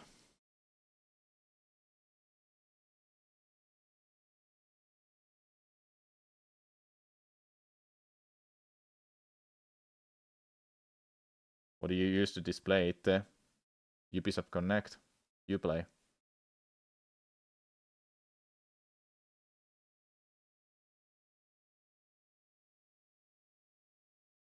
Where was this FPS counter again? Settings, display FPS counter. There's literally no options for it. I cannot make it bigger. That's literally the biggest FPS you can see.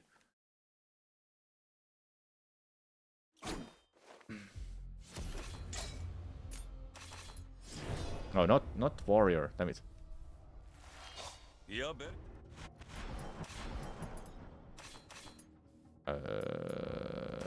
That.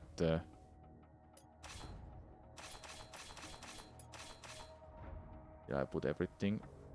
Yeah, I think so. Oh, let's go here. Warrior and 120. Then we go back.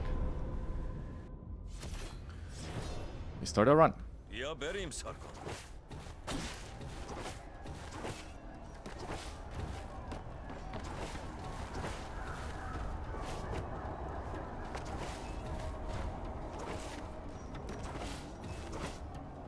مراقب باش راشا باره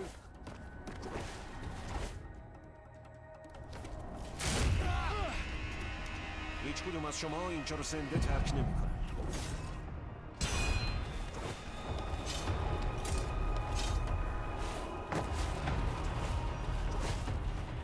بهاران آتش بدو سرگاه باید اون کماندار کوشانی رو شکست بدی. بسپرش به من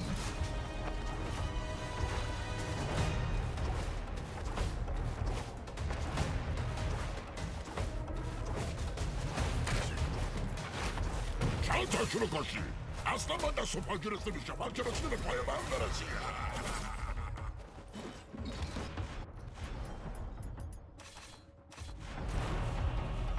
Oh yeah. There you go.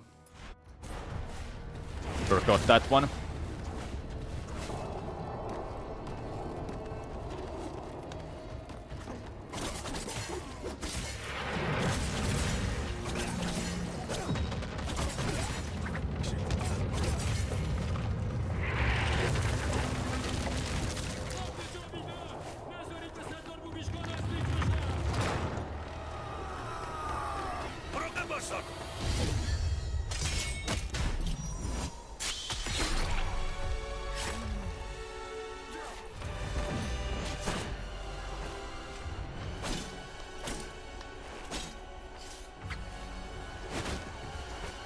یوویشکا نمیتونی اصلا مخفی بشی.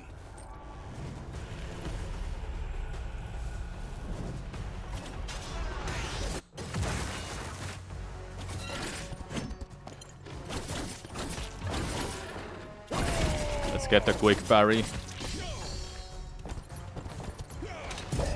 Hey.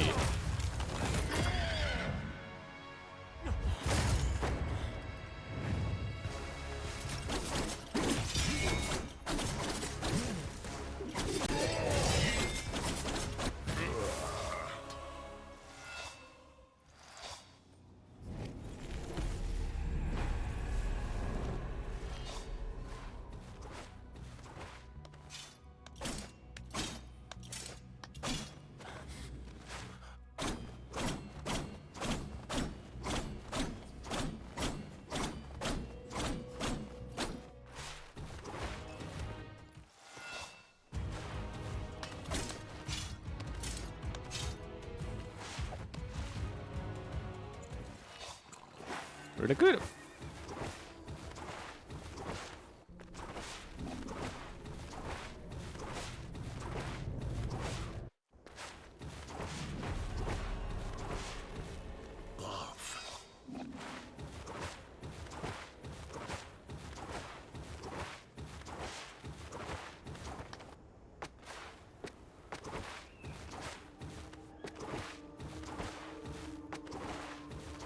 Now it's just a moment of truth. Can I do this skip on 90 FPS or do I have to turn it down to 60?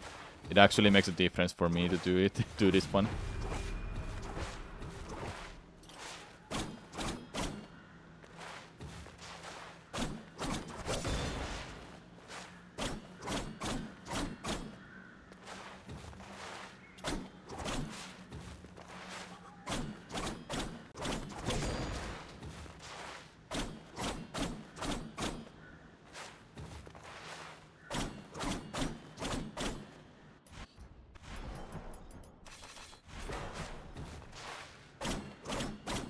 It makes a huge difference. I need to turn it down to 60.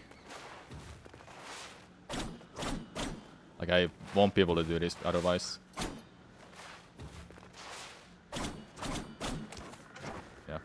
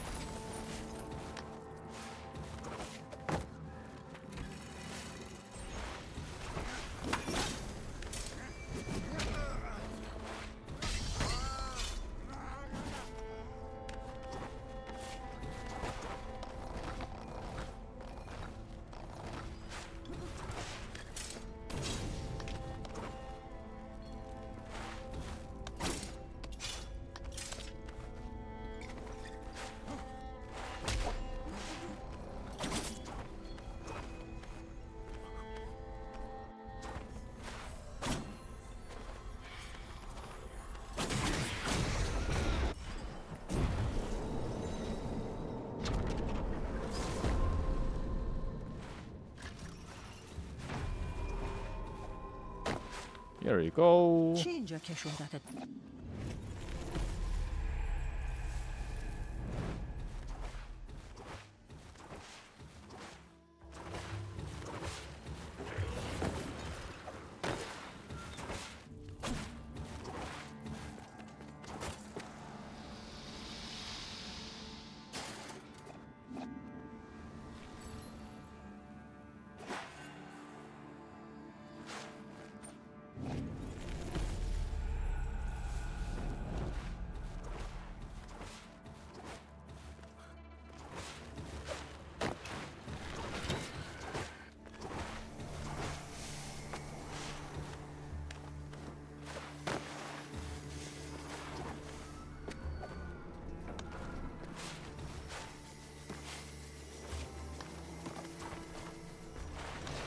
I have a lot of time saving Shadow Split as well as Dash actually. یکی دیگه از من.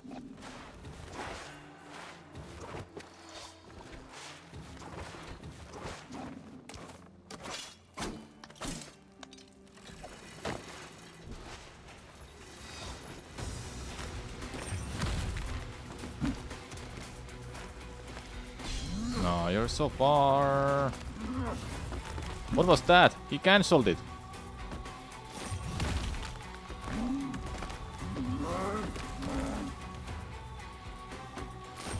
Come on.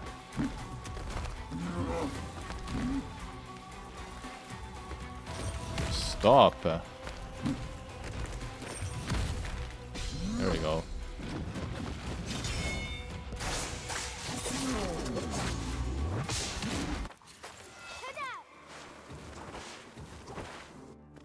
Sometimes that's really dumb.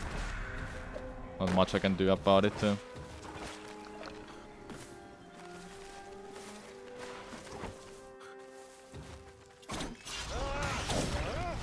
Why is that happening? Why? Like why? Why? It's a wall! A root, actually. Break it.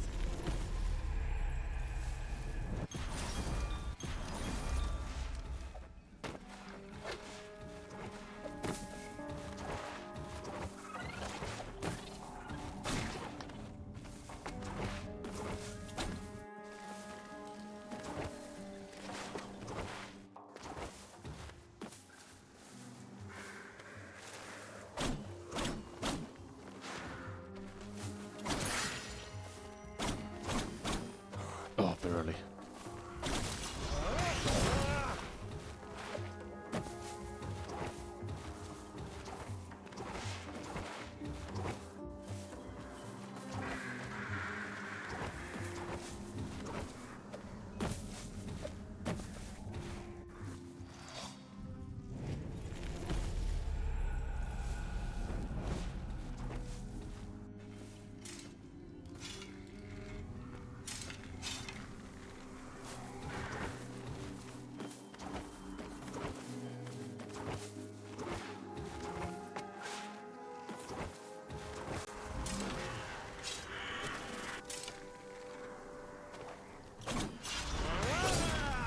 Like, what the? Explain me.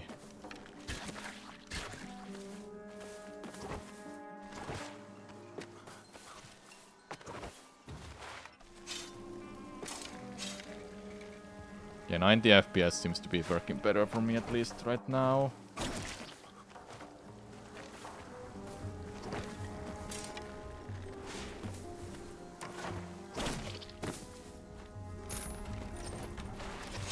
Oh, almost. That would have been great to get, because I can immediately land on that then.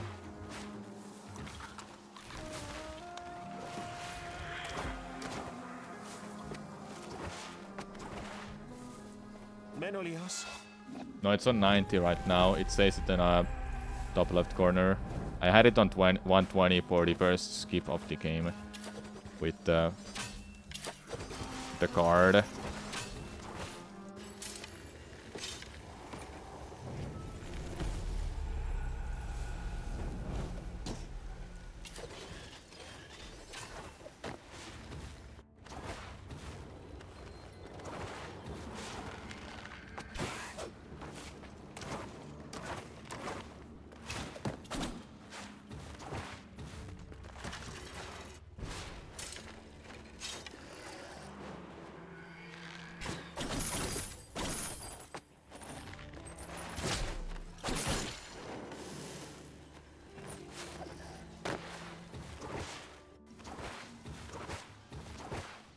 آهای سارگل.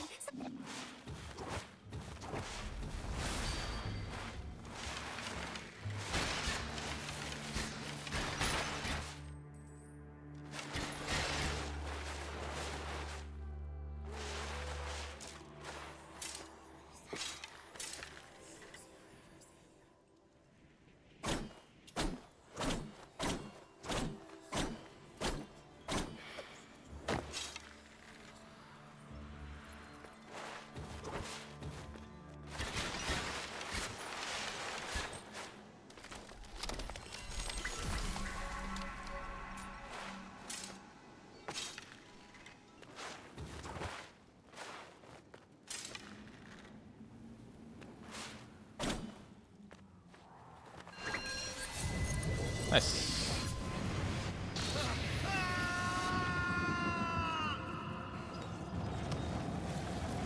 On the screen transition, I'll split makes it better.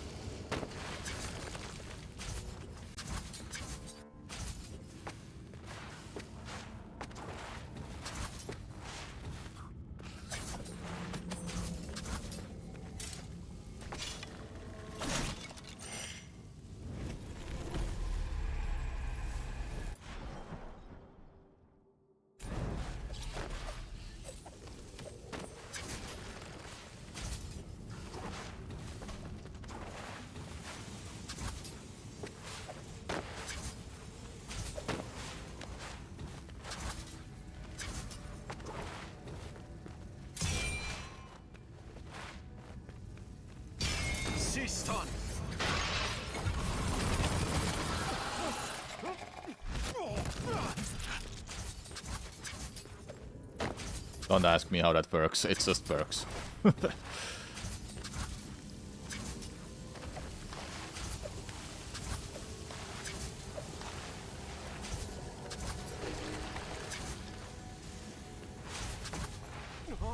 Yeah, there we go.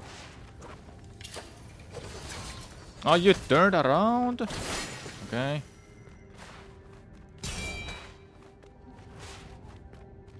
Siston!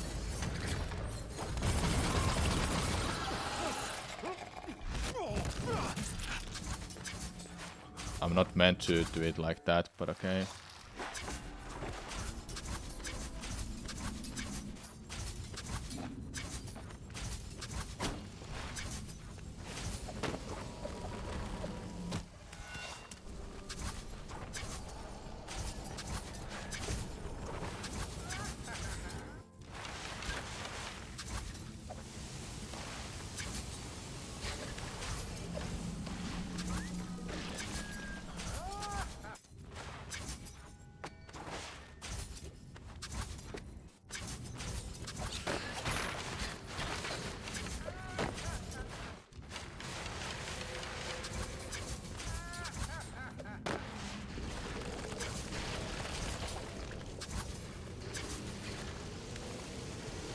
I have the heal. That's gone.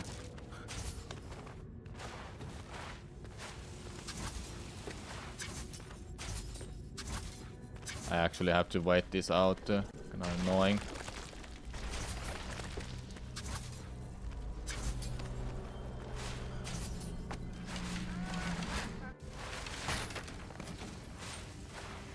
Yeah, I need 20 extra somewhere.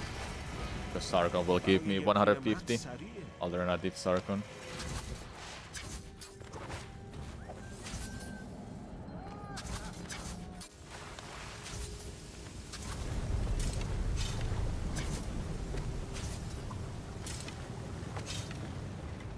Yeah, 90 is just so much better. How is it 90 better than 60 or 120 for me? I'll just stick to 90. Though I need to put it to 60 because of that skip at the start. Also 120 for the enemies.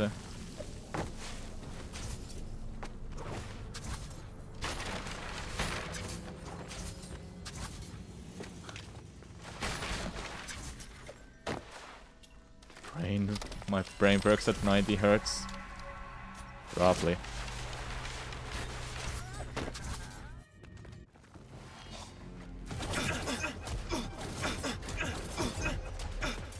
Siston!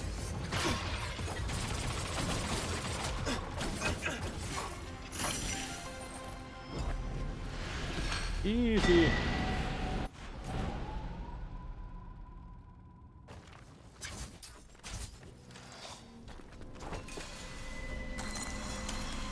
Five minutes ahead, casually.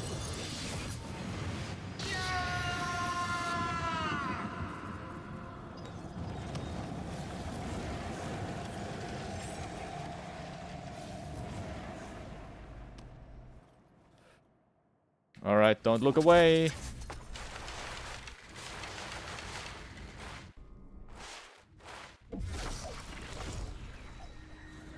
Whee!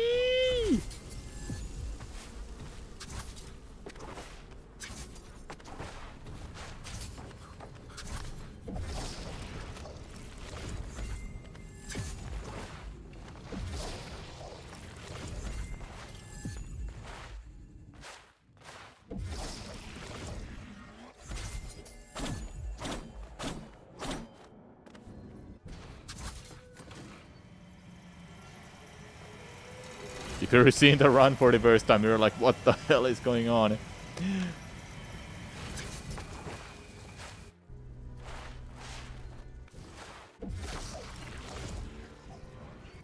You unlock that after doing I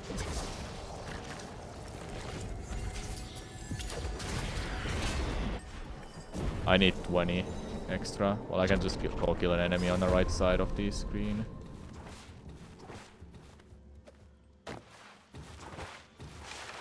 You get it after fighting Bahram.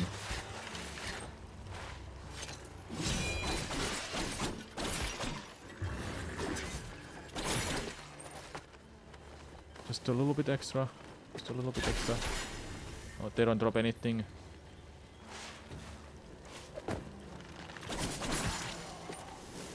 Yeah, now I got... Yeah, gotta make sure I have 700. You unlock that power after...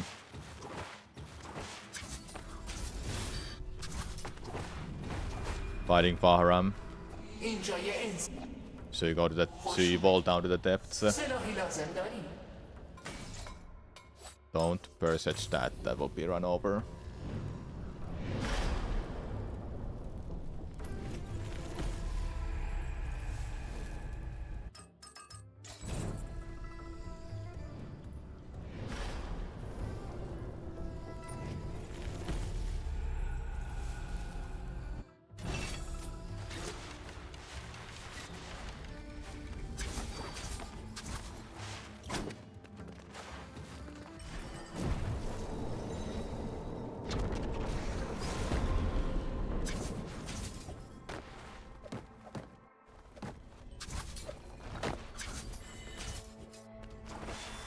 Are there any arrows here? No.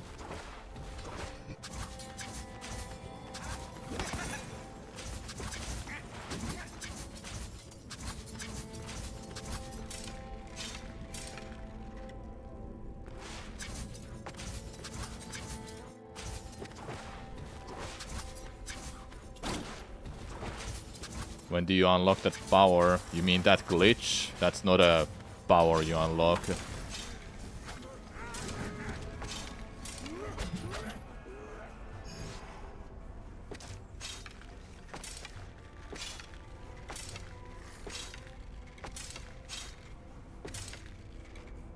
Oh my god.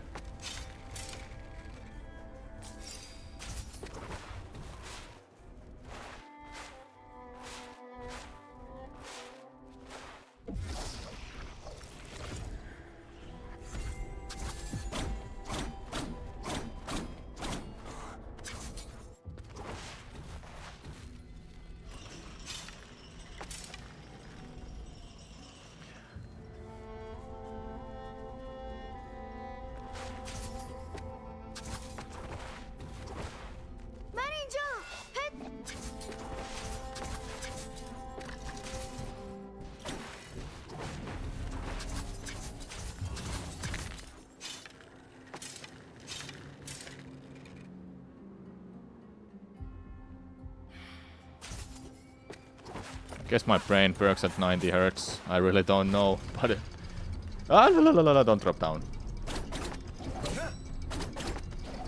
Hello, James. What's up?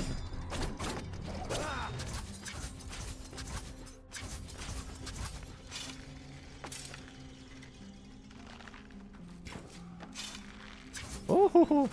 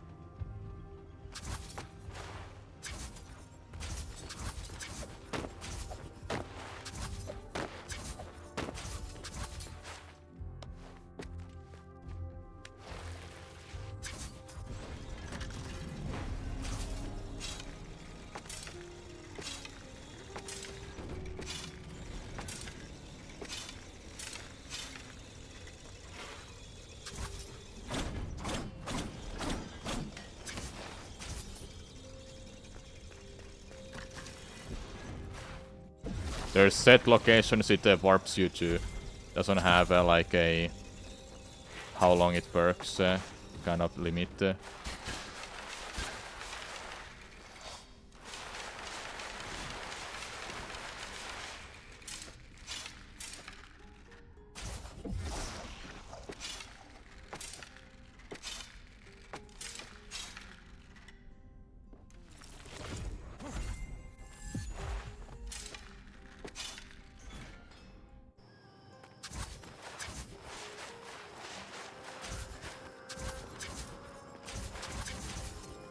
Anahita.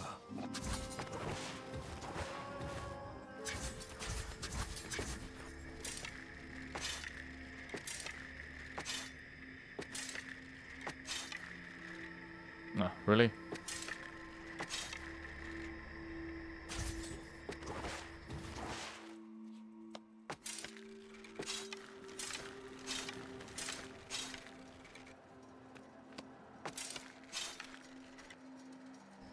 I gotta be careful so I don't hit the dead zone that is above Sargon there.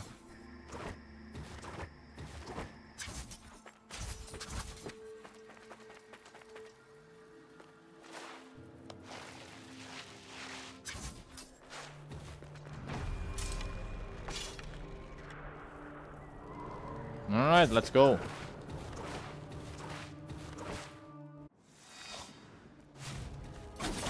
Siston!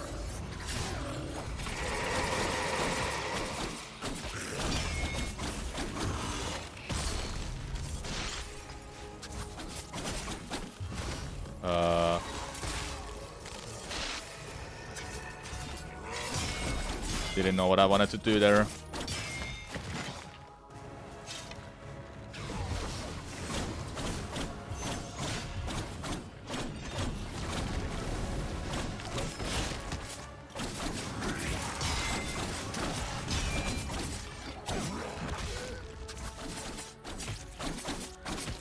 Siston!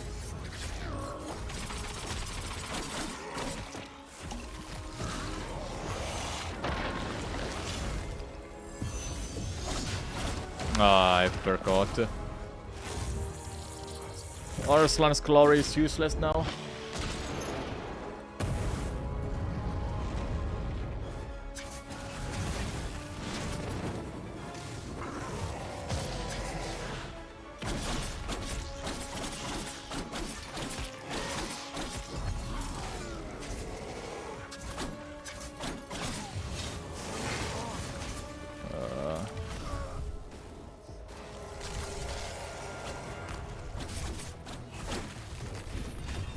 Siston!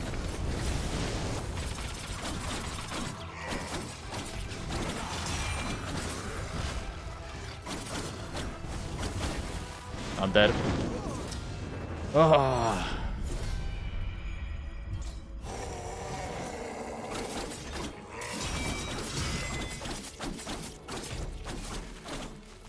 Siston!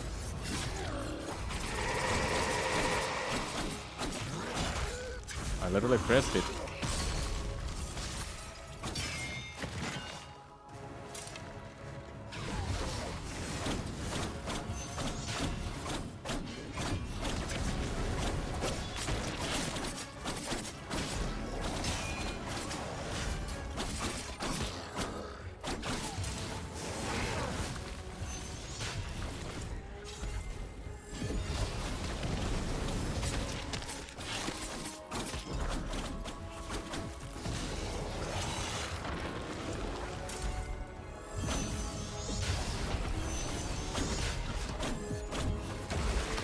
Okay, sure.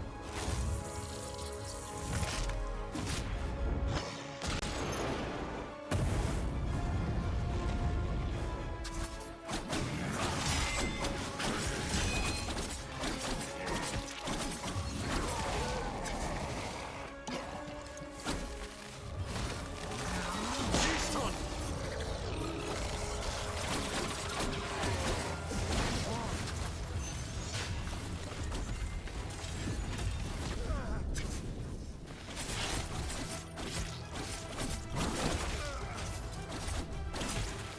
I'm dead. Yeah. Didn't get the infinite height glitch.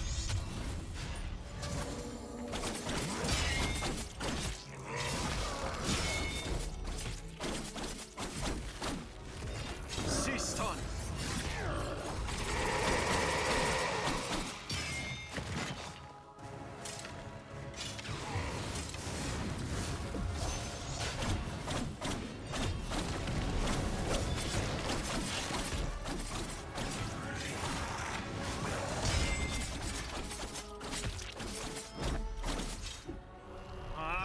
So I forgot to change this. I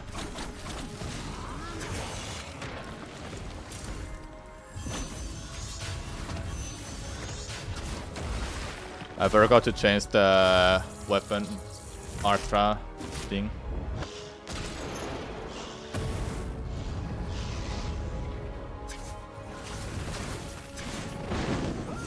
That deals a lot of damage actually.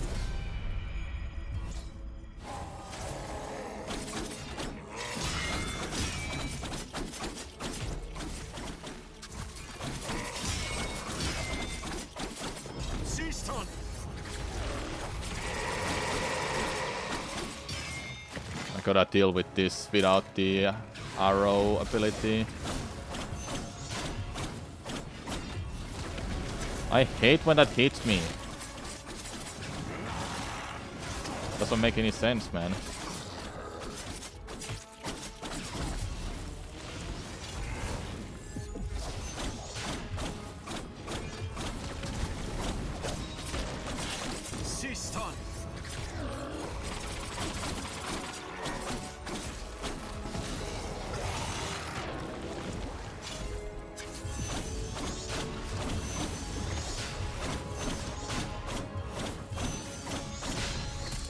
I didn't get it.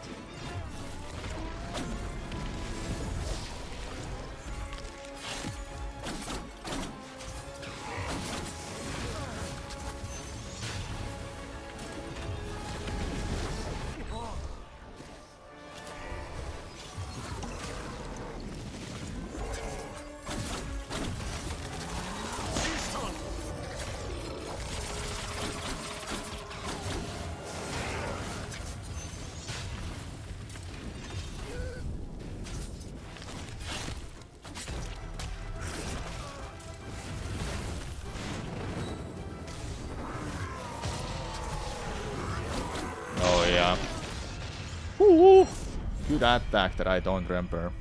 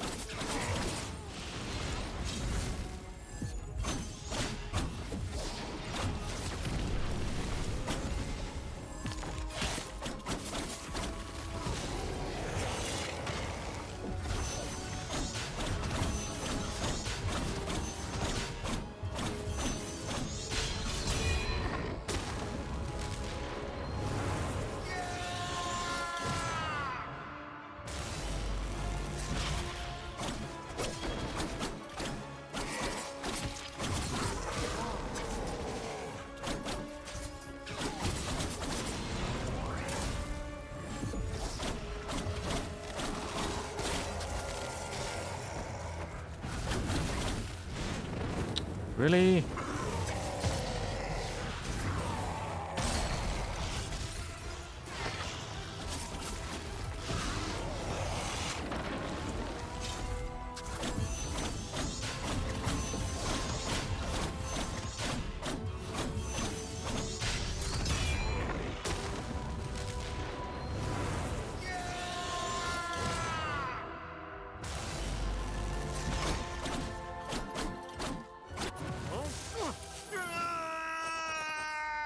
Got it. Annoying.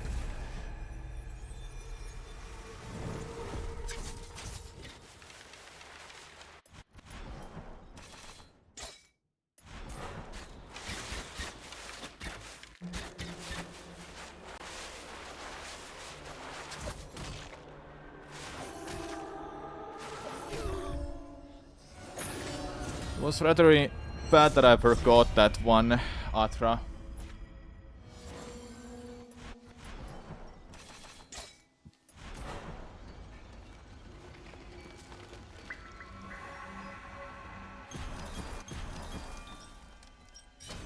There we go.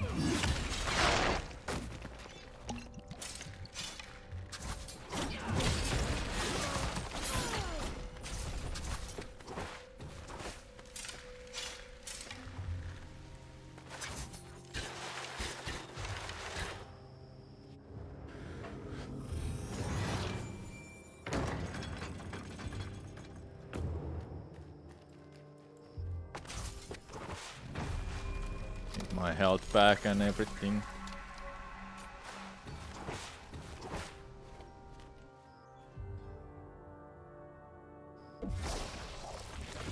That's really easy then.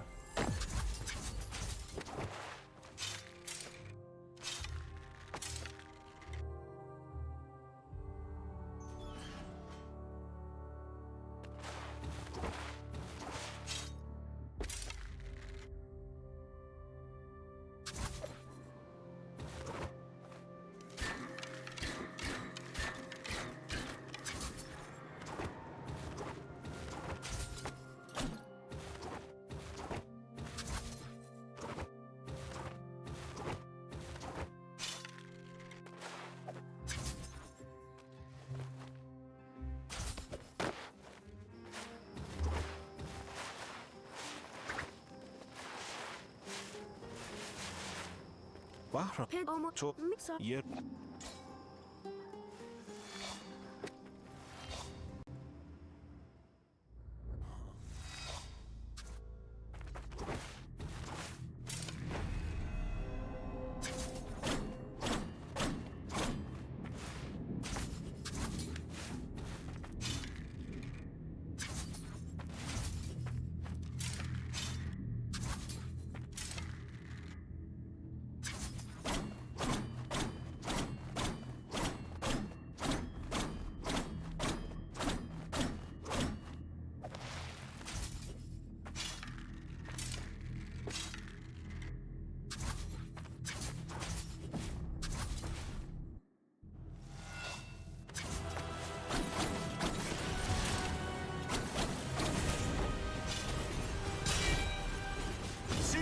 Whoa, sister.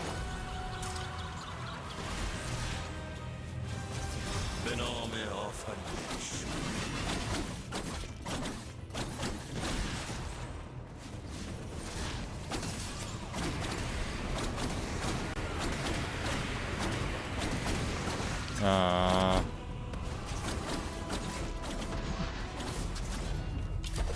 Annoying that I lost my Arslan's glory already.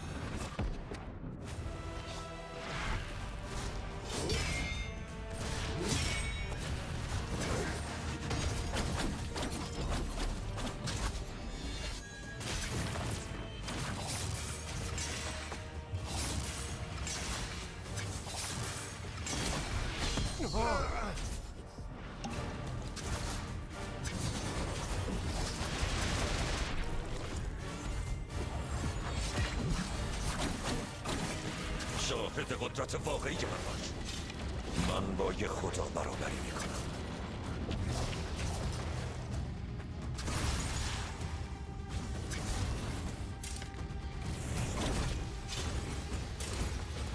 Come on. Hit him.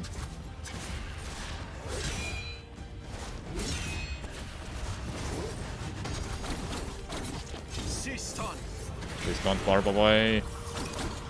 Oh. تلاشات بیهوده است.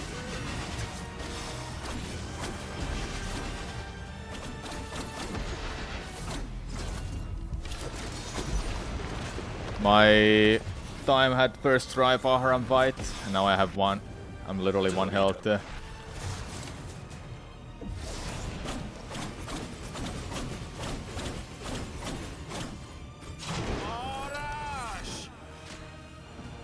Double hit.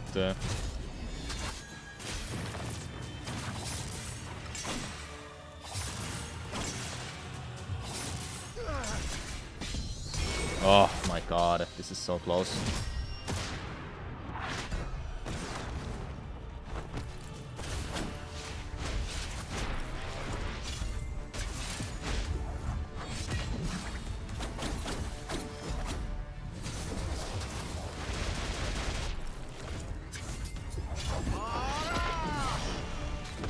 Oh my god, first try.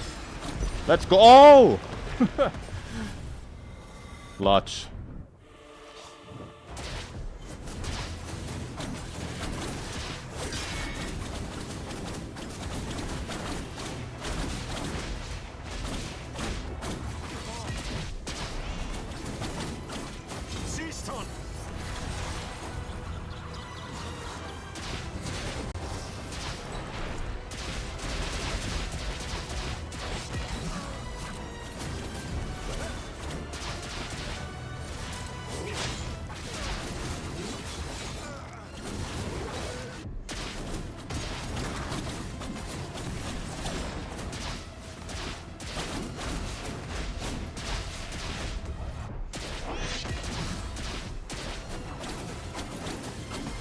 Hey.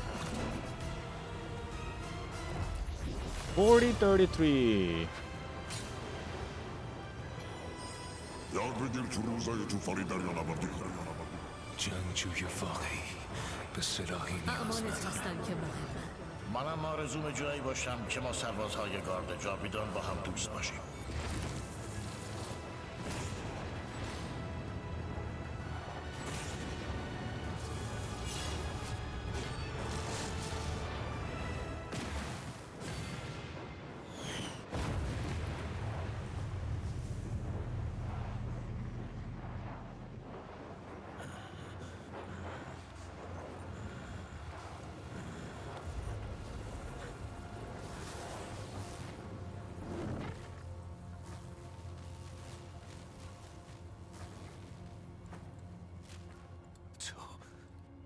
تو درست میگفتی سارگون. قدرت‌های سیمرغ هیچ وقت برای ما نبودن.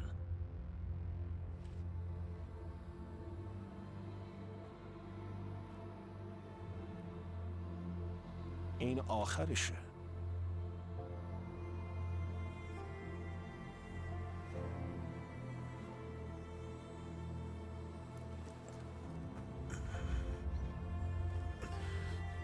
Sick. Farham is dead. Dead. I mean, امیدوارم بذر امیدو برای همه در سرزمین پارس برمغان بیاری.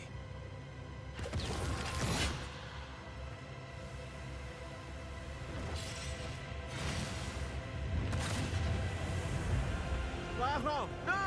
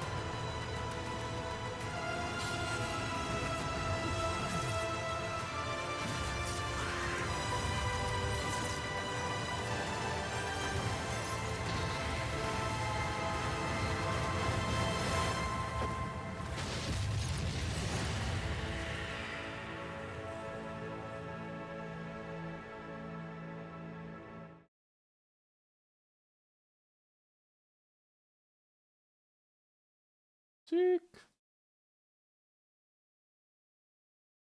One more run, or should we take a break? I think we should finish watching this video.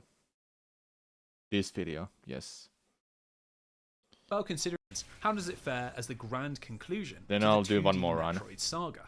Well, considering Sakamoto's work on Metroid Other M and the somewhat odd revisions in Samus Returns, this was the area that people were most concerned about, especially as those interviews had made it sound like storytelling would be a high priority. Now, from the game's first few hours, this concern seems misplaced, as there isn't really any narrative whatsoever.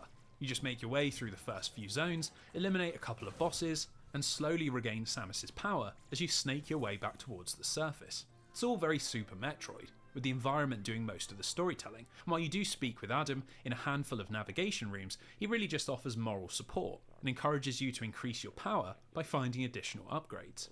This is why when we reach Ferenia at around the game's halfway point and the storytelling style dramatically shifts, it is all the more surprising. Samus is ambushed by an Emmy, but just as it's about to kill her, it's deactivated by another living Chozo. This is Quiet Robe, and for the first time in Metroid history, we hear Chozo's speech as he explains just what Samus has become embroiled in. The Chozo she fought is Raven Beak, master of the Morkin tribe, a faction of the Chozo obsessed with controlling the galaxy through power, and the culprits of the kinslaying on SR-388. They had captured Quiet Robe of the Thoha tribe, the creators and masters of the Metroids, and taken him to ZDR with the aim of enacting a new Metroid breeding program, but their plans had come unstuck. An X-parasite had infected one of the Morkin soldiers, and when they returned to their homeworld, a vicious outbreak began. By the time Raven Beak had contained the parasite, Samus had destroyed all of the Metroids on SR-388, and so with the species extinct, there was only one way that they could continue their plan. Footage of the parasite was sent to the Federation. The Emmys were captured, and then they were reprogrammed to extract Metroid DNA from Samus. It is the first twist of the game. Everything that we'd seen in the prologue was a trap designed to ensnare our hero. To this, an unfazed Samus replies in her adopted family's language. "Don't worry, I'll end this once and for all." Reassured, Quiet Robe unlocks a pathway into ZDR's upper levels, but sadly, as he wishes her well, he's struck down by a Morkin soldier, and Samus is once again left on her own. Now, having Samus speak in Chozo to a living Chozo, who goes on to reveal some of the inner workings of their society, is the stuff of dreams for people invested in Metroid's mythology. But this is so much more clever. This was so good when it happened. We see so much of Samus's reaction in her body language, and even though she speaks, it's in an alien language, all of which protects against the possibility of another Other M-style catastrophe. Similarly, while the story is deeply connected to the events of Metroid Fusion and Metroid Samus Returns, it still feels like its own distinct adventure, and for the first time in decades, we're seeing new ideas. This is a Metroid game with a Chozo villain, where you're hunted by hacked Federation robots and battle through an all-new planet. There isn't a space pirate, or Ridley, or even a Metroid in sight, and it really does make Dread feel like Metroid 5. Now, with the path to the upper levels open, this brings us to another innovation, which helps alleviate some of the map designs that Mercury Steam stumbled into with Samus Returns. In that game, the areas of SR-388 had a tendency to become homogenic, and while they had distinct art styles, the gameplay never really changed from opening to close. This is something they've clearly tried to address, as from Ferenia onwards, ZDR becomes much more dynamic and begins to shift around you based on the events happening in the plot. The first is that thanks to the actions of Quiet Robe, we get a period where the Emmys are disabled, and this leaves us free to explore new areas and backtrack for upgrades without the threat of robotic extermination. It's a nice little mid-game breather, but it pales in comparison to the changes that we discover at the top of the planet. If you follow the path that Quiet Robe opened, you'll eventually end up in Elun, a Chozo residential district that has been repurposed as Raven Beak's quarantine zone. The area is filled with these shambling forms of Chozo that have succumbed to the infection. As we battle through the zone, hunting for the plasma beam, it becomes clear that not even the galaxy's most powerful race stand a chance against a full-scale outbreak. It's an unnerving thought made all the worse as our exploration breaks the quarantine, causing parasites to flood out of Elun and into the rest of ZDR, transforming every single zone into a hellish new version. Metroid Fusion had already flirted with this idea, but it was never on this kind of scale, and I love that just as we're becoming comfortable, Mercury Steam throws a giant curveball. Suddenly we're having to absorb X-parasites to recover health and ammo, prevent combination evolutions or revivals, and many of the organic bosses develop parasitic second phases, just like back on the BSL. Obviously it adds an interesting new twist to the game's free-flowing combat, but the broken quarantine also has some serious consequences for the world design. The first is that an X-parasite reaches Ferenia and reanimates the corpse of Quiet Robe, who immediately reactivates the Emmys and plunges Samus back into mortal danger. Also, just like on the BSL, the parasites begin destroying the planet's infrastructure, and when we step into a teleporter and end up back at the base of the map in Artaria, we discover that it's frozen over. This leads to a little linear sequence where you're guided through frozen pathways back to the thermal plant in Cataris, where you fight a revived parasitic version of the game's first boss in order to thaw out the planet. Now, some might argue that this is just another case of reused content, and while they might have a point... Just so people know, that's not the first boss. There's a moment in a game in Kataris, I think it was not Kataris, Dairon. In Dairon, there's a corpse. There's literally this corpse of Bosse. This corpse is there. You can see it lying around, and when you go back there, it's gone. That's this boss.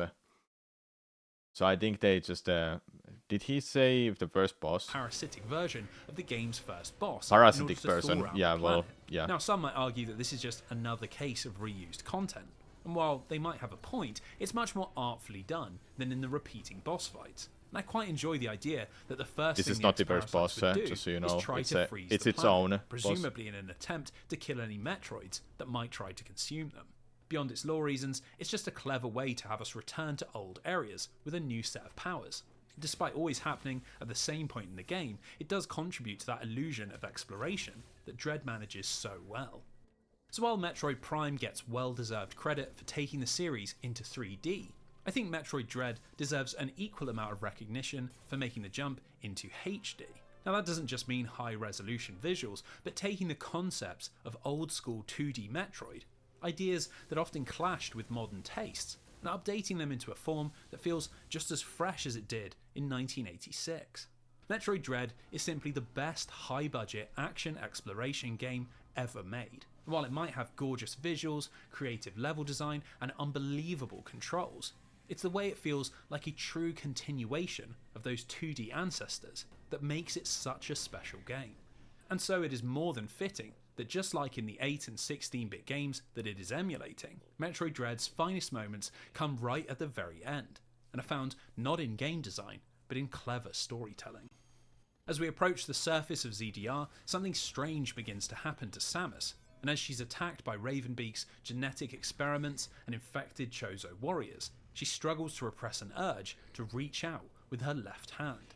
Eventually this culminates in an ambush by the final Emmy, and just as she is about to die, Samus grabs hold of its syringe, and through her pulsating left arm, drains the robot of its energy and destroys the central command unit. Through nothing more than quick glimpses of her reactions, we can see that this is deeply disturbing, and when we next find a navigation room, Adam provides a horrifying explanation. The DNA contained within the Metroid vaccine has begun to replicate, and through a process of constant battle, its effects are steadily increasing, and this new ability is its latest manifestation. According to the AI, the power is close to fully awakening, and with this, she may stand a chance of defeating Ravenbeak, and so Samus gives in, and we see her embracing her terrible inheritance. With Metroid power surging through her, all that's left is to enter the floating Morkin fortress of Itarash and confront the Chozo Kinslayer. And so we enter into a final elevator, expecting to be thrust into a climactic boss fight. But when Samus emerges from the pod, all she finds is a navigation room. Inside, we once again find our AI companion, but something is wrong. He claims that Samus's new powers are far too dangerous to use, and while she's impressed on ZDR, she must now submit in order to see peace restored to the galaxy. Silence fills the room, and our bounty hunter knows what has happened, blasting the screen away and revealing Ravenbeak. Those who don't know, Adam never, not for once, this might be a spoiler, but actually you know at this point of the game if you've beaten a game, Adam never talks to you. The actual Adam, the computer, never talks to you during Metroid Dread. The whole time who's been talking to you has been Ravenbeak. Because there's never a point when Adam, the computer Adam, that's talking to us in a Metroid Dread, it never says, my lady, it always says Samus. That's also one hint there. But it was kind of off, felt off when Adam happened to know everything when the connection to the surface was lost, I think, or something. So at this point, at the final fight, you'll realize it's been Ravenbeak who's talking to you. This is Dread's final revelation. Everything that happened on ZDR has been an illusion. Adam lost contact with Samus right at the very start of the game, and in every navigation room, we've been speaking with the Morkin chieftain, who gave himself away by using Samus's name and not referring to her as Lady. It had been his plan all along to trigger the Metroid DNA, and rather than use this to resurrect the dead species, he plans to clone Samus and conquer the galaxy with an army of Chozo Metroid hybrids.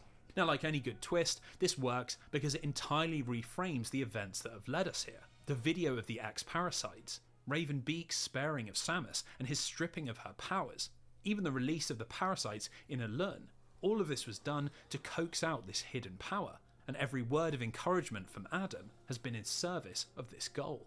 It's one of the best reveals in the entire series, but we get very little time to dwell on it as we are immediately thrust into the game's glorious final boss fight, a 3-phase dance of death that perfectly caps off Dread's crazed approach to boss design. This Raven fight Beak was has really moves hard. that feel virtually unavoidable and The deals first a time massive I amount did of it. damage with each hit. But just like with everything else, by carefully reading tells and utilising every single part of your arsenal, this great challenge to peace in the galaxy can be brought down.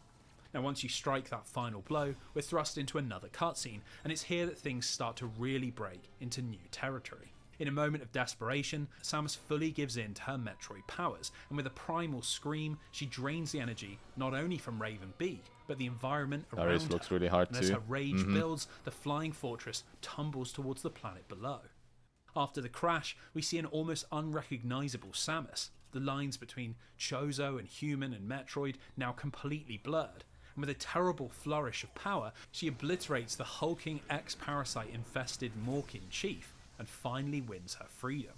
All that's left is a frantic scramble back to the ship, as the impact of Itarash falling has triggered a self-destruct sequence, and even with her newly awakened abilities, it's a tight race to make it out on time.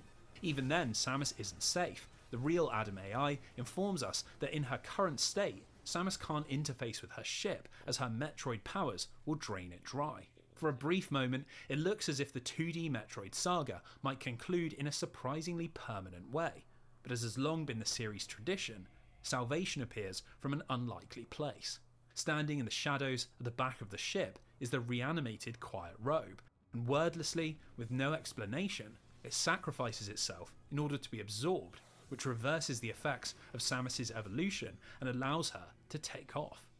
Now, the theory is that because Quiet Robe is of the Thoha tribe and can exert mental control over Metroids, the parasite is able to assimilate this power, which in turn allows Samus to balance her cocktail of DNA, but the motive remains a hotly contested topic. Personally, I love the ambiguity, and it perfectly echoes the endings of Metroid 2, Super Metroid, and Metroid Fusion, where enemies show surprising mercy or come to the rescue without warning or explanation. The reality is, we understand almost nothing about the ex-parasite. We have no idea if it's sentient or if it's capable of higher thought, and just like when the Metroid came to Samus's aid at the end of Super Metroid, Dread leaves us with far more questions than answers. Considering the series' long-standing issues with satisfying storytelling, especially in games helmed by Yoshio Sakamoto, I think this is the true triumph of Metroid Dread. When Metroid 5 flashed on screen during that unexpected E3 trailer, it seemed almost ridiculous. Not just because it would technically be the 11th game in the series, but because any hope of a cohesive franchise had long been abandoned. Dread somehow delivers this, and without endlessly mining the ideas of the past, it tells a story that genuinely does feel like the conclusion to a decade-long saga. The name that gives the series its title now refers to its main character, and with the Chozo, space pirates, ex-parasites and Metroids all gone, who knows what the future will hold. The only thing we do know is that with the highest sales in the franchise, near universal critical acclaim, and fans more happy than they'd been in over a decade, good times were back for Samus Aran.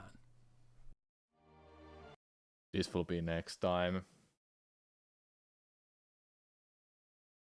Woo.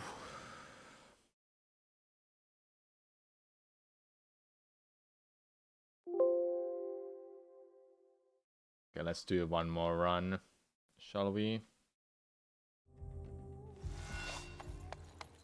One more run, then I'll be done. Hey, Sargon. Tomorrow we'll play Final Fantasy 7 intermission, chat. I'll be doing runs for this, but I think I wanna prioritize on beating intermission first. I do wanna get under 30 minutes for this run though. Or close to it, I guess. Just good enough run that is not bad. Okay, let's go. Ja, Ber.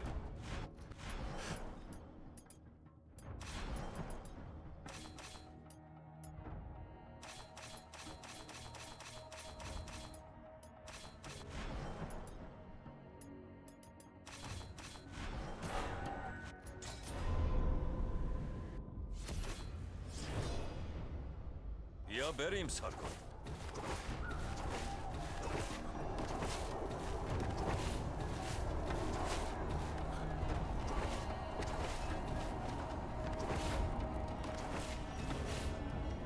مراقب باش راشاباره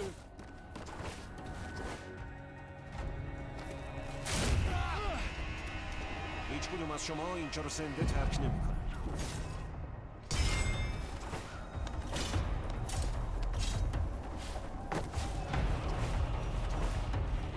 بهاران آتش بدو سرگار باید اون کماندار کوشانی رو شکست بدیم. بسترش بدن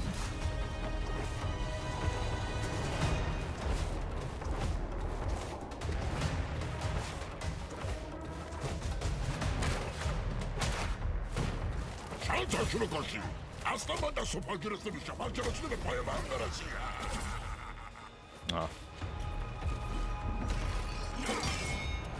What? What?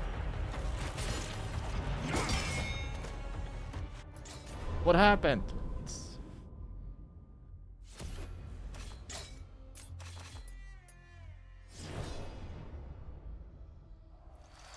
Ja, Berim.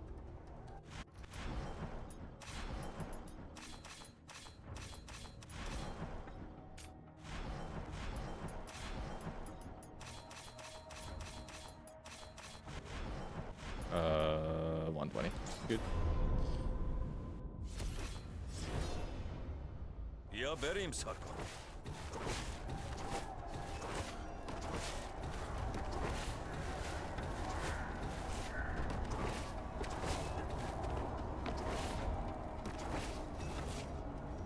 مراقب باش راشاباره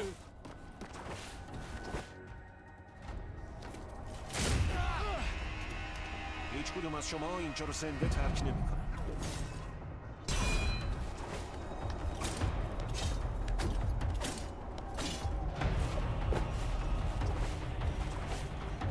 بهاران آتش بدو سرگار باید اون کماندار کوشانی رو شکست بدیم. بسترش بدن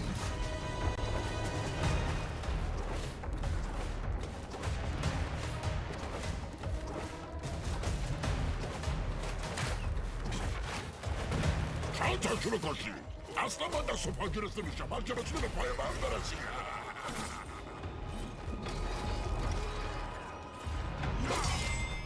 What is going on? What? Seriously. Why is it not working? What is going on? It is supposed to be 120 FPS.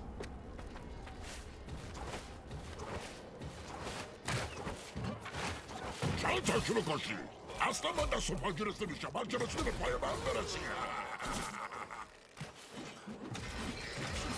Get the back to the corner.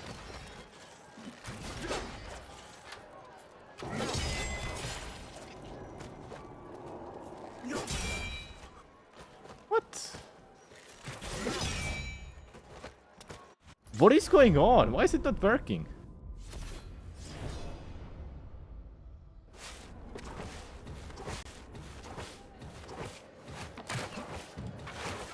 چند تاشون رو کشی اصلا من دست و پا گرفته میشم هر که رسیده به پای من برسی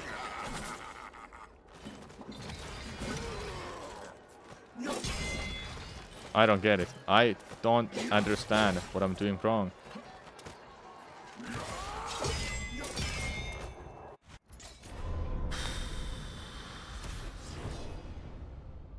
I can like literally do this. It's not 60 FPS because I know I've put it down to 60 every time I do runs. 60 doesn't work. Yeah, it doesn't work.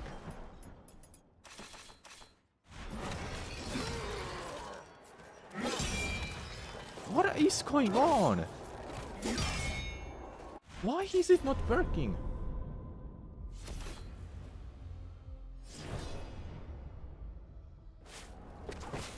Is there some other setting that I made? Nope. I didn't change anything else.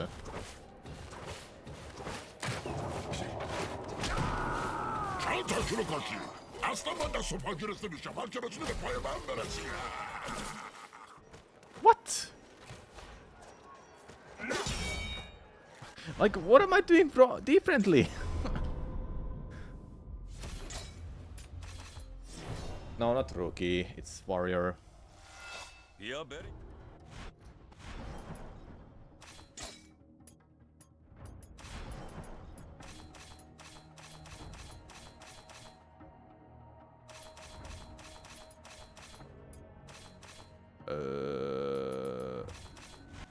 There you go. بیا بریم سرکار.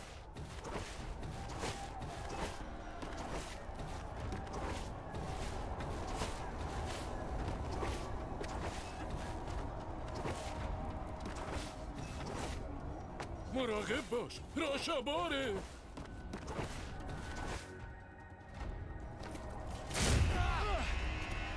هیچ کدوم از شما اینجا رو زنده ترک نمی‌کنن.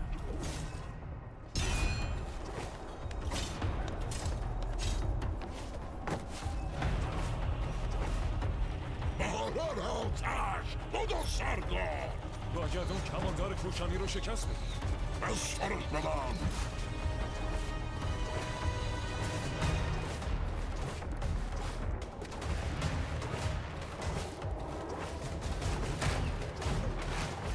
چند تاشونو کاشی اصلا من دست و پا گرفته میشم هر چه رسیده به پای من برسی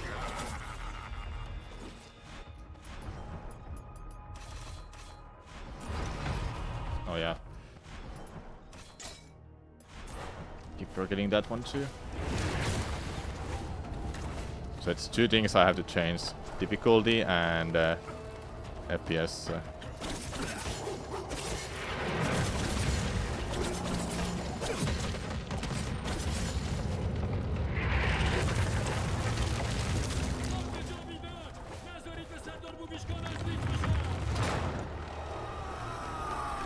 مراقب باش سرکار.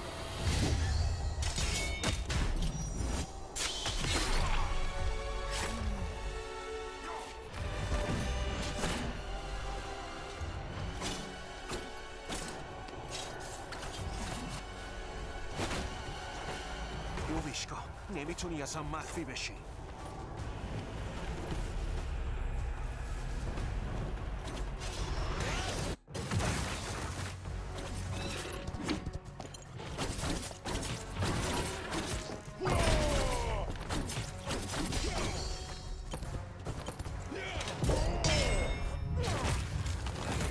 The quick parry, let's go.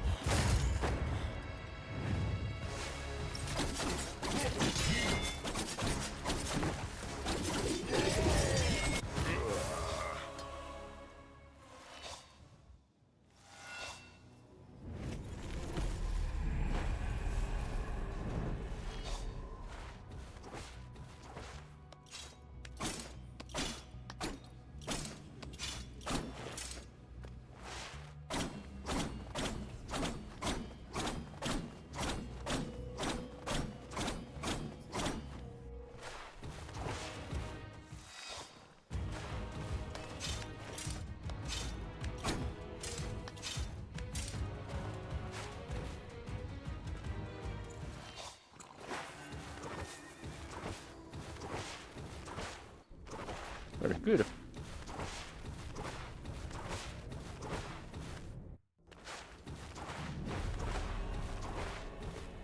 Off.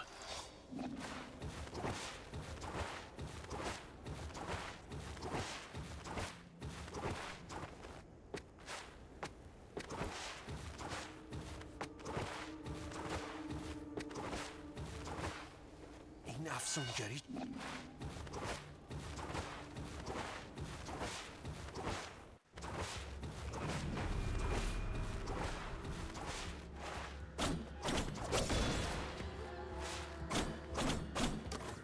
Nice.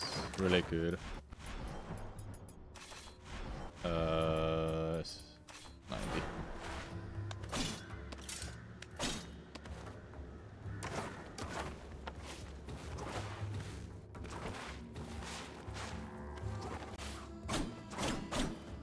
I should change it when I change the TP, when I changed my buttons. Just realized. Yeah, now I should change the FPS too.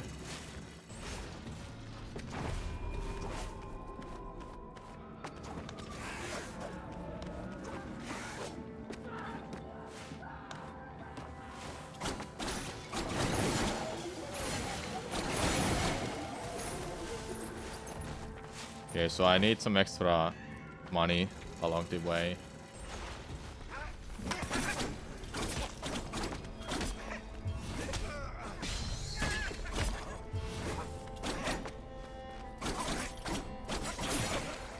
Maybe I should get this. I don't know.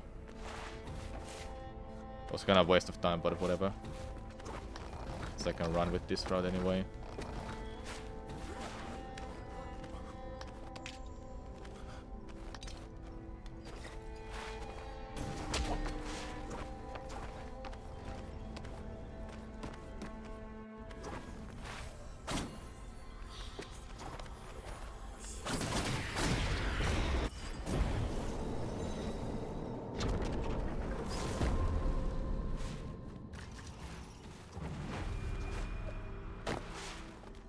چی اینجا کشوندتت؟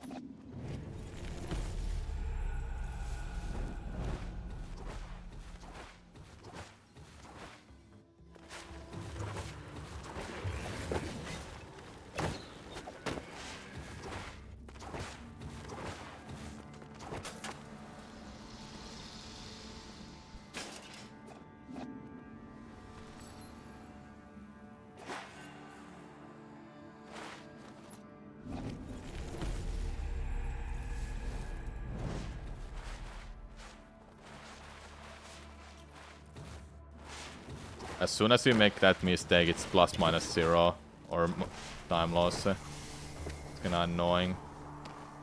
But not much I can do on a controller. I really can't do it consistently. Sometimes I feel like I'm really good at it, then sometimes I just fail it so much.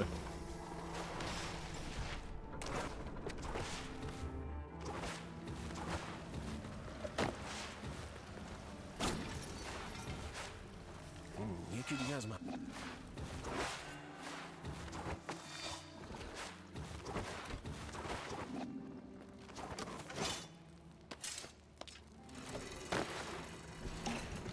I didn't meant to drink that.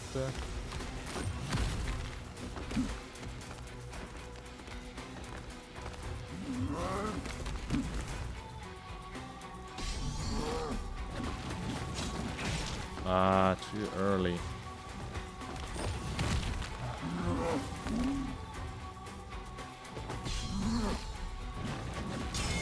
There you go. Much better.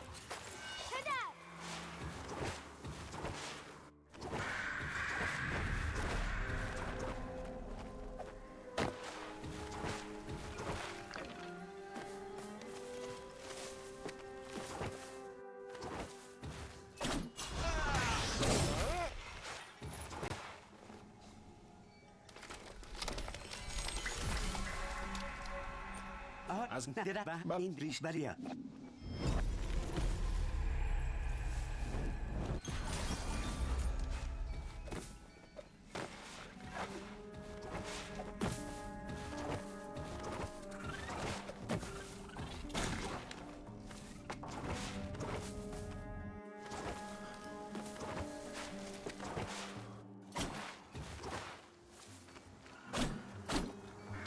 Sure. Fine. Don't. I think it can block my path.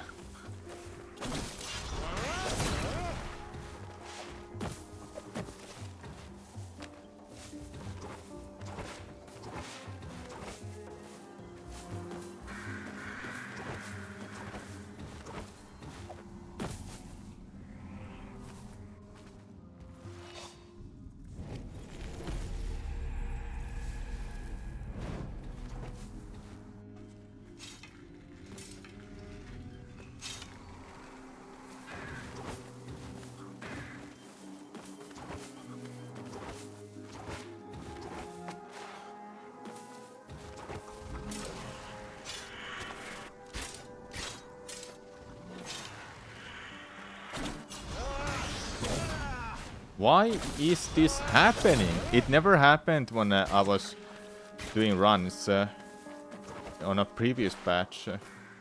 Like, what is it hitting at?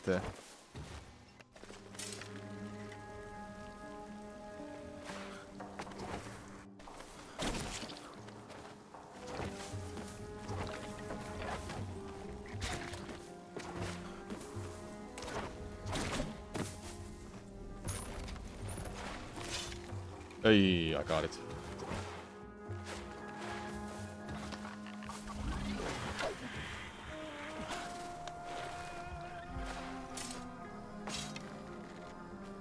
Menolias.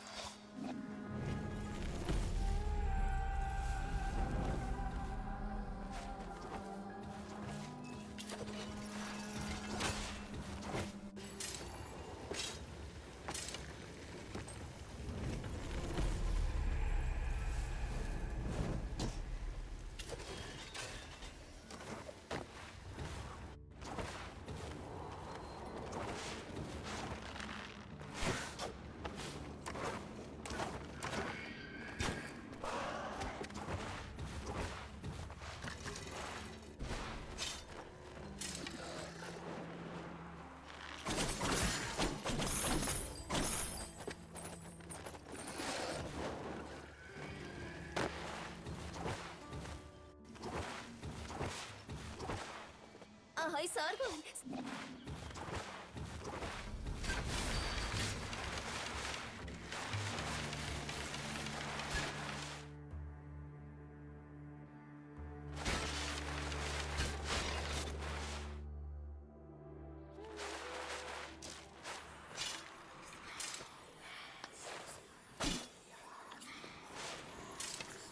سارگون این بالا.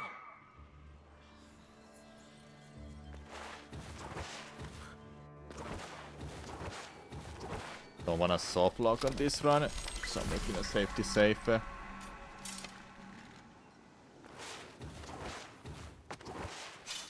You can soft lock in this next part. There we go.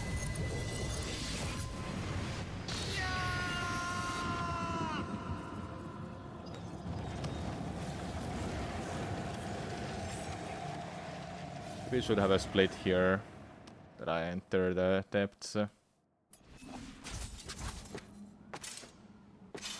What's the soft lock? You enter that cutscene from the wrong side. You only walk to the right, you cannot walk to the left, so you cannot grab that feather. And walking off the ledge is not possible, you just soft lock.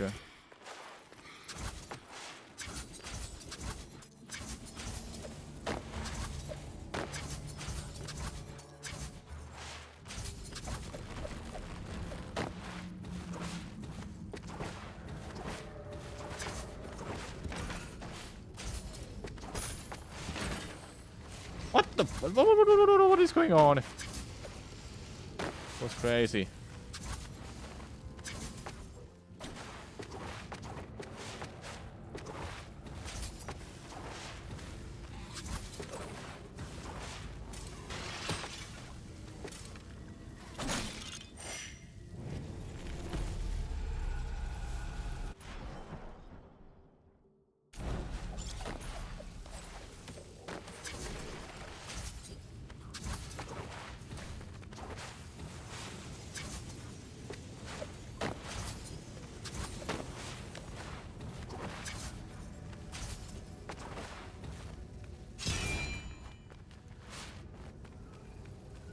سیستان.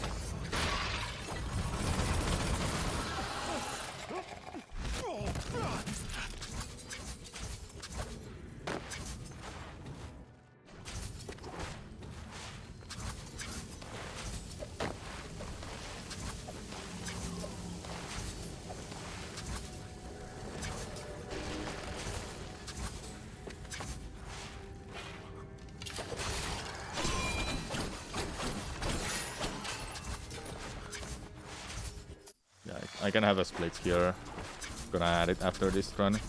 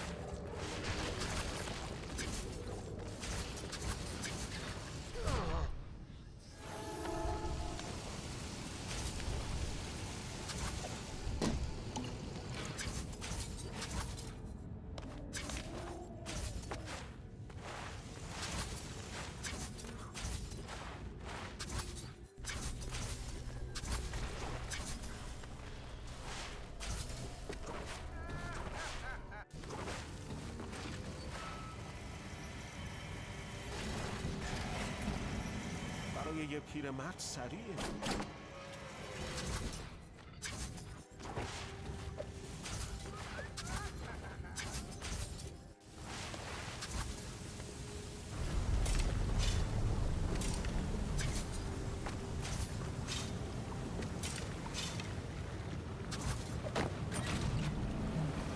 Do you see those weapons? They're really weirdly in his hand.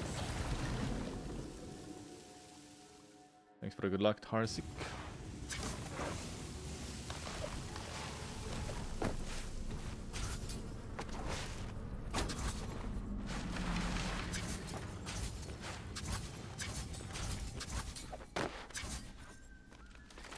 Just safety safe. In case I make a mistake here.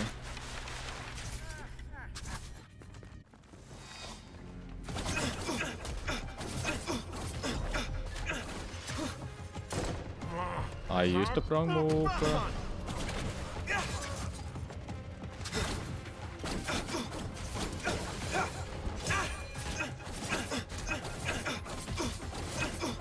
Okay, I just destroyed it with that. Let's go. Used the wrong move. Damn it.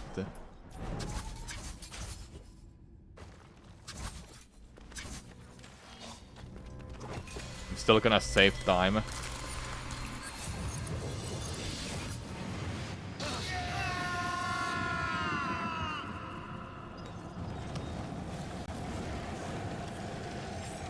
King Darius split is so long. Maybe I should have a split for fighting the Darius. So I know that if I have some time saved there. Alright. Don't look away. Whee!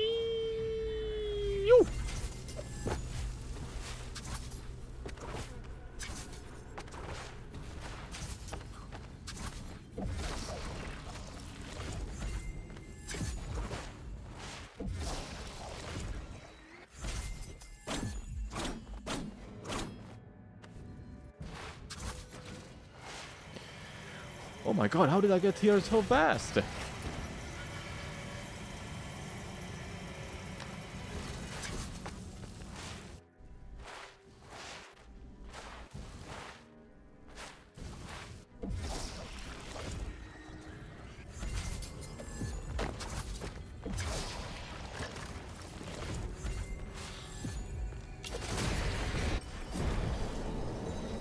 Okay, 1750.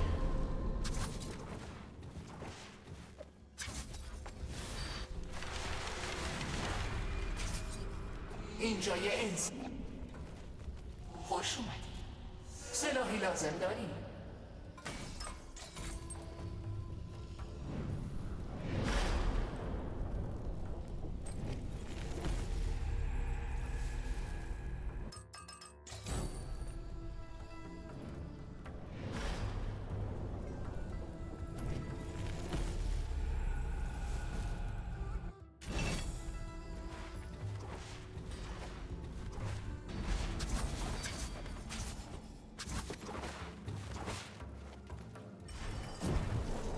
Okay, about 50 seconds time loss.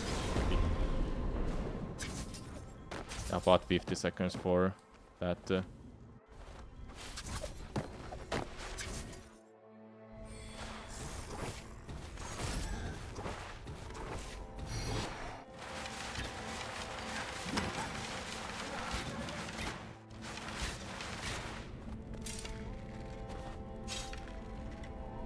Well, you're about to see really broken run Aaron.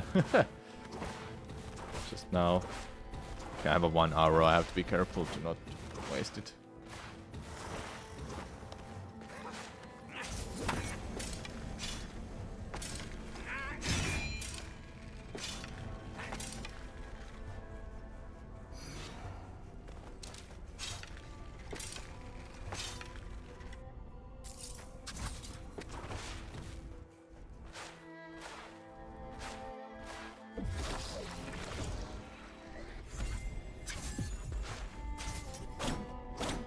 Every hour you hit the bug.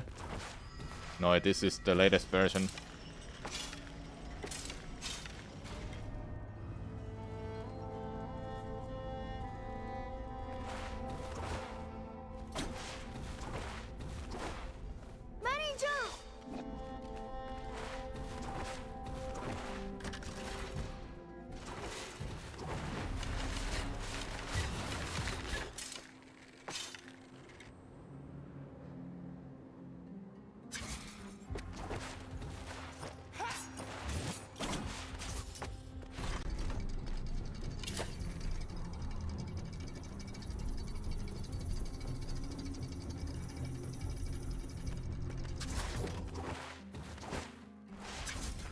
Yeah, it's great, isn't it?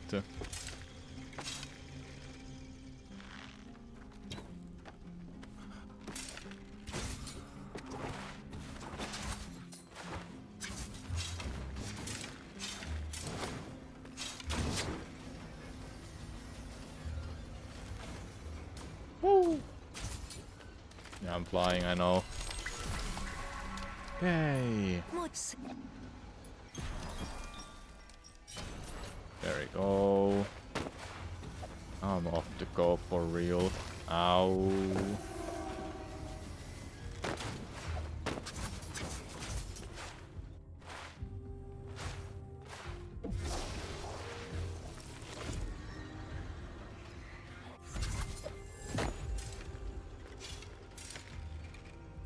Regards Arslan's glory already.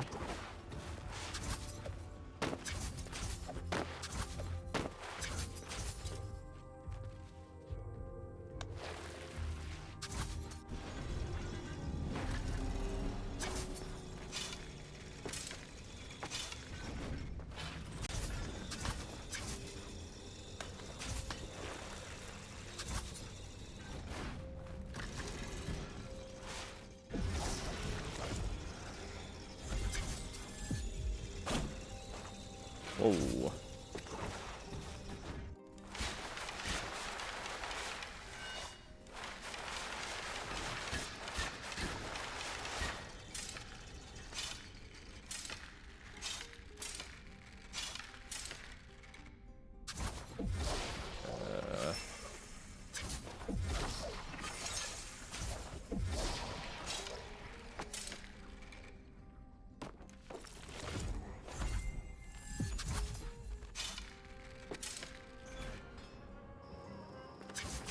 Oh, first try. Hanahita.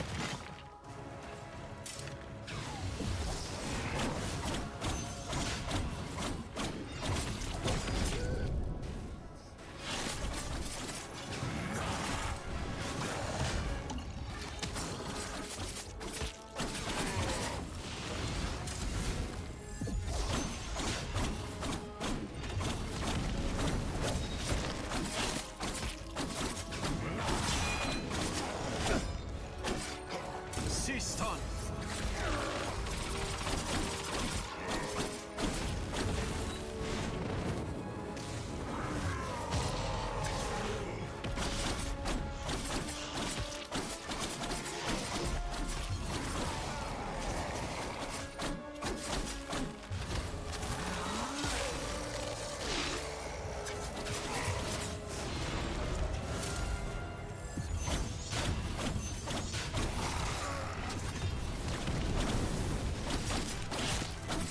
Sistan.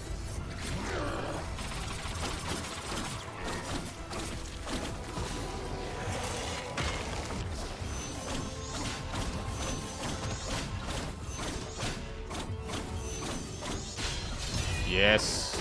That was first try.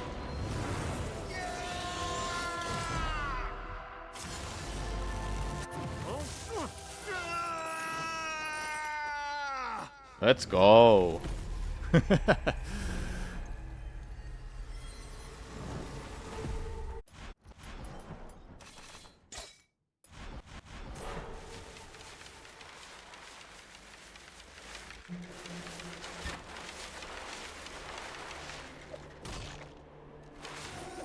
Would have been a little bit faster if I just got Arslan's Glory effect in play, but I just kept getting hit somewhere in some random spot.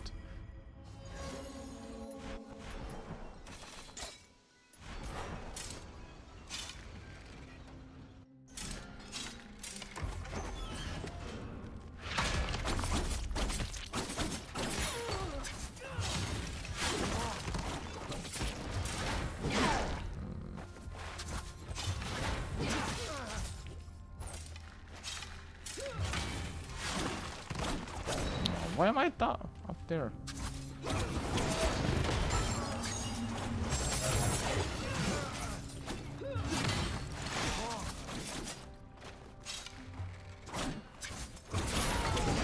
That was kinda annoying.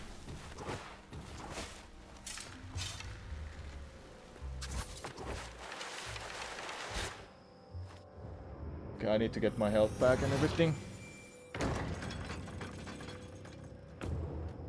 Yeah, I had that too, Aaron.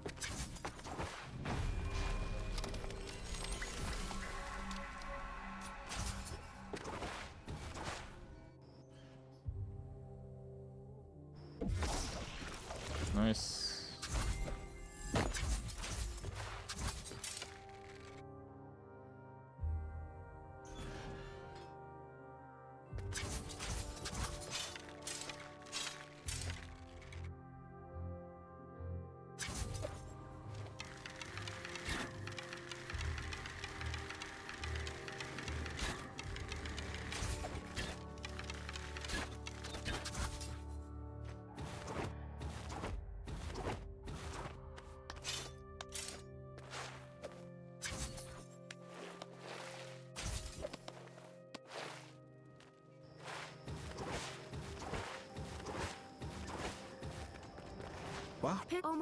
Yeah.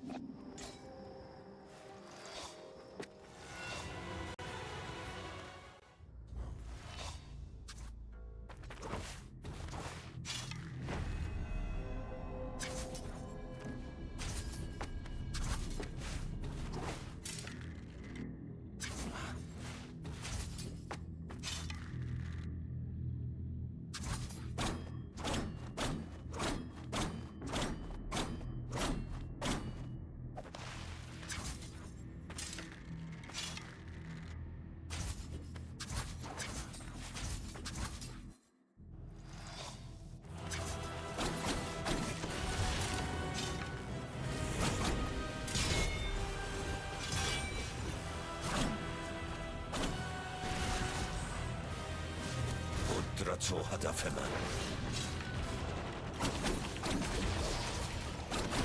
من با یه خدا برابری میکنم. سیستان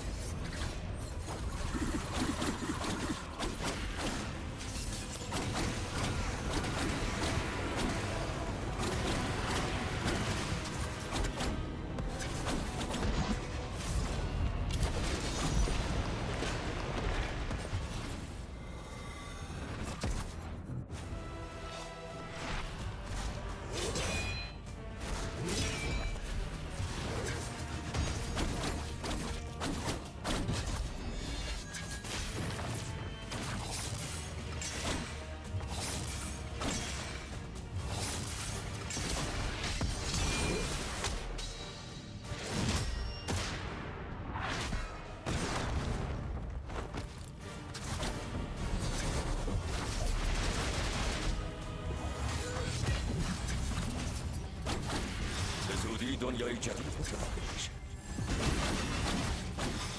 سیستان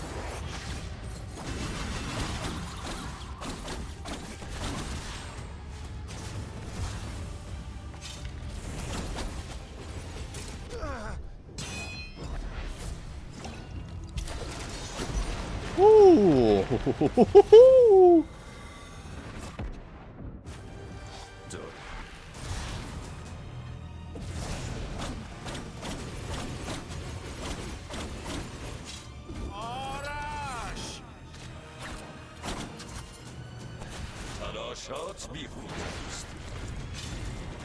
شاهد قدرت واقعی من باش. این وظیفه مقدس من.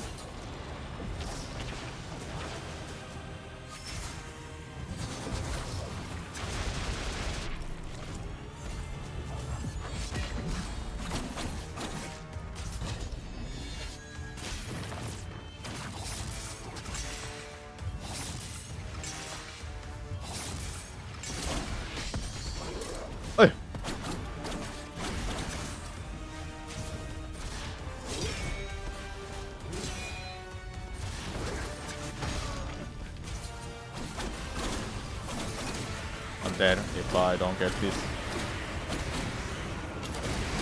Oh! Oh, let's go! Oh, that was so close! I'm pretty sure I would have died from that.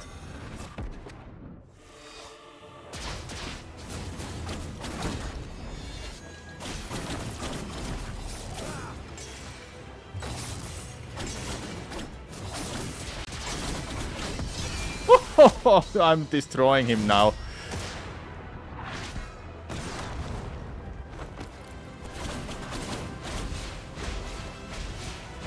Sistan.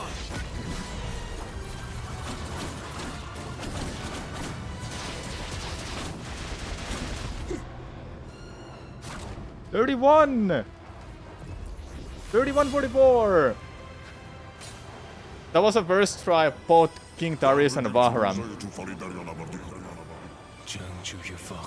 Feels good, man. منم آرزوم جایی باشم که ما سربازهای گارد جاویدان با هم دوست باشیم. Thanks for the GG's, y'all.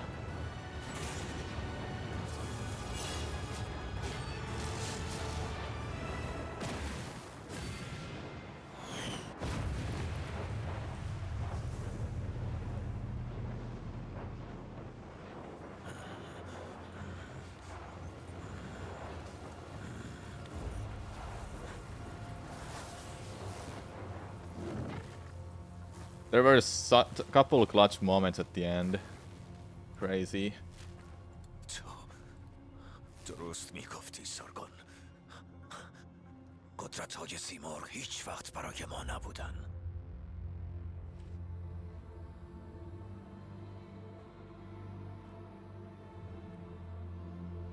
این آخرشه.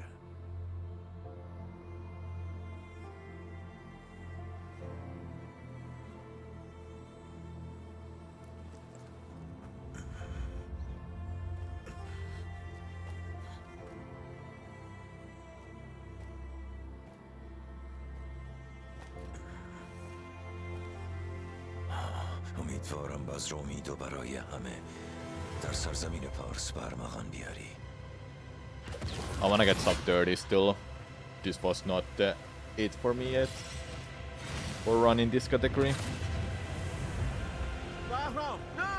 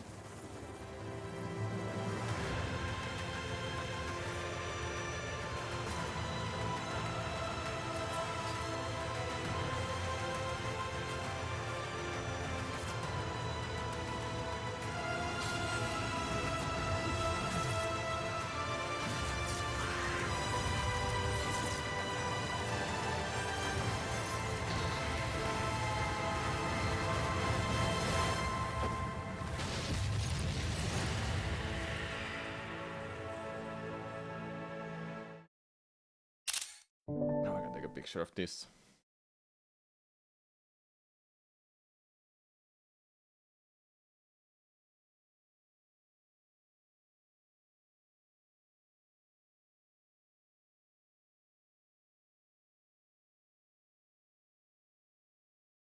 What were like the biggest mistakes I had? Well, not really anything I can think of.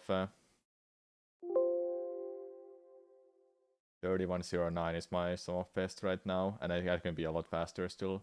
Okay, let's see. I do wanna add a new split here. Dash shadow between any non-beneficial bugs that come up, like hitting hard lock on the menus and talking to NPCs. I haven't had any of that issues for some reason. There were some bugs, but I didn't care enough that it would ruin my gameplay.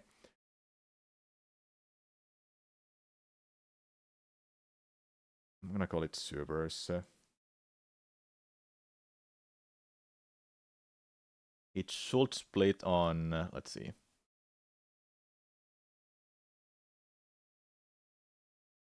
Story progression.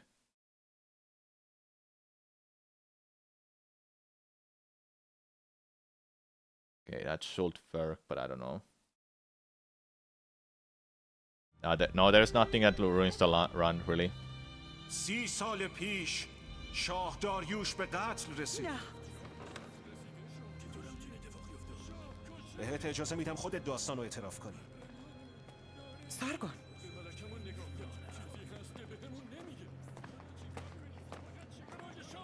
I like how NPCs behind her are just chilling. Like, people are just chilling, look. And one of them is inside another NPC. Yeah, it's not like they're listening.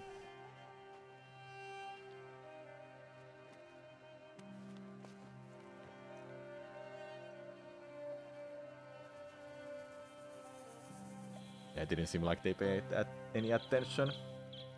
But yeah, sweet 6-hour stream. We learned any percent run for this, and we did any percent run.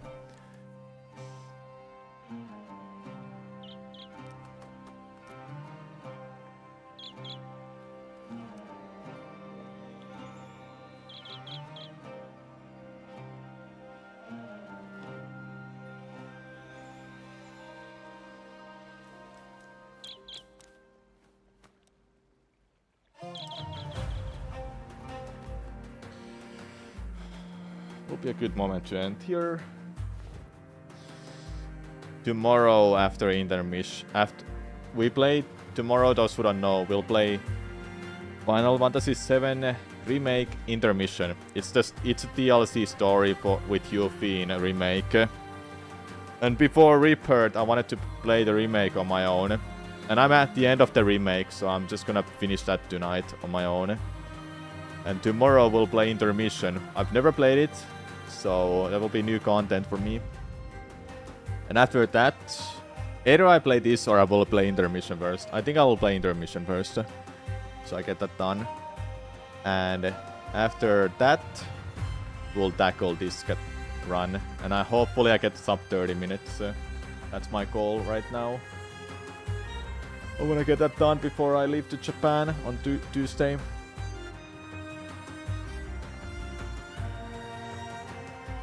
Alright, 2-hour long credits. Let's just watch that, shall we? Nah, we're not gonna watch that. I'm gonna end it here. Thank you all for watching. I hope you enjoyed the stream. I appreciate you took your time watching me. Like I said, I'll be back tomorrow. So have a good Saturday evening or day. And I'll see you tomorrow. Bye bye, everyone.